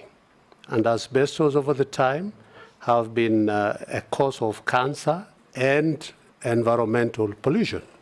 Maybe what plans are there for the nominee to address the use of asbestos that are in our schools, health institutions, and so many other places? Thank you, Honorable Chair. Thanks, Speaker. Mine to begin with is, Speaker, I was looking at the resume or the CV of the nominee. And the CV has given a lot of hope to many Kenyans, professionals, that it's not only that you must come from Nairobi University that you can be nominated as a minister. Which one is Nairobi University? Almost every nominee, Honorable Speaker. Speaker. The University of Nairobi, it's not Nairobi University. Honorable Speaker, I thank you and I respect. I'll go your direction, but I will call it Nairobi University or University of Nairobi. But almost every nominee, Honorable Speaker, and I think this is good for record, for future, that people who have been to other universities, Moi University, Kenyatta University, all the people, Honorable Speaker, that I have seen, is only Nairobi University, Nairobi, almost everybody. Until when I was saying... Kindiki came from Moi University. It's only one. It's actually a rare species. With this one, there are only two. Everybody else, Honorable Speaker, and I think it's good for record, that other universities, graduates from other universities, are qualified to become also nominees of ministers and even ahead of it should not be Nairobi University. What about Kenyatta University? What about Moi University? And so on and so forth. I thank you, Honorable Speaker, and I will use the questions asked by other members to judge the suitability of the candidate. I thank you, Speaker. Mine is very brief. Honorable... You have any questions, so don't answer. Honorable Duale is telling us to plant trees, but yet Kenya Power on the other side is busy felling trees. There's there's a trend in this country that Kenya Power has decided that it is actually going to bring down trees. Nairobi is awash with very hoary situation of trees that have been felled by Kenya Power very recklessly. Some very old indigenous trees. Honorable Duale, what will you do so that this cross-purpose by government is immediately stopped? Number two is the Mau forest. The Mau ecosystem has become a problem. Successive governments have not been able to deal with the situation. There's a lot of the human activity, and it is because of settlement of people living around Mau forest. What will you do to make sure that the people who've been moved out of Mau forest are resettled? Yes, go ahead, nominee. Thank you, Mr. Speaker. Let me start with the asbestos. Mr. Speaker, asbestos is a serious matter. Asbestos produces something called fiber that leads to lung cancer. And Mr. Speaker, we have mapped out, the ministry has mapped out, NEMA has mapped out 4 ministries who their institutions use as still have asbestos since independence. The Ministry of Defense, if you go to our barracks in Lanet and everywhere, Ministry of Interior, Ministry of Education, many schools, and Ministry of Lands and Housing. And churches. I'm just first talking for government. Yes. The Speaker, we have given, and health, we have given government entities until, if you approve me, December 2024, they must remove. And NEMA has put in place a program on how to dispose those asbestos. We expect county governments to give us land, field. Secondly, and more important, Mr. Speaker, now that we come to churches and other now individual private citizens, within the next 3 months, if this committee approves me, we will also do an audit and map the whole country where asbestos roof is still in place. It's a dangerous thing, it's a threat to our health, and it is a cause of lung cancer, Mr. Speaker. I think on the 15 billion, Honorable Gikaria, it is not over-ambitious. We have to do it, and that's why the people of Kenya, in their own wisdom, have preserved environment in the preamble of the Constitution, in articles of the Constitution, whether we like it or not, in our own homes, in our farms, in the roads.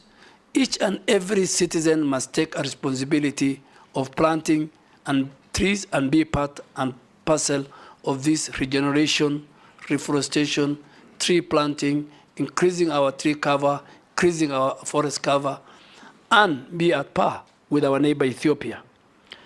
Honorable Koech, I agree with you. They cut my trees. And when I went home, the Speaker, I asked, but the lines were just too thin. They should have cut only a branch. Yes.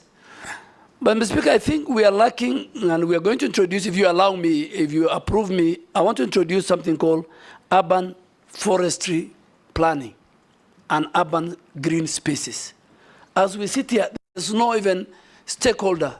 This Ministry of Forestry and KPLC and the people who are in the road agencies and others, there is nothing called urban forestry planning. We must plan for our green spaces in urban cities. We must plan for our trees in urban cities. Every citizen plants trees. They buy from, they have seen on the road. And then an entity called Kenya Power Lighting cannot. Speaker, I will introduce what is happening in India. In India, you can't cut a tree, even in your own homestead, before you plant another one.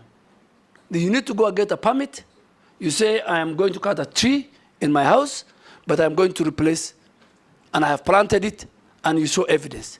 Secondly, even if you have half an acre in India, you must tell the planners, the county, that 20% of my compound is for tree planting, is for forest. Nominee. And yes, so I think those are the... We were with you in this parliament when we passed the Forest Act. And among the salient features was that each and every owner of land in Kenya, both private and public, must plant a minimum of 10% of that land with trees. You remember? Yes. How are you going to enforce that? Give me the job, Mrs. Speaker. Give me the job.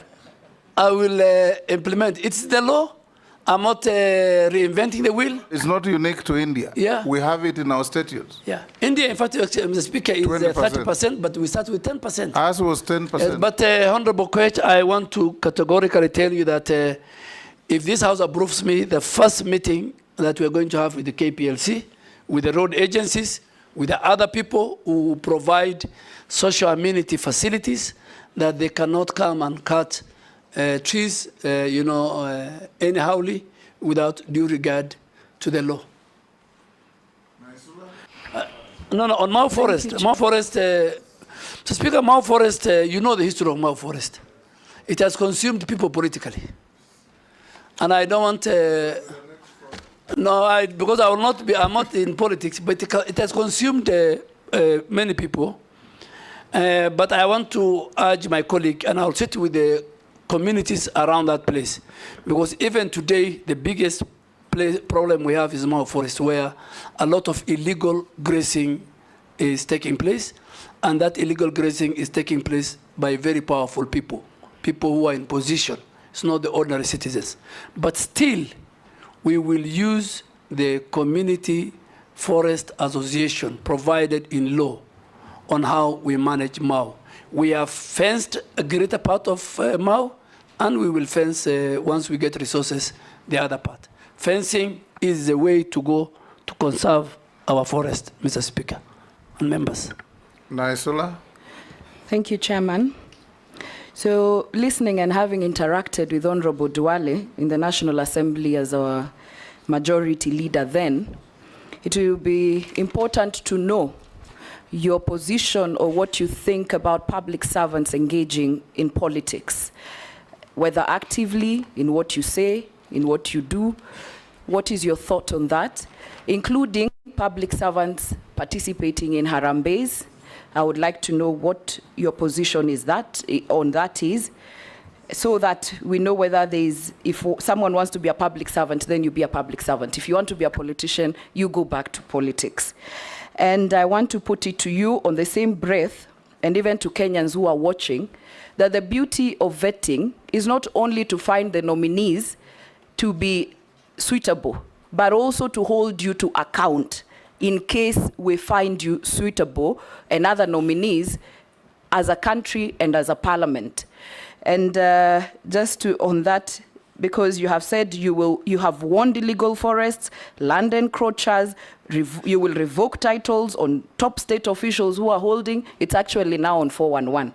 You can be sure Kenyans will hold you to account, because you know there's something that always follows you on that Al-Shabaab list to date.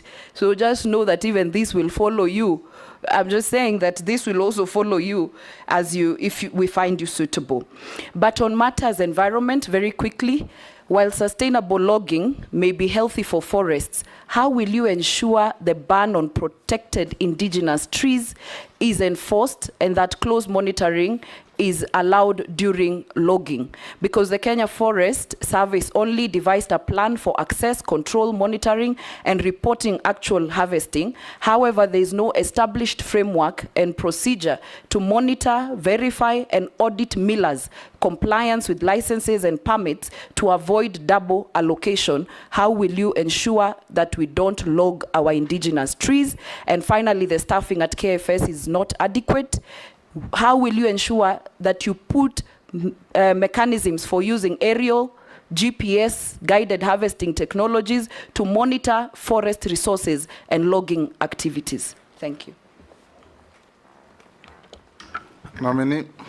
Mr. Speaker, public servants, me included if I'm approved by this House, I'll take whatever it takes to promote, to expound, to communicate government agenda, government achievements to the people of Kenya, whether I'm in Samburu with Honorable Lesuda. So I serve the government of the day, and I'll speak for the government of the day. And I think that is what public servants should do. Public servants should not get involved in the local politics, in the county politics. They are supposed to be unifying factors. In fact, to the contrary. It's supposed to bring people together. For people to buy government agenda and for you to succeed in implementing government policies and achievements and programs, you need leaders across the political divide, and more so those who are elected and those who are the community leadership. The 411, the one on Al-Shabaab was fake news. But this one, please hold me accountable. I am one person who believes in accountability, Mr. Speaker. In the last 2 years, you and the clerk and the chairs of various committees will agree, I have been diligent when I'm called upon to Parliament, either to its committee, to the plenary, and the only time I refused to pick telephones, God forbid, was when during the recruitment. And that one I've given good reason. But I talk to members. And I am one person who respects the legislature, I respect the judiciary, and I respect people in public service. So I am ready. And please protect me when I cancel title deeds, when I do actions that is in the interests of the people of Kenya and the citizens and the country. Mr. Speaker, as our leader, please, if people want to bring impeachment to fight me, you must help me and protect me, if that is the case. The Harambee, Mr. Speaker, I'm a person who believes in Harambee. I think I have built more mosques and madrasas, and charity is a cardinal principle in my religion. Every year, in fact, this month is the month of Zakah in the Islamic calendar. This month I'm paying from what I have, and Honorable Junaid will agree with me. So Zakah can be Harambee. You'll see in my form that I have presented the number of madrasa of women in Garissa. Close to 5,000 women are in Islamic madrasa, courtesy of the charity I did through Harambee. I am sure there is a bill the leader of majority is going to bring. Those of us who believe in the Almighty God, that whatever He gives you, you must share. I really want to urge you, when that bill comes, let's regulate it. There are people who abuse it. Recipients abuse it. Others abuse it. They use the money, stolen, corruption for Harambee, for other things. But let us, particularly, let us regulate that you can help the poor person who could not pay school fees in Samburu, in Garissa, in Eldoret, that you can finance through your own resources that God has given you, the good medical care clinic that Honorable Deputy Speaker did to many people. So I don't think whether we can close Harambee, but it's good we regulate it. And I think most of us who sit here every weekend and in our life as leaders, we have, God has blessed us because of that. I think logging. I think logging plantation, I said 150,000 hectares are made of plantation in our forest. There used to be the culture, Mr. Speaker, when you were minister, you remember, it used to be, what do you call it, allocation. Tied with corruption. Who is who? The really sawmillers were not getting it. The really people in the timber industry were not getting it. Mr. Speaker, that has stopped. Now, we have a segment for the local sawmillers within that forest, I think up to about 40%. Then we have another 60%. Then we have 40% for the other national sawmillers. But all this must be done through a proper, transparent procurement system, which is on our website, the website of Kenya Forest Service, and each and every Kenyan will be given, Mr. Speaker. Corruption will not be there when it comes to logging. And then last, I think, is technology. Honorable Suda, if you want us, of course, we want to increase our staff. We want to even use technology. We want to use a drone to plant trees. We go to a forest, we see the degraded area, we use a drone that can do 2 million seeds in 1 hour. That technology is what we want to monitor our forest, to help our forest adjutants, to help our forest rangers, technology. But all this needs resources, and as a member of the Budget Committee, when Honorable Chair of Environment, Honorable Gikaria come, please support us. Honorable Duale, if you are approved to be suitable to take this position, I want to urge you, take a helicopter and fly around all public forests and see the level of destruction going on. You will see what looks like a forest by the roadside. A kilometer inside, there's no forest. Charcoal poachers, illegal grazers, illegal loggers. It is bad business. We encourage you, in the event you find favor with this committee and be appointed the Minister for Environment. Environmental degradation has been classified as an existential threat to not only Kenya, but the rest of humanity. At least go down in history as a man who saved Kenya. Go to schools, teach children how to plant trees and live with trees. If a child goes to standard 1 and is given 2 trees to adopt, by the time they leave standard 4, 5, the tree is mature. Leta maji kidogo, mwagilia asubuhi. When you come to school, you check if your tree is safe. Very simple things. Because you talked of forest cover and tree cover. So the two will help us aggregate forests, enforce the Forest Act. If you go around the country and we want you to tell Kenyans what you are going to do, all our wetlands are being drained by farmers. There are small swamps that aggregate to a lot of wetlands in this country. They are all being subdivided, fenced, and drained away. What are you going to do about this? Because you have the law backing you to gazette all these as public assets. And if the owners compensate them, but protect them so that we can have a better environment. In the case you find favor of this committee, what are you going to do to protect the environment and the forests of Kenya? Mr. Speaker, as you said, we have 11,000 wetlands.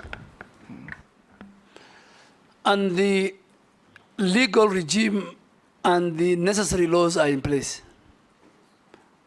I want to commit to you that we will protect, if this committee approves me, we will protect our wetlands.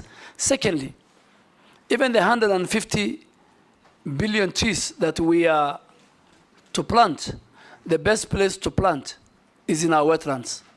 Because in the wetlands, we don't need water. In the wetlands, we don't wait for the rains to plant. So even the 150 billion, we will start with our 11,000 wetlands found in all our 47 counties. But I agree with you, the forest that we see inside is a hollow. There is illegal grazing. There is corruption also between these illegal people doing either grazing or logging with our officers. We will take whatever it takes that there is accountability even within the over 6,000 forest rangers who have been mandated, who are paid by the taxpayers to protect our forest and our wetlands. There is a citizen who has sent me a message to ask you that on Mount Kenya, Mount Elgon, Mount Longonot, there are climbers who do that activity regularly, carrying food, drinks, and all manner of things. He's asking whether, if you are approved to be the minister, you will provide facilities on those climbing paths of toilets and bins for depositing litter. Because they say those climbers have got no toilet facilities, and you know what that means. And is that water that percolates down for human use? There's nowhere to throw litter, so there's litter everywhere. And this, I think, this Kenyan must be an environmentalist. Yes. Yes, Mr. Speaker, even their facilities. Owen Bayer wants to add to that. I have received something here that probably interests you.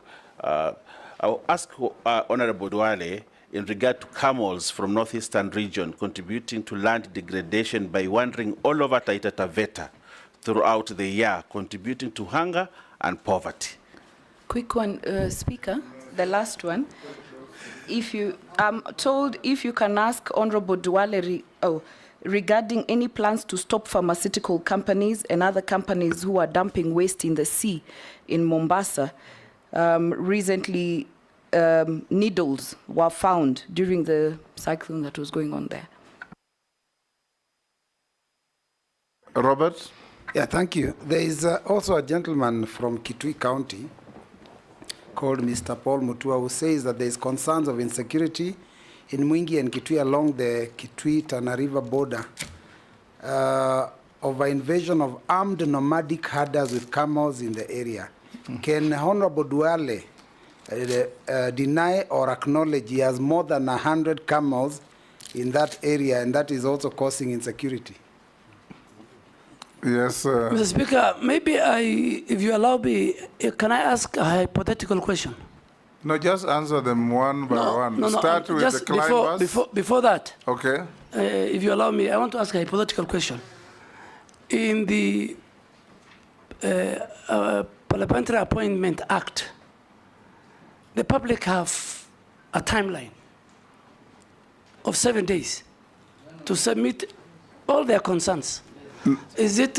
Honorable Duale, yes, sir. The public have 7 days to submit a memorandum that on oath that is either exposing something against you, something adverse on you, but when members are here and a member of the public sends a question, that's a legitimate addition to what we are doing. Mr. Speaker, fine. I cannot talk for camel herders. Yes. Camel herders in Kitui County. I am a camel owner, and you'll see it in my list of assets. Yes. And my camels are in between Isiolo and Garissa County. But there's a historical notion by the leadership of Kitui, Machakos,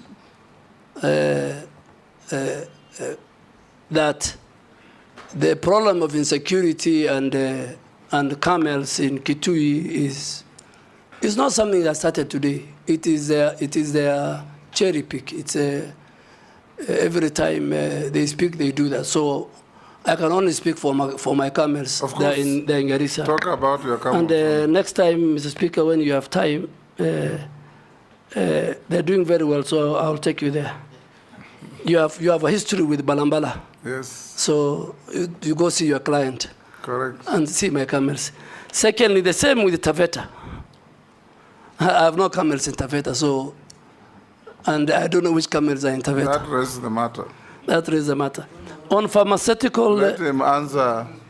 Let him finish with... On the pharmaceutical, yes, I agree. NEMA has a very strong enforcement... Hold on, Duale. What's your point of order? Mr. Speaker, why is it that all camels that are traversing the country, people think belong to Honorable Duale?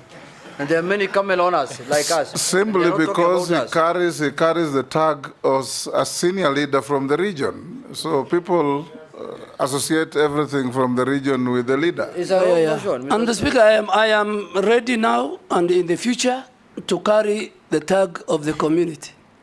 That's why, as you said, I am their leader.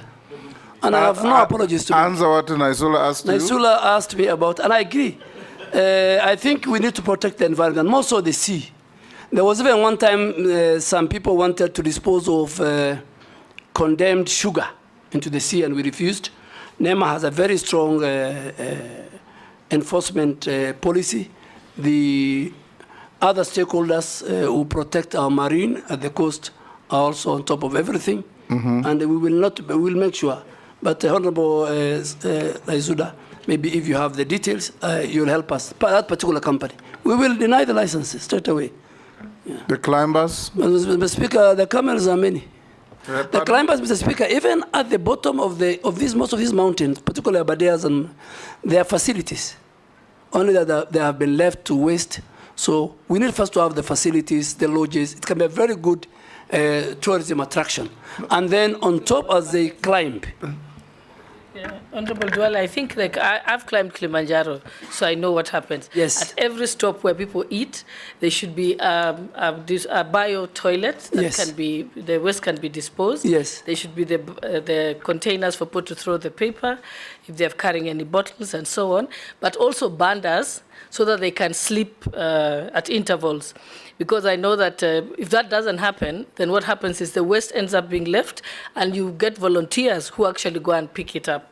So it's actually a way of protecting the climbing route. But Mount Kenya is better. Kilimanjaro is a crisis. I'll find out. And in fact, there are 10 of my good friends who have left today for Kilimanjaro for 10 days. But I think it's a very good idea. We will make sure that we implement it. It will help us in increasing the numbers of the people who will climb. And also the climbers to be hired in the Kenya Forest Service and the wildlife. For guidance. Yeah. Mr. Speaker, there's a clarification I would require from the nominee. Because when I asked the question, I said I've read the question from someone called Paul Mutua from Kitui. In his response, he has said that, and this is on record, he said leaders from Machakos and Kitui. Now, this is not a leader, this is just a person who sent me the message. I can even share with him. So I would like a clarification. When he says leaders from Machakos and Kitui are basically picking on him, it's important because I'm a leader from Machakos and I'm just reading a question.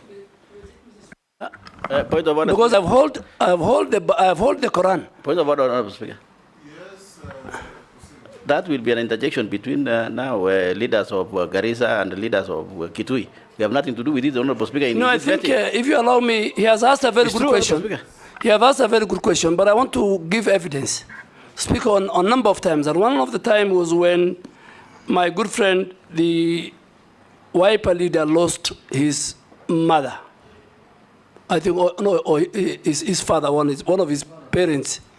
And I went with the President Uhuru Kenyatta.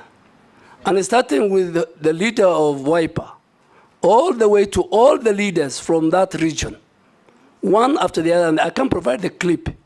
They have mentioned me that I am the cause of the conflict. And in my presence, and in fact in the morning when I was leaving, I told President Uhuru Kenyatta that will happen, and he says, let's go. And they were telling him, but he never replied. I have other times when leaders from that region had a dispute. Garissa doesn't have a border with Mwingi or Kitui. We have a river border, but the really border is between Tana River and Kitui. So it is something which is in the public domain. It is the leaders, the senator for Kitui, the leadership. Not go that route. But that's it. Let's not go that route. I'll find another avenue to deal with that matter, not at the vetting. All public people have at one time or another been others' punching bags. And we live with it.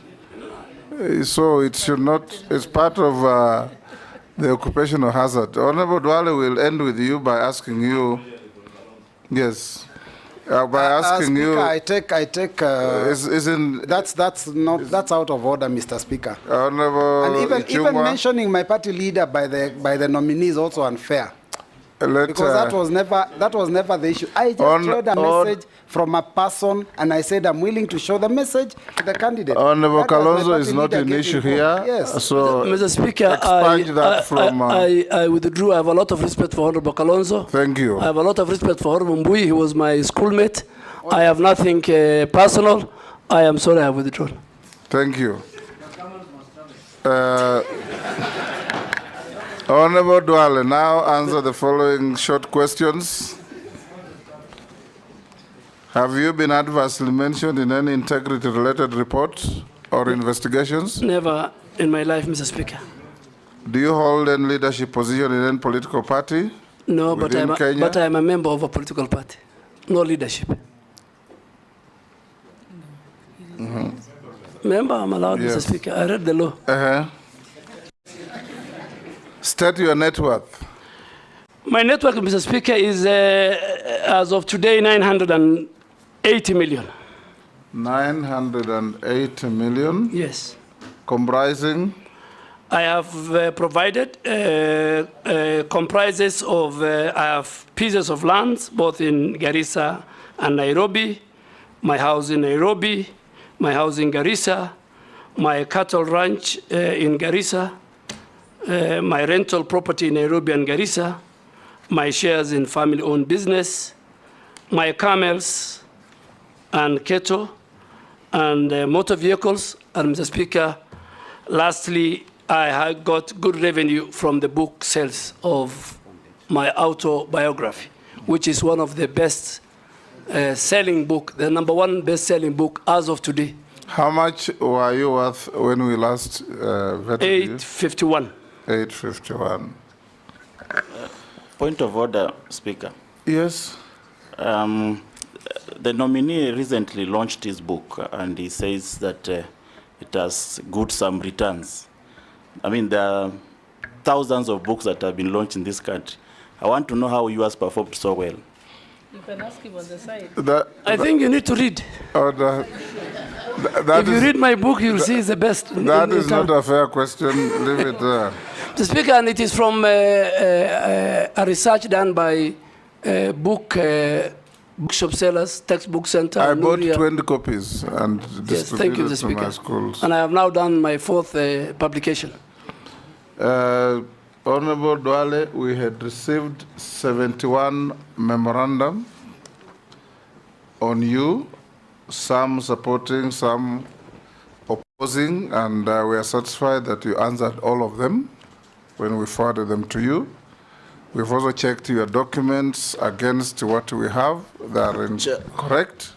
Yes? Chair, maybe just as a nominee concludes, because this matter of wealth declaration has become a matter of public interest now, especially to our brothers and sisters in the room. The movement from your last declared net worth to your declared net worth now, can you explain the growth? The growth. How much is it? Almost 130 or so. Boy Chunga is an accountant, and there is both for land investment and real estate property. Usually the appreciation increases between 12 to 15%. So if you calculate 851 by 12% or 15%, that growth that amount will come to it. Yeah. It's about 140 million. Thank you, And Mr. Speaker, also, we had got very good rains, so my livestock grew in number. Yes. Yeah. Okay, Honorable Duale, we are done with you.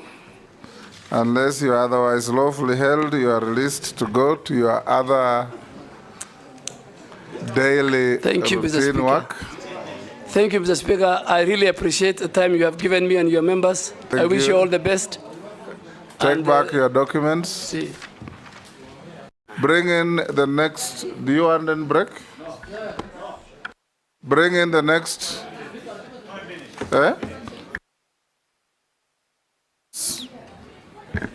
Don't go for lunch. You'll go for lunch after the 3rd. Only 5 minutes. Robert.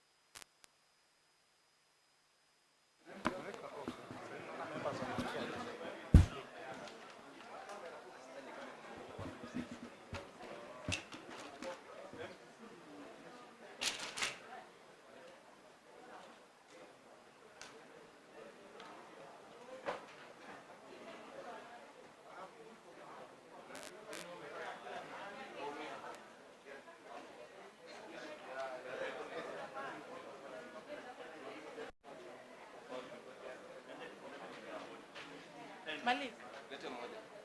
Ya nani? Hiyo ya Eric.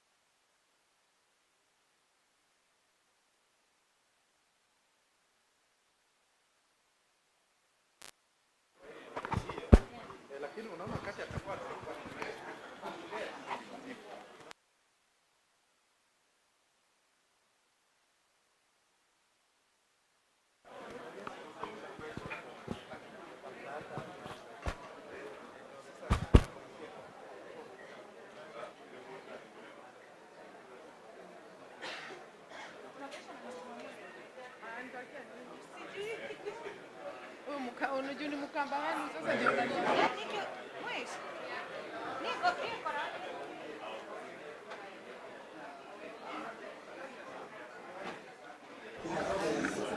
One, two.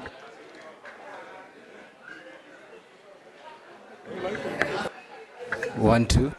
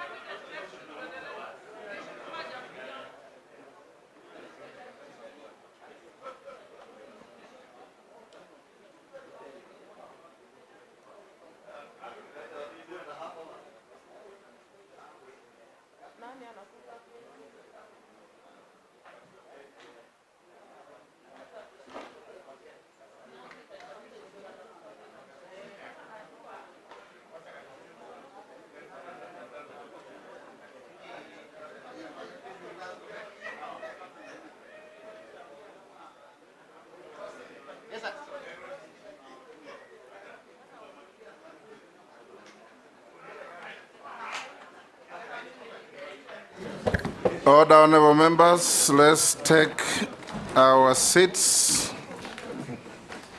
for the next.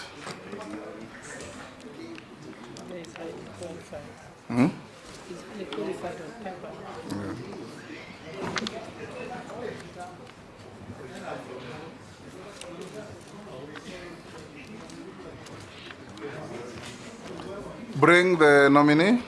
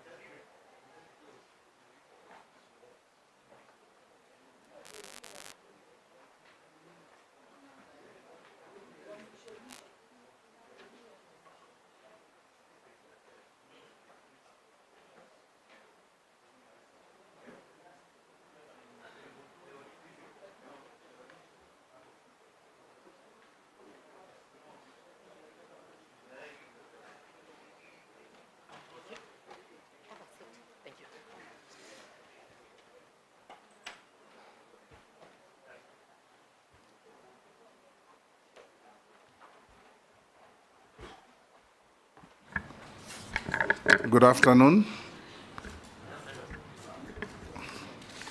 Use the mic.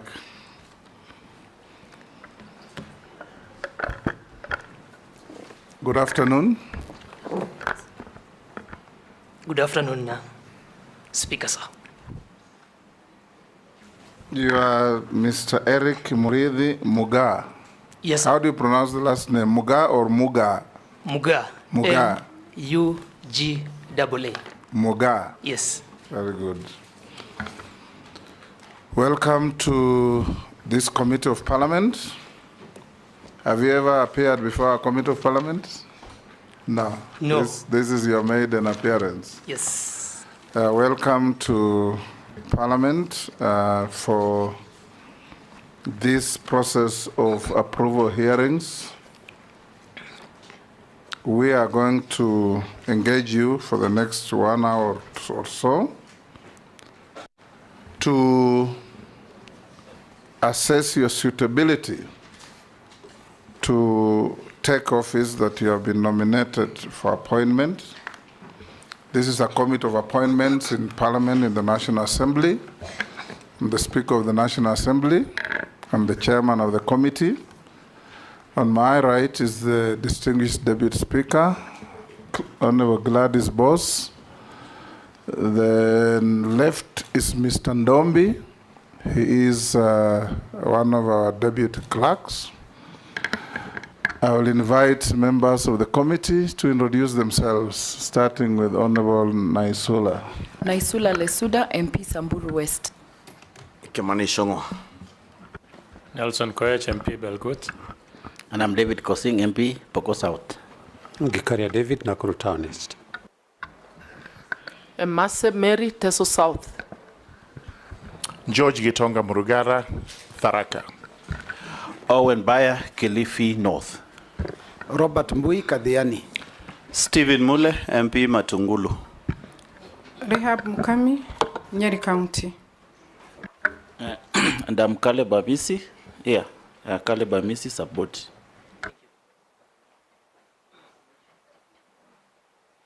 Thank you, Chairman. Mishimboko Likoni.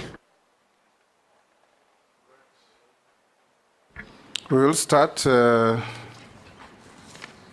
Eric, we'll invite you to introduce yourself. Tell us your name, your educational background, your work experience, your competences, and why you think you have the suitability to the appointment to which you have been proposed. After that, you give your papers to the clerk to verify. But before we do that, we will invite you to take an oath. We have the holy books, the Quran and the Bible. Which one do you swear with? The Bible. So be upstanding. Take the Bible in your right hand and recite the oath that the sergeant will hold for you. I, Eric Mureithi Muga, do swear that the evidence I shall give for this committee on the matter under its consideration shall be the truth, the whole truth, and nothing but the truth. So help me God. Take your seat.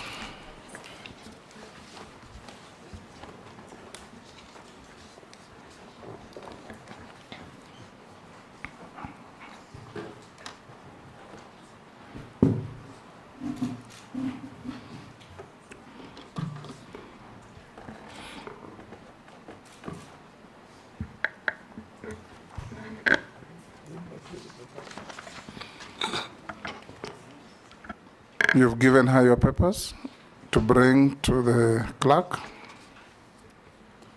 He will cross-check with what we have to see if they correspond.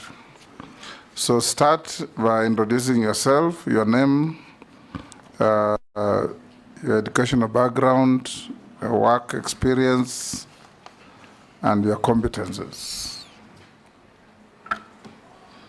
Thank you, Mr. Speaker, sir. And the Committee on Appointments, I'll start by thanking God for this opportunity to sit in front of the esteemed members and also the President for giving me an opportunity on this nomination. My name is Eric Mureithi Muga, 32 years of age, born in a village called Athi, which is in Igembe South constituency, Meru County. I went to Athi Primary School, which is a walking distance from my birthplace, and did my KCPE in 2005. I performed well and enrolled in Lenana School, where I sat my KCSE in the year 2009. After that, I performed well. I progressed to the University of Nairobi, Faculty of Architecture and Engineering, where I did a bachelor's degree in civil engineering and civil and construction engineering. I performed really well. I got a first class amongst my colleagues, and upon graduation, I got a job that relates to this docket of sanitation and irrigation in a company called Mangat IB Patel Consulting Engineers. This is one of the leading consulting firms in this country. While working, I was very interested in water, so I enrolled back in the year 2017 for a master's degree in the University of Nairobi and specialized on water resources engineering, where I graduated in the year 2022. I'm born in a family with 6 siblings. I'm the third born. I am married, and I've worked for 8 to 9 years, Honorable Speaker, on water and sanitation.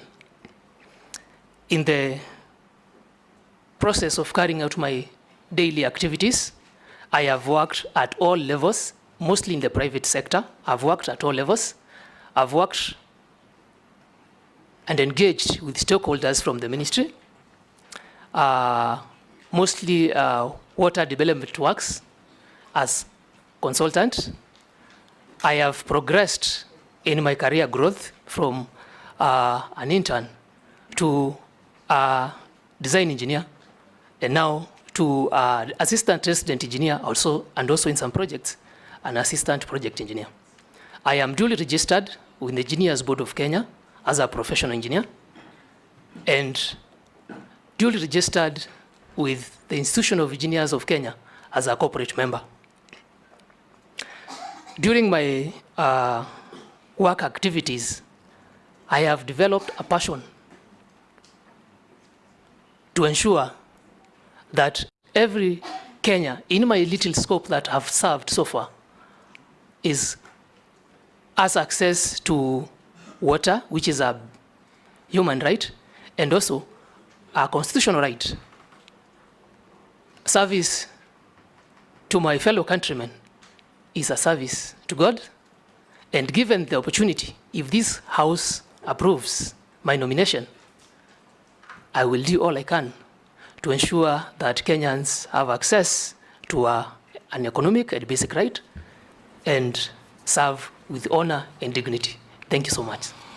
Thank you, Eric. I'll now invite members to ask you some questions, and I expect you to answer the questions clearly, precisely, and concisely. Hakuna stories. You just answer the questions as they are asked. I'll invite the Deputy Speaker to be the first to ask you. Thank you, Honorable Speaker.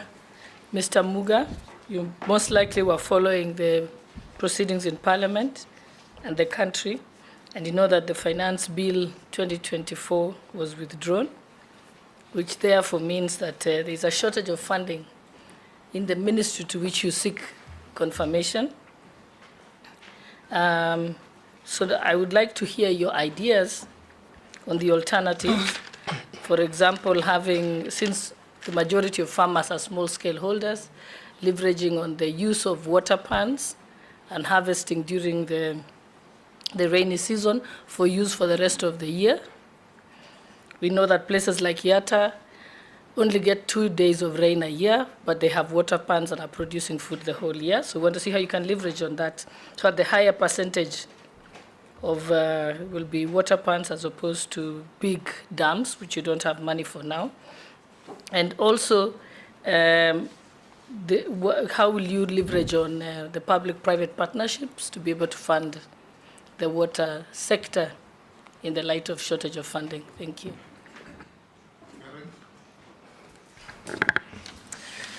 Thank you, Speaker, sir. I would like to respond to Honorable Gladys Boss' question on the rejected finance bill and shortage of funding. The Ministry of Water, Sanitation and Irrigation has two state departments, the State Department of Irrigation, State Department of Water and Sanitation. The two state departments, the State Department of Irrigation has had a budget cut of almost 1.7 billion. The State Department of Irrigation and Sanitation and Water has had a budget cut of 2.7 billion. That means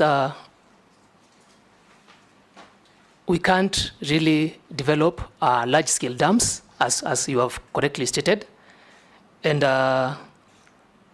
we need to raise funds. Raising funds, as one of the ways you've suggested, as you've mentioned, is the PPPs, public-private partnerships, that we package our projects in such a way that we attract public interest in our projects, but also ensure that the partnerships do not exploit the end user. The end user is the consumer. This, in the ministry, we have WASREB, Water Services Regulatory Board, and this will ensure that consumers who are the final end users of these services that the ministry seeks to offer will be served at the right tariffs. WASREB is responsible for the tariffs.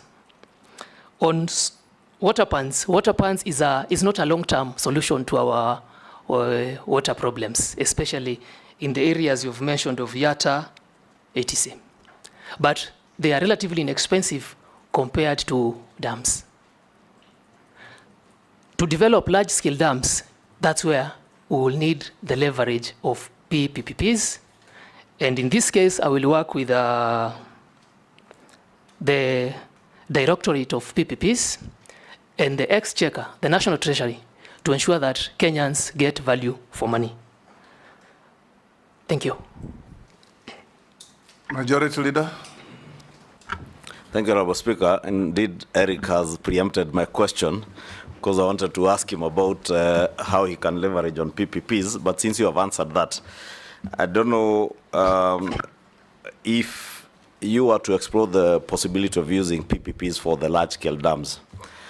Do you, in your opinion, think there is also an opportunity to leverage on the development of dams together with using those dams for agriculture and leasing land for large-scale farming, where you can get investors who will want to lease land for large-scale farming and at the same time develop the dams for use in the irrigation projects, and the same dams can be used to provide water, as you said, to end users at a rate that will not exploit the Kenyan consumers of water. Two, I have seen you have had quite some experience with in the area of sanitation, especially your work with the Nairobi River Sewerage Project. And one of your state departments, if approved, will deal with sanitation matters. How do you intend to deal with the issue of pollution? Working again together with the Ministry of Environment. Do you see any opportunities around that space? Thank you, Speaker. Eric.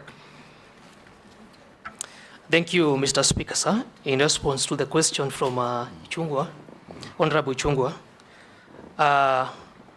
it is true that to develop large-scale dams, we will need external funding. that the government at the moment, due to austerity measures, cannot sustain.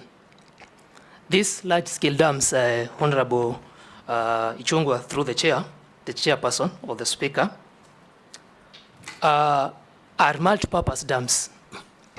They not only provide water for domestic use, which is basic, they also provide water for irrigation.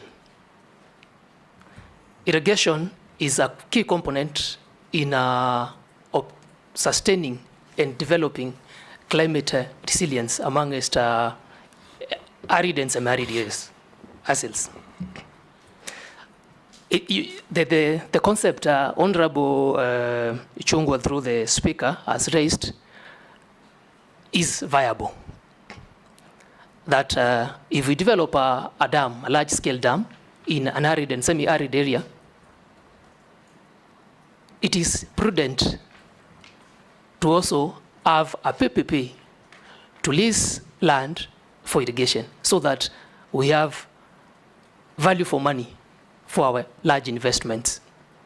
It would be utterly wrong, if approved by this House, if I don't explore that option. Water is a human right, and also water is intertwined with food security. So on irrigation, Honorable Ichung'wah, through the speaker, that is correct. That's correct. Could you tell us, since you've worked in the water sector, do you have any success? Do you know of any success stories where the dams, large-scale dams, have been built using the PPP method? Thank you for your question, Honorable Boss, through the speaker.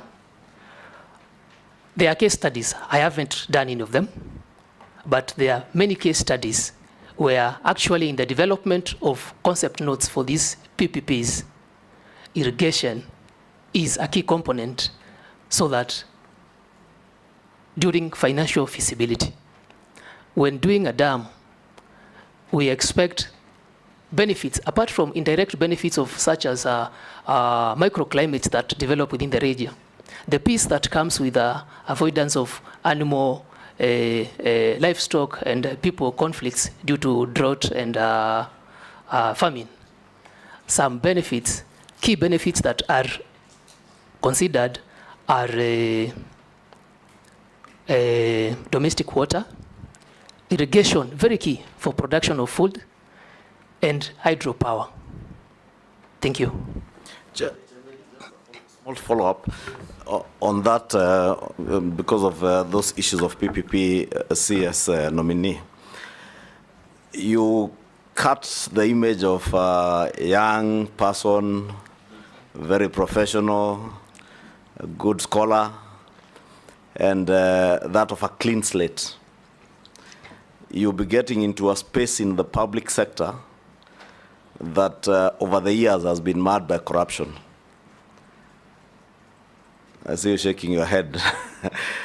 I hope that shaking of your head is signifying a determination that you will not get roped into the cartels that have bedeviled the water sector over the years. If you have been taken through the State Department of Irrigation and the construction of those mega dams, from Badasa to Ma Dam, they are all riddled with corruption. What can you tell the people of Kenya, and more so the young people of Kenya, in relation to where you stand today and the position you will take in the fight against corruption in the development of water resources in the country? Thank you, Speaker. In response to Honorable Ichung'wah's question on the fact that I am about to face cartels and corruption, I will put my stand public. I have diligently served in my previous positions. I have held transparency, accountability, and my firm stand on corruption is, as you've said, I come as a clean slate. I'm not beholden to anyone. I am not shackled or tethered to anyone. And I think this is my personal opinion. Corruption is a cancer in the society. We have to root it out one way or the other. And if my nomination is approved by this House, I will engage in my duties, bracing and embracing integrity, honesty, and accountability to lead from the front. And if there are couplets, and I would expect the same from state officers under my mandate in the ministry. And if any of them is found capable of this, I understand we are a constitutionally bound country, and I will let the agents that deal with corruption, that is the EACC, and other investigative bodies, take their course, and the law should be followed to the letter. Thank you, sir. Nelson. You come into the cabinet as the face of the young people. I'd like to know how you intend to use your ministry to create employment, because the biggest problem that we have in the country at the moment is youth unemployment.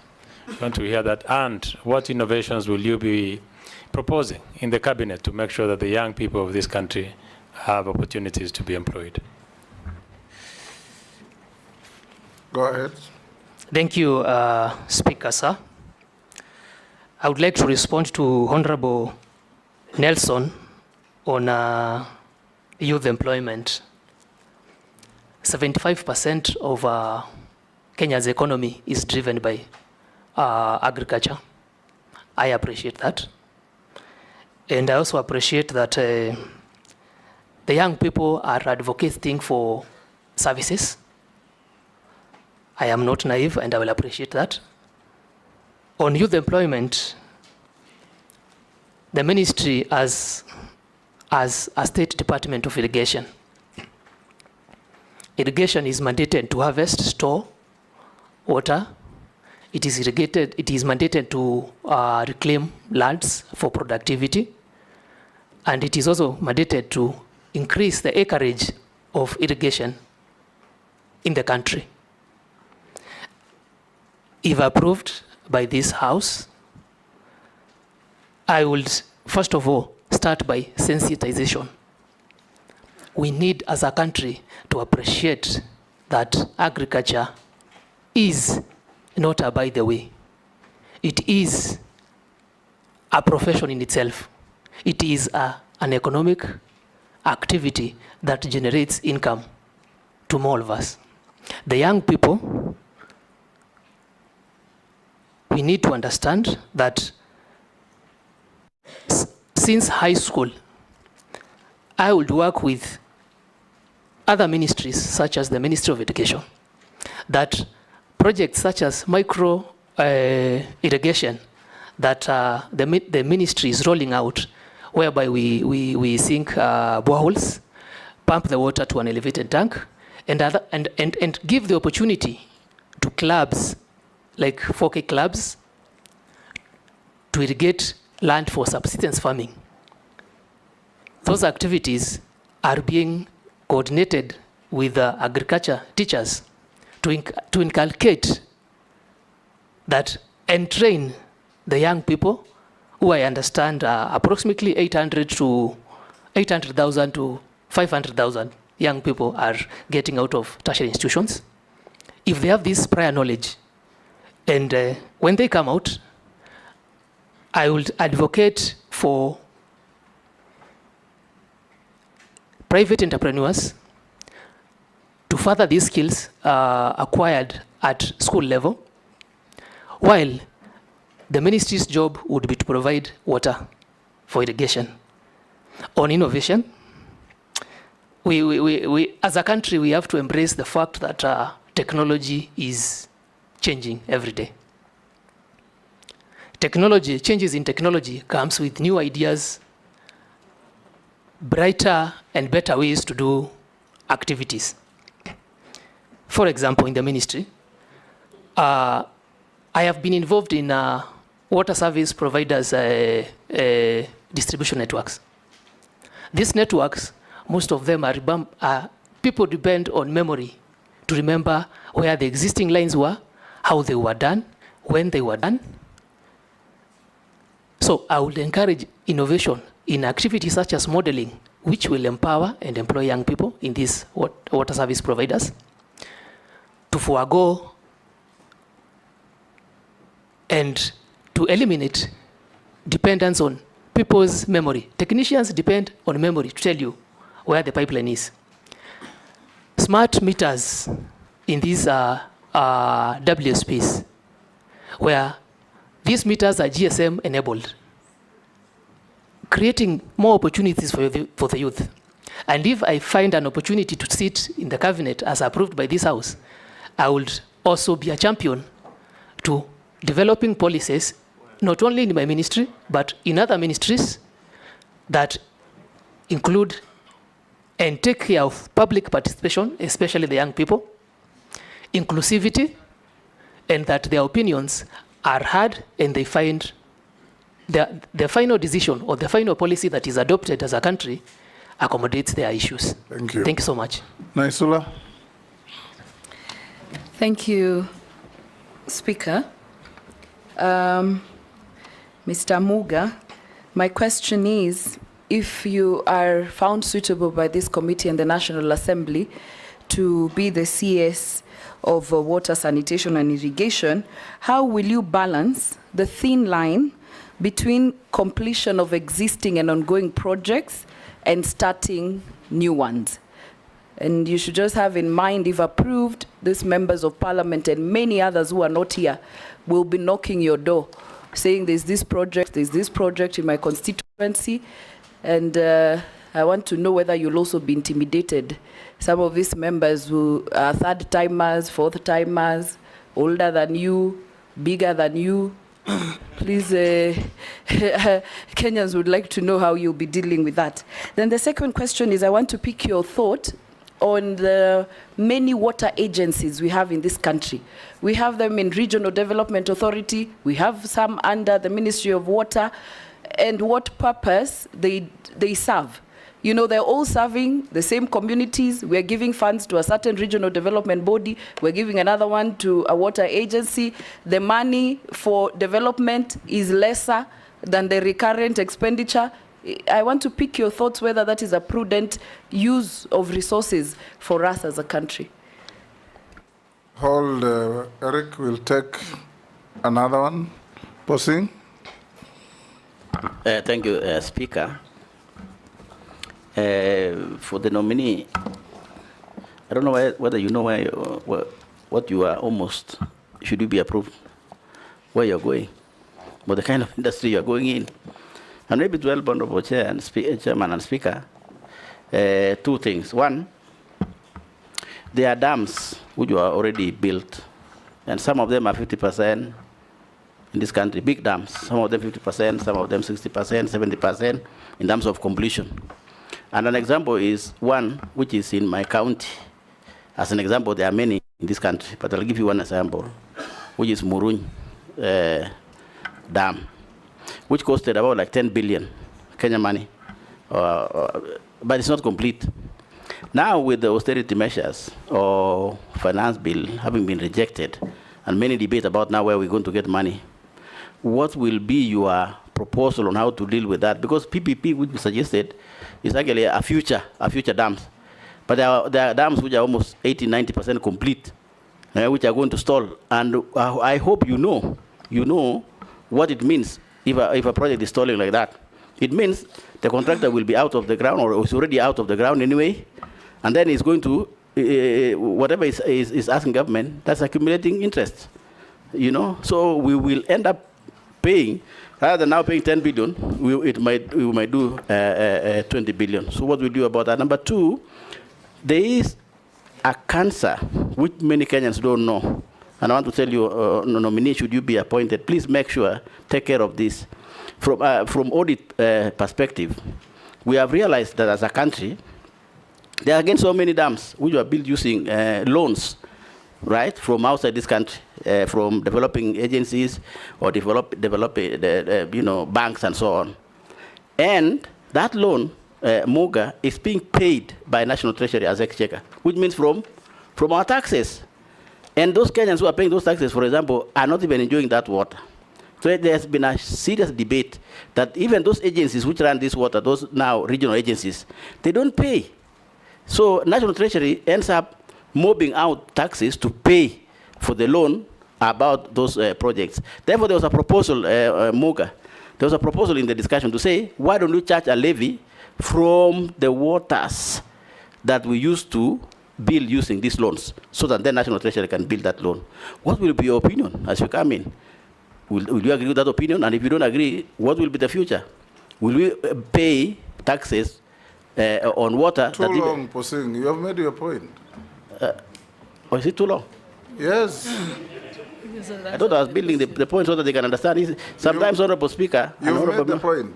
Yes, but sometimes we also help them to get knowledge. It's true. Okay. And there's a reason why we are in this committee, Chair. There's a reason. You've got the question. Start with Naisula, go to Posing. Thank you, Speaker. If I may respond to Honorable Nesula's question on the lean line between completion of projects and starting new projects. As I initially stated, I am well aware of our austerity measures. However, projects that have been started have already, Kenyans and the taxpayer has already sunk money in these projects. Honorable Nesula, through the Speaker, my target would first of all to complete these projects and ensure that Kenyans get value for their money. How do they get value for their money? Through connections.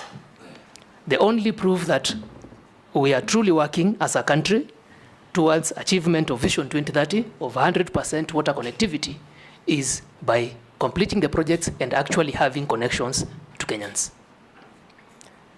I agree it's a thin line between, because the House members may want new projects in their areas. And I would like to be reasonable. And we'll ask the Speaker, the same matter might come to your House again, to protect me, because members, Kenyans have already spent money on old projects that are not helping anyone. Unless we complete this, then we'll have a chain of incomplete projects throughout the country. And the Vision 2030, and well aware that water is one of the SDGs, Sustainable Development Goals, we will not achieve that by 2030. The second question from Honorable Nesula through the Speaker was on my thoughts on the many water agencies we have in this country. Our constitution is very clear, and the Water Act 2016, on the establishment of institutions that are required to man and manage the water affairs of the country. In case there is need to review this, I will be open to advisement through, of course, consultation, because I'm a team player, and wide research to see whether we can channel that to a centralized system that is easier to monitor and save the recurrent expenditure that Honorable Nesula is worried about. Will members intimidate you?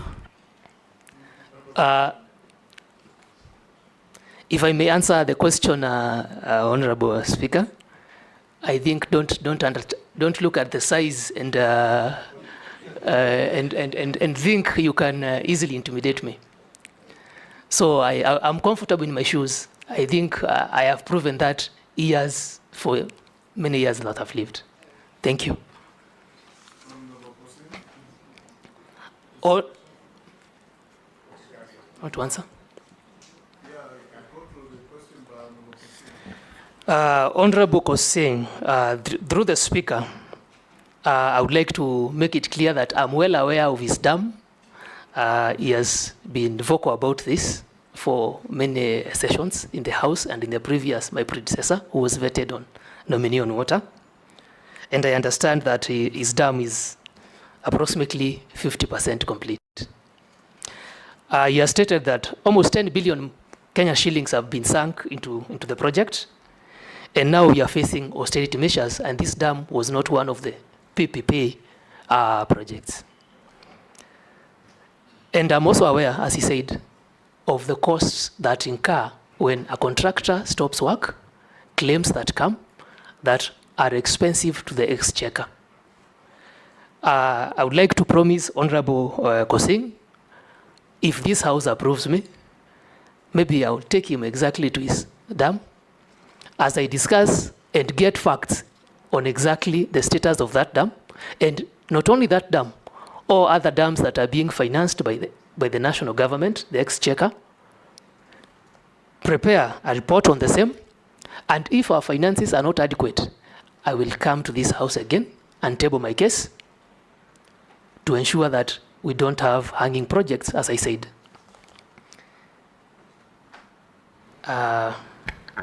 His second question was on loans that were taken by water works development agencies that are being serviced by the exchequer.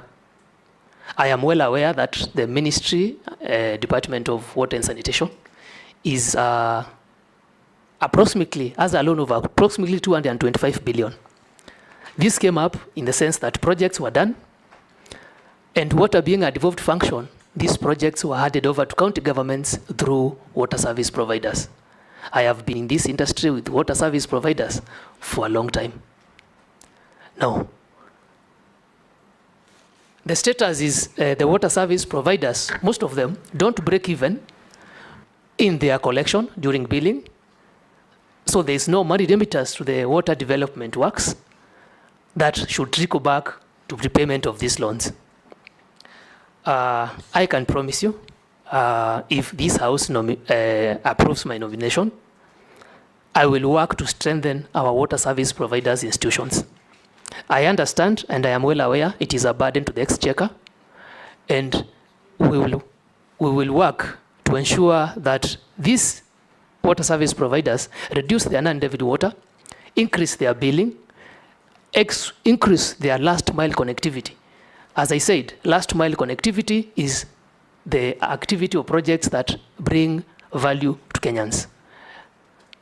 And through that, when our institutions become semi-autonomous, we can generate enough revenue to help in payback of these loans. Otherwise, I will have to consult with the National Treasury and also the task force established by the President on debt restructuring. Thank you. Gikaria. Thank you very much, Chair. Nothing much on the questionnaire that you did fill in. You have indicated you are a director in JAFEC Limited Company. Does it deal in water and sanitation issues? If yes, then how are you going to address, as per bullet 26, the conflict of interest, potential conflict of interest? Thank you, Chair. Thank you, Speaker Asa. If I can address the question from Honorable Gikaria, I understand the responsibilities of this office if approved by this honorable committee. And yes, JAFEC is a group of like-minded engineers, very bright, to be honest. And if approved by this House, I will have to take a step back from that. Under the conflict of interest, as I said earlier, I have given my word that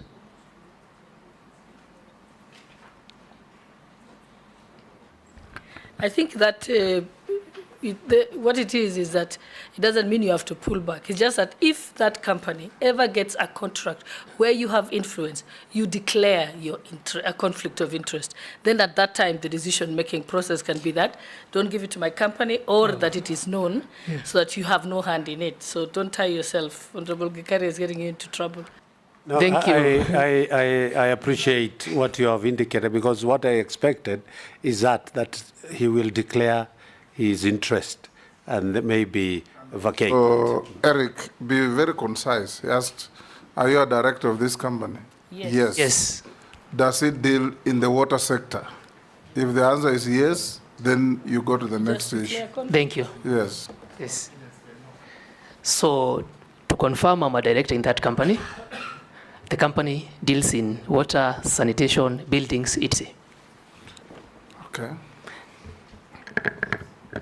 Robert Mbui, you'll pass. Owen? Looking at your CV, Mr. Muga, our nominee, I see that you have done extensive work in Kilifi. Thank you very much for that kind of work. I'm a young person, oh, not young really, but I want to ask you this question specifically, that you understand that environment. Water from Kilifi comes from Baricho. Baricho is on the lower side. For water to come to Mombasa, the water needs to go up. You know, so this is one of the unique cases in Kenya where you have water has to go up instead of gravity. The cost of electricity there is exorbitant, is very, very high. And the people of the coast actually have issues with power that is used for production of water. Now, the water is a constitutional right, but the cost of producing that water is very, very high, and therefore leading to high electricity bills with Kenya Power, and sometimes water is disconnected because of very high. What would be your solution to solve that problem, especially for the whole of coast region, where water has to be generated, has to be pumped up using electricity? What is your practical solution to that problem? Hold, Eric, yes, Murugara. Take those yes, two. thank you, Mr. Speaker. One question. Eric, Kenyans have waited for water for the last 60 years with abated breath. Millions of households everywhere are waiting for water. And they now look upon you, if approved by this House, to actually give them water. What is your word to them? And what should be their expectation from you as a young, qualified engineer in water, on whom they will place a lot of reliance as far as water is concerned?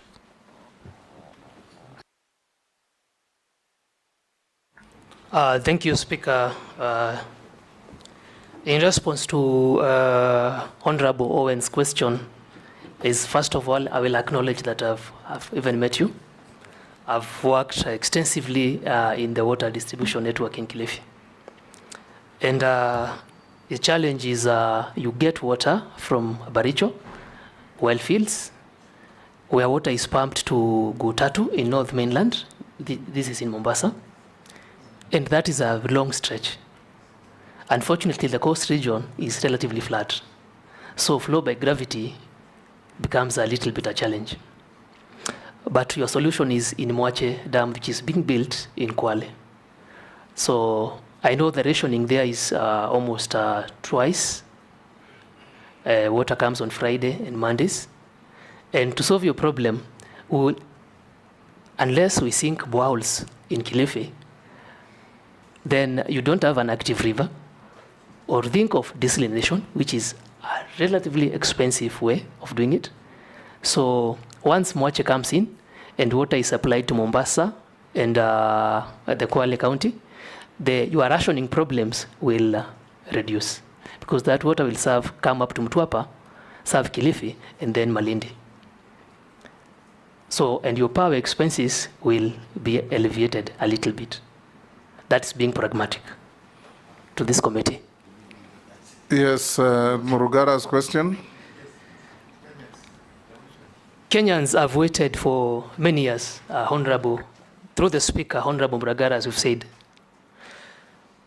The ministry has a vision of ensuring 100% connectivity to all Kenyans by 2030.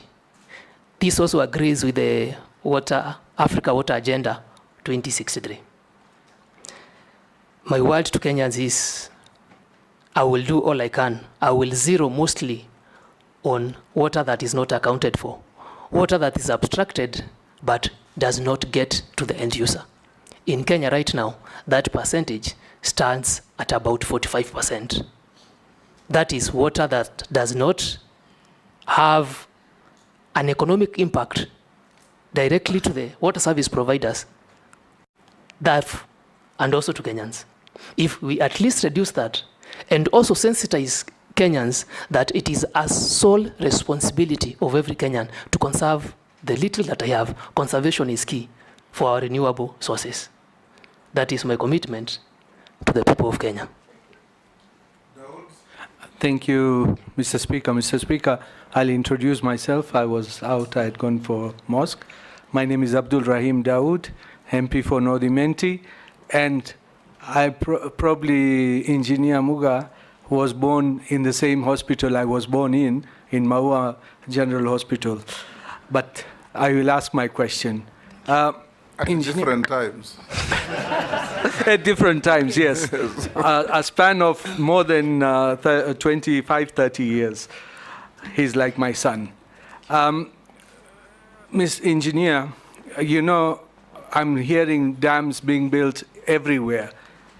But in our region, we've been told about the Kianjuri Dam, which will take water up to Tharaka. Not just Meru County, it will go up to Tharaka, maybe even Embu. I want to know, once you get in, you're talking about the existing which are there. If you come to do ours, will it be in this lifetime or maybe another lifetime? Second, there is a project which has been ongoing in Meru, sanitation, because sanitation is your forte. Sanitation, we've got Meru sewage plant, which has been built for the last 5 years, and it is never been completed. We need sewage everywhere in this country, plants. We need to get it out of towns. What do you envisage to do when you're there? And the last one is, you have talked about boreholes. I don't know if you're aware, in Nairobi, there are 6,000 boreholes. Only 2,000 are licensed. 4,000 boreholes are not licensed.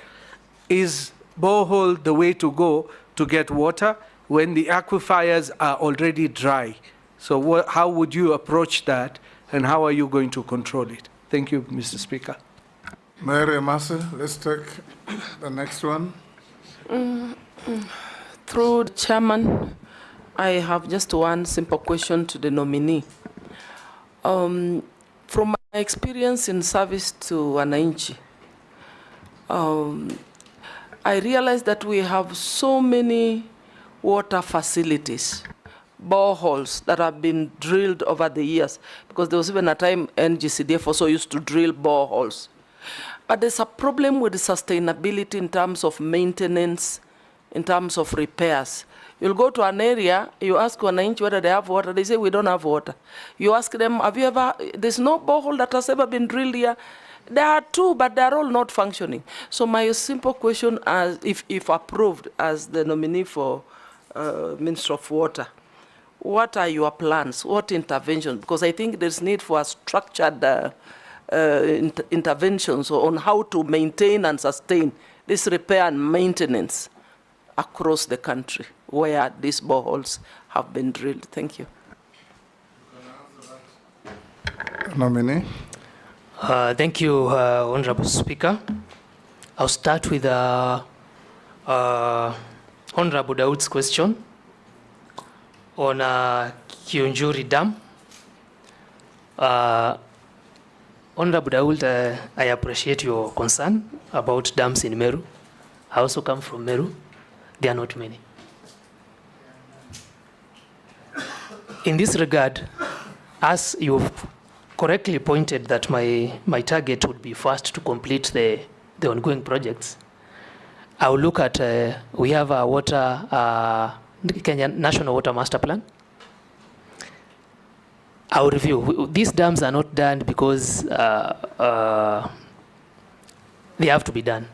They are done on need basis. So if there are regions that are more deserving, in the spirit of integrity, we will do the right thing. And as you said... Point of order. Yes. Point of order, Speaker. Yes, Daud. The nominee, although he comes from my county, and he's aware of, maybe he's lived out of Meru for long, and he says they will prioritize where there is a need. Honorable Murugara's constituency and his county, there is a big need. Even in my constituency, there is a big need. So let us not be put in the ones who are satisfied. We are not satisfied. Go ahead. Thank you for that, Honorable Daud. I'm not saying that you are satisfied. Let me clarify myself through the chair, through the speaker. I'm well aware of regions in Meru, like Tharaka, and I am well aware the president the other day commissioned a Duchi dam. Yes, it's someplace in Tharaka. Yes, yes. So, if we look at the master plan, the national water master plan, and which I have not, I've lived in Meru my entire life, first of all, to clarify that. So I am not a stranger to those lands, and even Honorable Muragara's region. All I can promise you is that we will look at the needs of Kenyans and also serve them on need basis. If your region is truly deserving of that, Honorable Muragara and Honorable Daud, your time shall come. The next question was sanitation in Meru. I am aware of that project that has taken long to be completed. I don't have the details right now, but I can assure Honorable Daud that I'll find out and get back to you. Through the chair, the speaker, Honorable Emase, your question was on sustainability of operations and maintenance. I would like to pronounce myself that operations and maintenance is mostly the responsibility of the WSP, unless you have privately owned facilities. For this to happen, it's a revenue problem. I have pronounced myself before this honorable committee that I am targeting to reduce non-revenue water from a bigger percentage, which is currently at 45, and bring it to less than 20, to allow the WSPs have adequate revenue to undertake operations and maintenance. Secondly, uptake of technology will play a vital role through the speaker in ensuring that operations and maintenance are minimized in such that if all our water facilities are well mapped in a centralized program, part of the innovation I was talking about, it is easier to pinpoint the year when they were built and to pinpoint when their time comes for repairs and maintenance. I hope I address your question, Honorable Mase. There was a question, Honorable Speaker, by Honorable Daud on boreholes in Nairobi, where you noted there was an article circulating that talked of 6,000 boreholes in Nairobi, and there's a possibility of Nairobi taps running dry. I am aware that regulation of sinking boreholes and approvals are given by the Water Resources Authority. However, the Water Resources Authority, and like most of our government institutions, are underfunded, and the resources in terms of personnel is minimal. My solution to this problem is, first of all, empower our institutions with the right resources, with the right personnel, and with people of merit. Meritocracy should be a key conversation in the ministry. Secondly, our boreholes could also be running dry because of their close proximity. There are provisions in design on the distance in between one borehole to the other because of recharge time. And also, Nairobi is every day turning into a concrete jungle. I will work in partnership with departments of planning in the county government and have something we call detention and retention ponds. To the point that when it rains, the water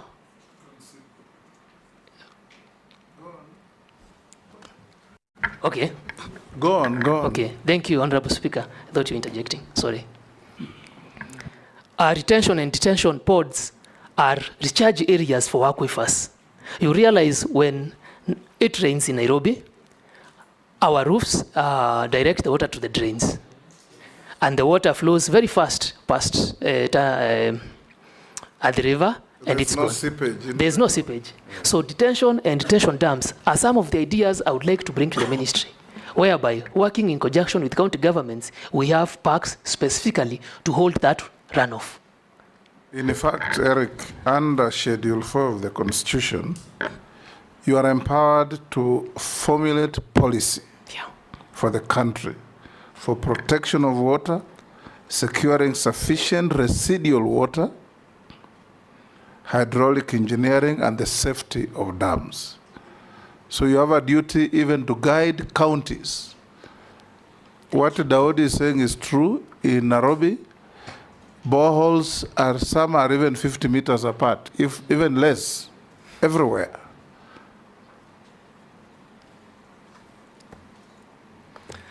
Thank you, Honorable Speaker, for that support.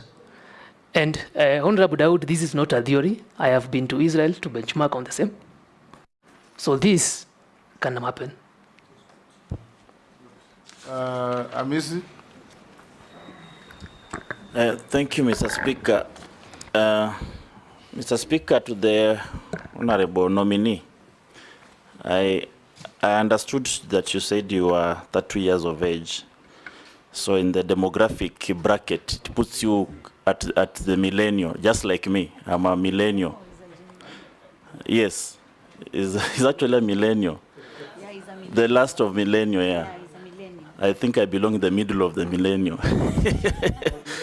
Yeah, so you are basically closer. You are the closest the Gen Zs can come to. And that puts you like a control experiment in the management of the nation. A point whereby if you succeed, the young people feels that, yes, we can do it, one of our own did it. And if you fail, that will be the end of the young people's agitation in this country, because you will give a mark that even if you are given a responsibility, one of your own was there, and this is what he did. You understand that's a very, very important position you are going in. And that marks my question that what is this managerial experience that you bring to the ministry that you are going in? Then secondly, there is a drought problem in this country, and the water harvesting has been suggested as one of the ways of combating, just to mitigate the effects of drought on the supply of water, and especially to schools, because you see members of parliament running helter-skelter in town looking for water from all the ministries and parastatals. It's basically the problems of water in schools. How do you intend to mitigate the drought area and the supply of water to schools across the country? I want you to juxtapose that one with the presence of Lotikipi. There is a Lotikipi aquifer that can supply, it has been found out that it can actually supply underground water for 70 years to this country.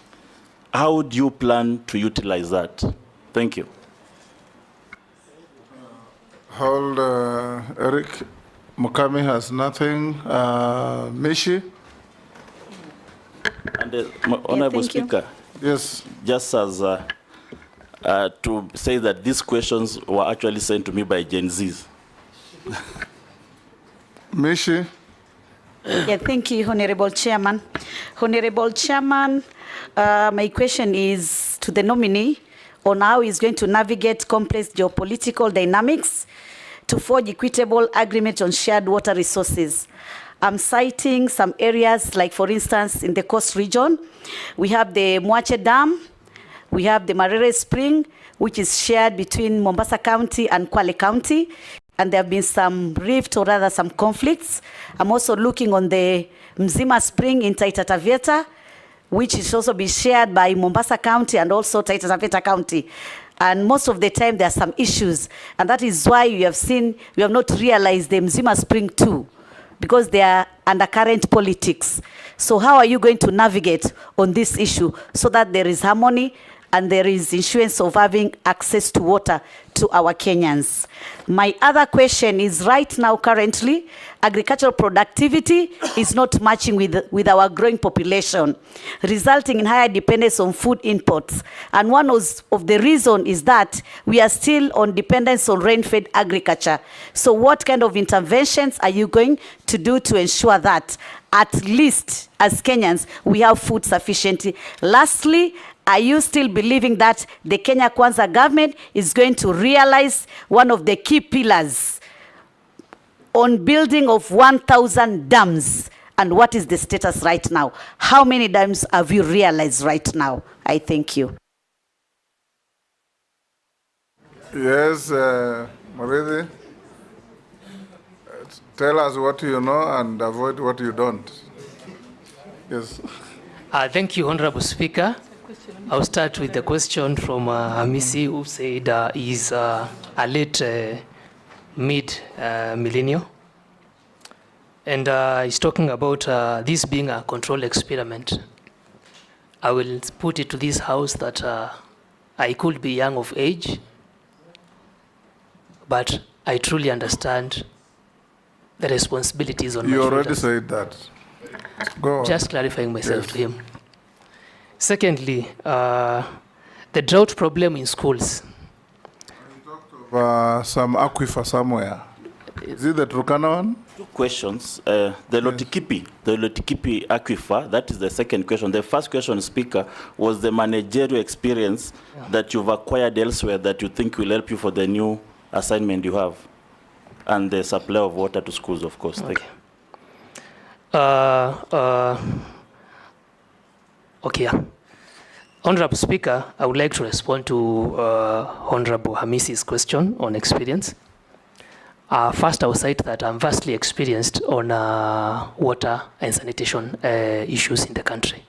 I have, as I said, I have worked as a team leader, design, etc. This experience does not mean that professionals in the ministry don't have it.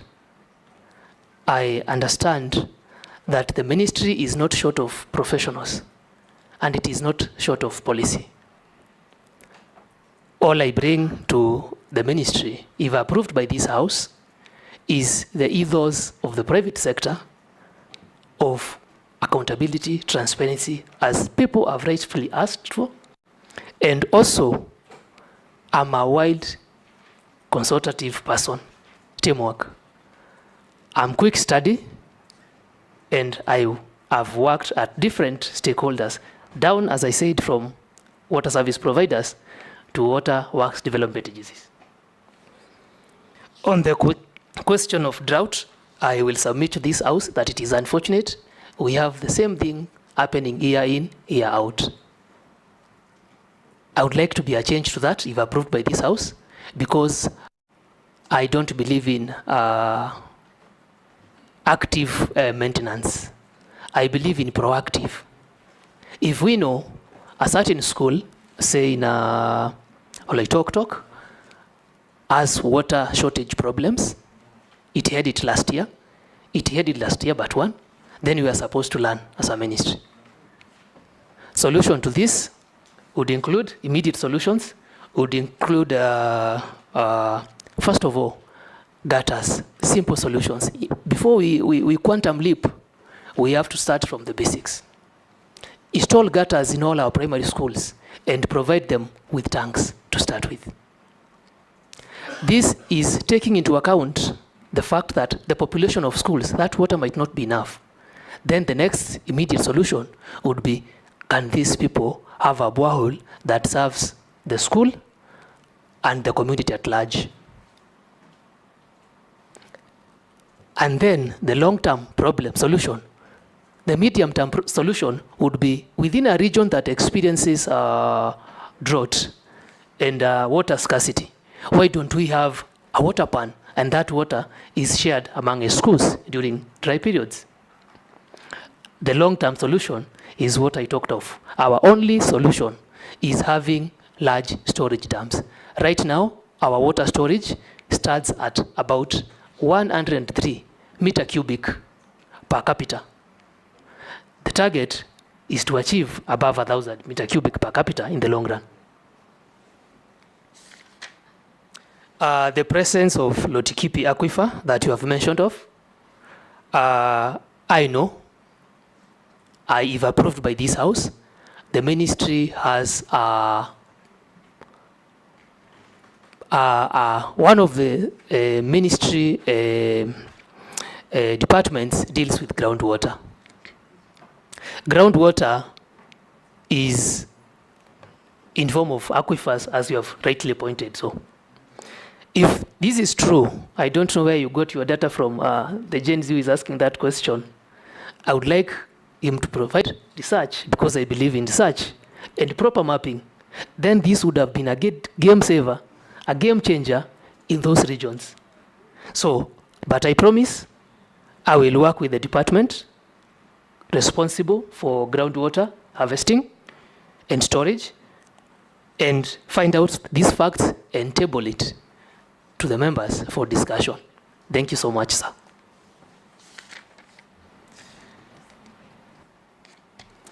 Honorable, if I may, Honorable Speaker, to respond to Mishi. Mishi, I will say I was part of the team that looked at the distribution network in Taita Taveta a while back, if you look at my CV. And I understand that these water resources are shared between counties within that region.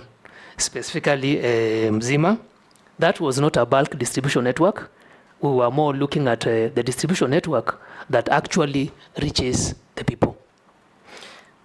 I understand in the Water Act 2016, it is the mandate of the Cabinet Secretary under this docket I'm nominated for to ensure catchment and interbasin transfers are amicable. Kindly, if I get into office approved by this House, Honorable Mishi, I will ensure we have smooth sharing of resources, because all these resources belong to all peoples of Kenya. They could be in your county, but if there's a room for us to accommodate the other and provide water to another Kenyan somewhere else, but I'll get back to you with a proper written discussion on that. And I will also ask for your support on the same, because members within that region have a say to the resources in their region. Thank you so much. Russell, sorry, Sharia. Thank you, Mr. Speaker. I guess I had stepped out. That's why you think I'm not here anymore. Yes. I'd gone to the mosque. To pray for Thank you. Eric, my name is Abdi Shuria, MP Balambala. Mine is one very simple question. The right to clean water is seriously hampered by the lack of water infrastructure investments in the rural areas.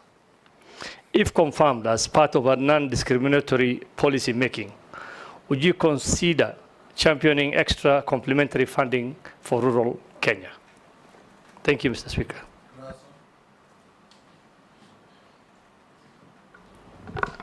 Thank you very much, Honorable Speaker.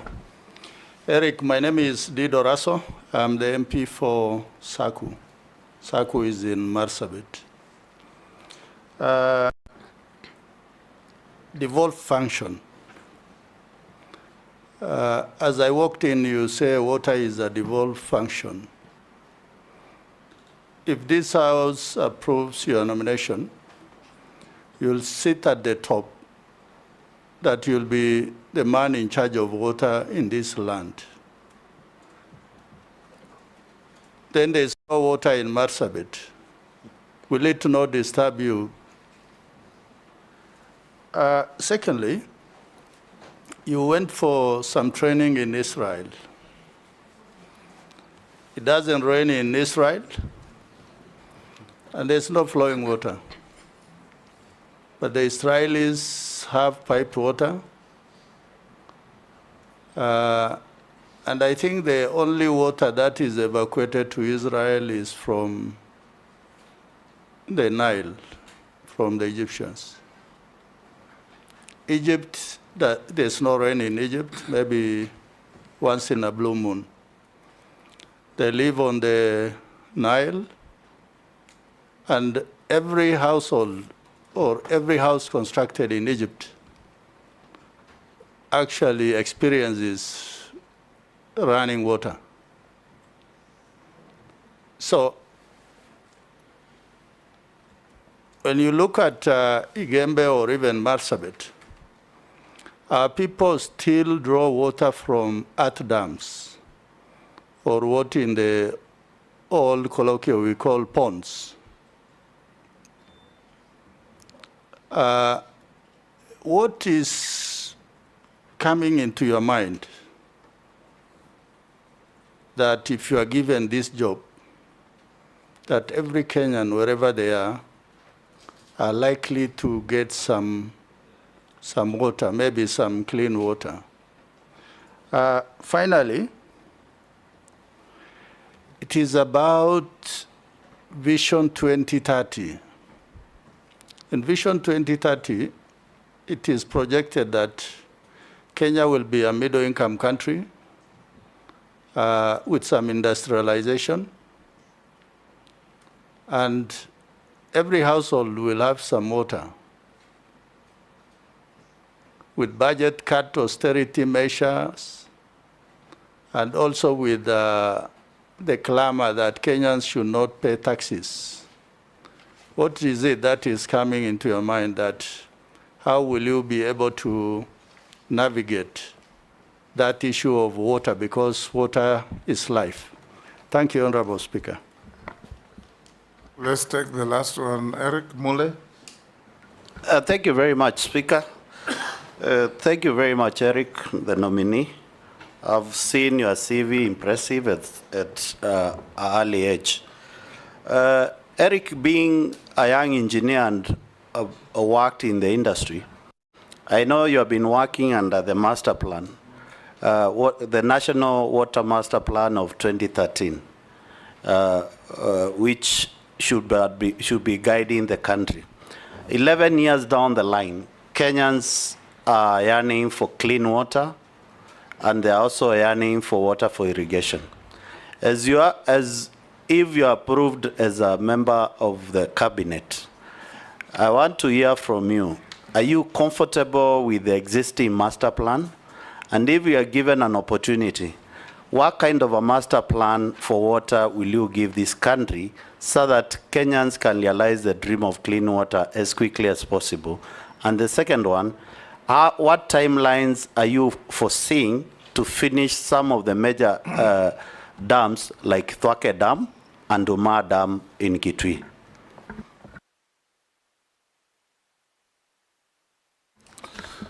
Answer those from Shurie, Raso, and Honorable Mule. Thank you, Honorable Speaker.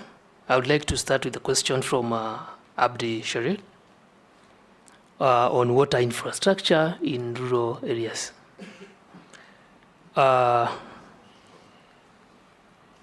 And the funding, whether I would invest more on rural areas. I understand that more than 85% of the country is rural, and these people too deserve the human right of having water and sanitation, improved sanitation. And to do that, we have to leverage now, because of austerity measures, on other development partners. I'm sorry, I think you were not there when I explained this to Honorable Chungwa and Desuda. We have to package I'll repeat, we have to package our projects in such a way that they're attractive to private investors to start with. Water service providers, I don't know where you come from, the region, the name of the water service provider. I come from Garissa. What is the name of your water service provider? The city, the company that provides water. I come from a rural constituency, so which I do not have, but if you want this Garissa water. Yes, thank you. But they don't serve my constituency. Yeah, so the county government has the responsibility of last mile connectivity. And to do this, the county government sets up water service providers. Water service providers actually do the actual connections, the last mile connection. So if you're not covered, I can work in synergy with your county government and understand why the water service provider does not cover your region. Secondly, on funding, those water service providers don't actually, so most of them don't break even in matters billing and the expenses O&M, operations and maintenance. To solve this problem, we would have to have the right personnel, invest, as I said, on smart meters, minimize non-revenue water, have these water service providers function as semi-autonomous bodies so that they can also attract funding, because the point here is source for funding. Secondly, we can package a project in your rural areas and pitch to international developers, our development partners.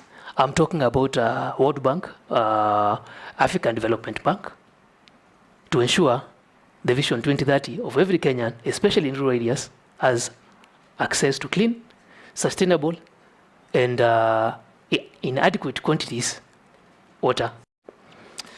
The question from Honorable Russo, if I may answer this through the speaker. Russo, sorry, my apologies, Honorable. Russo, if I may answer this through the speaker, that water is a devolved function. And your question was, how do I feel that Marsabit don't have water? I am sad, sir. To be honest, I am sad. As you said, that is how I feel. And it is very unfortunate to the people of Marsabit. I will tie this to the question on Israel. Israel is their available water resources, renewable water resources, they are not as endowed as we are as a country. It is unfortunate that 84% of our renewable water resources, Honorable Speaker, go to the ocean. When it rains, we have seen the devastating, the havoc caused by that water, loss of human life in regions just below your area. And that water is supposed to be, is God-given gift for us to be self-sustainable. To solve that problem, the immediate solution is what I talked about, water pans that are relatively inexpensive.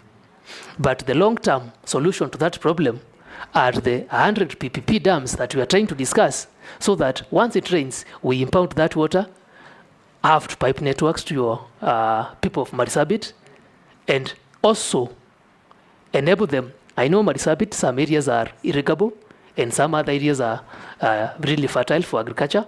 They can do double irrigation without depending on rain-fed agriculture, solving our climate resilience and drought resilience at the same time. So it's a matter of funding. Question from Vision 2030. There was a question on Vision 2030 and austerity of measures and funding. I think I've covered that well. I answered your question on the water problems in Marsabit and long-term solutions. Honorable Mule, there was a question on I've worked with master plans for more than 11 years. As you've said, rightly pointed out, that I will clarify myself. This is my position. What a master plan is a blueprint. It is but a guide. It is not cast on stone. And there are always rooms for adjustments, improvements, and better. Because as we are embracing technology... Speaker, probably I need to I'm referring to the National Master Plan for Water, the Kenya National Master Plan, which was developed in 2013 with the help of JICA, which gives Kenya the way forward on how to manage, give Kenyans water, supply water. It has been in place for the last 11 years. Is it working? Because you have been on the field. If it is not working, if you are given an opportunity by this committee and approved, are you comfortable with our master plan, or you need to go back to the drawing board and come up with a master plan which can help? And my second question was, what are the plans for major dams like Thwake, Dam? Okay, if you know about them, answer. I want to respond to on the... You are not a minister yet. Yeah, I know on the situation of the Kenya Water Master Plan. I've worked with it. The problem is not the master plan. The problem is the funding. And I've discussed that, Honorable Mule, through the speaker, that the master plans are okay. The main challenge in this country is funding. So if the master plan is not working, it means we are not implementing it as it should be because of inadequate resources. Your second question on Duake and Uma dams. Sir, I know these dams are ongoing, but I'm not already, the House has not approved me to be a CS. I'm still a nominee. But if the House approves me, I can give you a status and exactly what is happening in writing. Thank you. Naisula? This is the very last. The very last. And I really wanted to say this and to ask the nominee, the issue of equity in water resource in this country. It is in public domain, and many of these members know that when a CS or a PS, there have been allegations that when a CS or a PS sits there, they allocate water resources to the regions that they come from. And also we have even seen there were allegations where a CS and a PS were fighting over projects, firing people, moving projects. I want to know how you will ensure there is equity in every part of this country, regardless of how they vote, regardless of where people are, to make sure that water is available in every part of this country. Yes, go on, Eric. Whether you'll be CS of Kenya or Igembe. Thank you, Honorable Speaker. If I may respond to Honorable Lisuda, if you ask out there, people who have worked with me, they know my stand on integrity and honesty. I know it's out there. Kenyans will tell you. And I've responded to the same question to Honorable Murugara and Honorable Dawood. When pressed on the question of whether I will allocate them dams. They were very excited that you will be taking water to their region.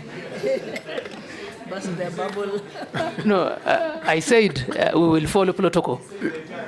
Yes. Okay.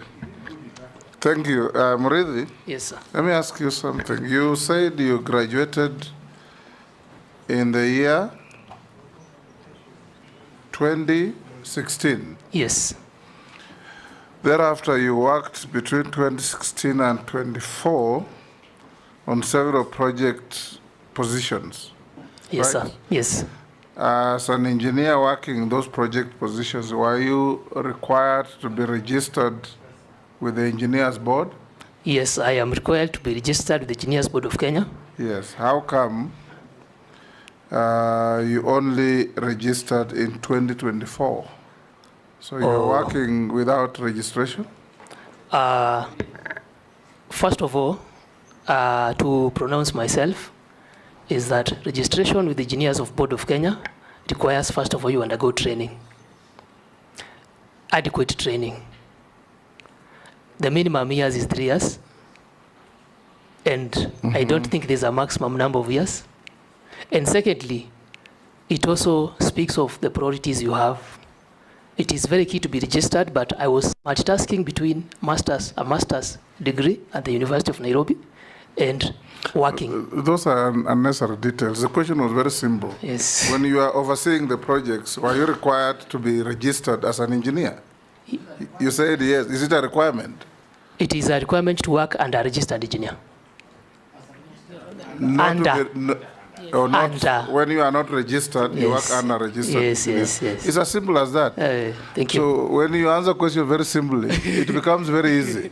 Thank you. When you over-explain, you can land into difficulties. Thank you, Speaker. Thank you. Yes.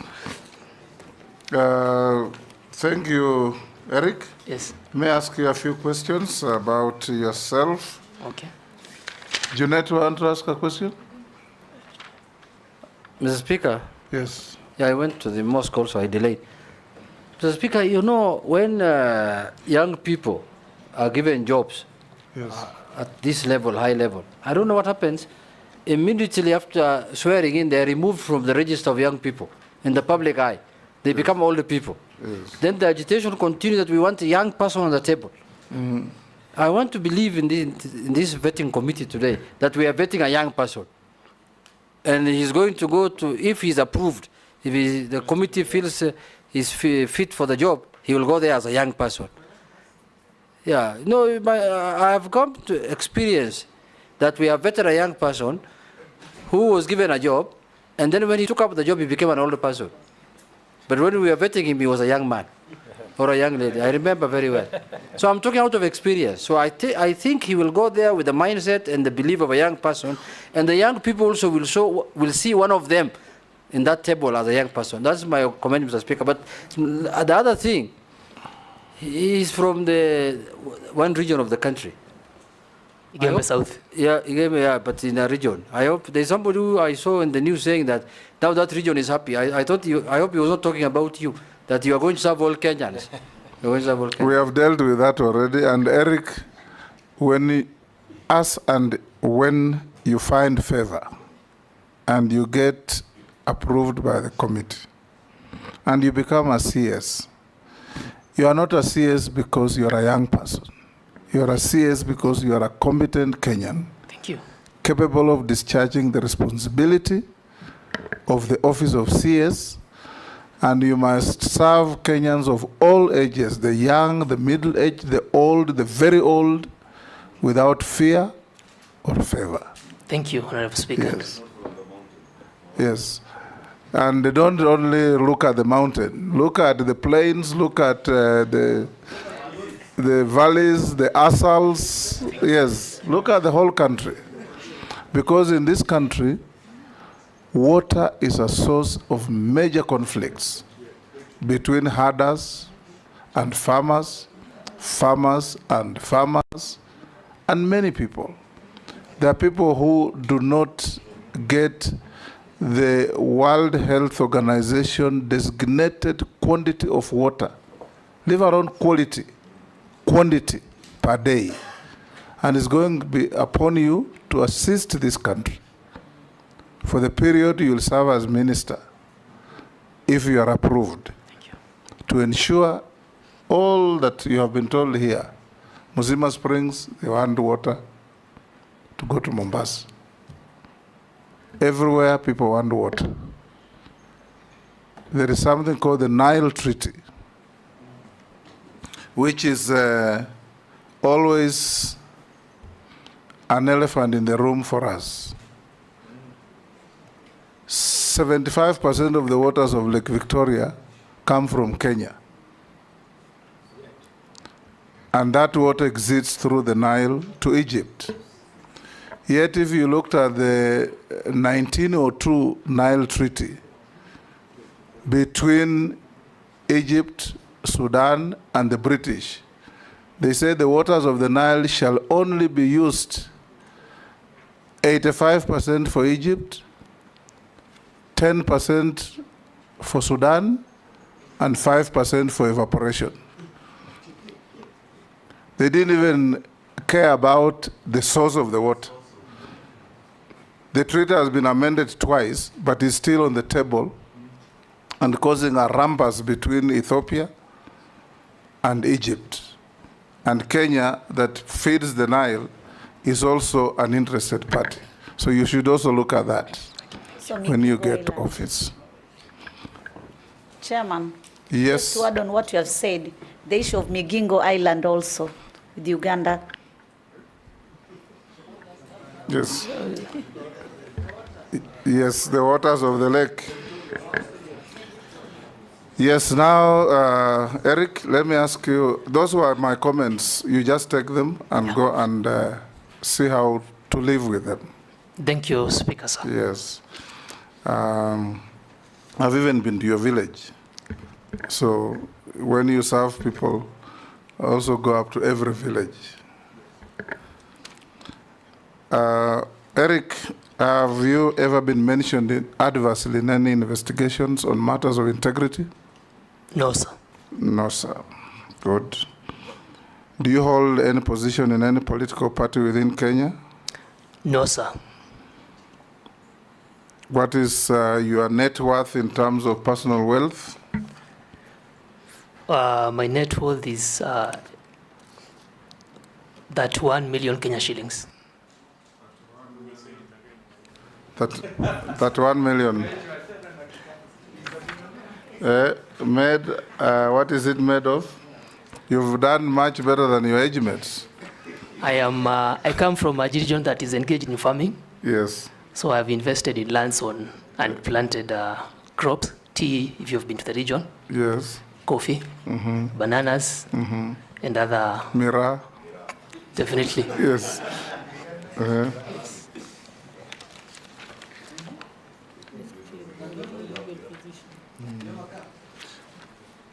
Okay, Eric, thank you very much. Yes. I was asking whether he has a car. Do you own a car? No. I have chosen to invest instead of buying a car to start with. Yes. If you are approved and appointed, and you get into the office, and tomorrow a major contractor in the water sector comes and offers you a car, will you take it? No. Mr. Speaker. Yes. His MP, Honorable Paul, when he entered Parliament, he as well did not have a car. But President Uhuru bought him a car and he yes, accepted but it. you see, if he is appointed as a CS, he will definitely be getting mortgage. I mean, Order, Dawood. The Speaker. There is no member of this committee who has a duty to defend a nominee. We're just asking him questions. They are not meant to trick him in any situation. Mr. Speaker? Yes. Now that the nominee has said he doesn't have a car, and he has never owned one, I wanted to know what is his dream car? Which one are you looking? What's your dream? Which one are you dreaming that one day? Which one? Eric, don't answer that. Honorable Speaker, I will need your protection in future. Yes, don't answer that. Did he answer your question? Yes. No, he didn't. Offered a car by a contractor in the water sector. He said no. Okay. You are going into a ministry like many others. You know, the service ministries, water, roads, and agriculture, and all this, health, they are infiltrated by mega cartels, literally mafia. And you must, as a young person, resist their approaches to you and fight them out of the ministry so that you run a clean ministry to help Kenyans. Thank you. Eric, we are done with you. We have looked at your papers against what we have. We found them okay. There was no memorandum from the public against you. We now release you to go back to your other engagements and wait to hear your fate from this committee at a later stage. Thank you, Speaker, and thank you, honorable members, for the engagement. I appreciate comments from all of you. And also, I would like to thank Kenyans who have been sending me messages of goodwill. And I hope that this committee rules in my favor. Have a good day, ladies and gentlemen. Thank you.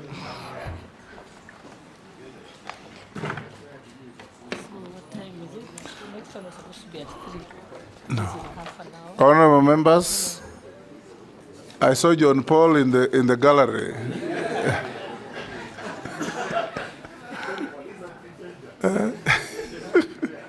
Honorable members, you now break for lunch for 30 minutes. Lunch is also available to the media and everybody else here. 30 minutes, members, then we're back to take 2 more and we close.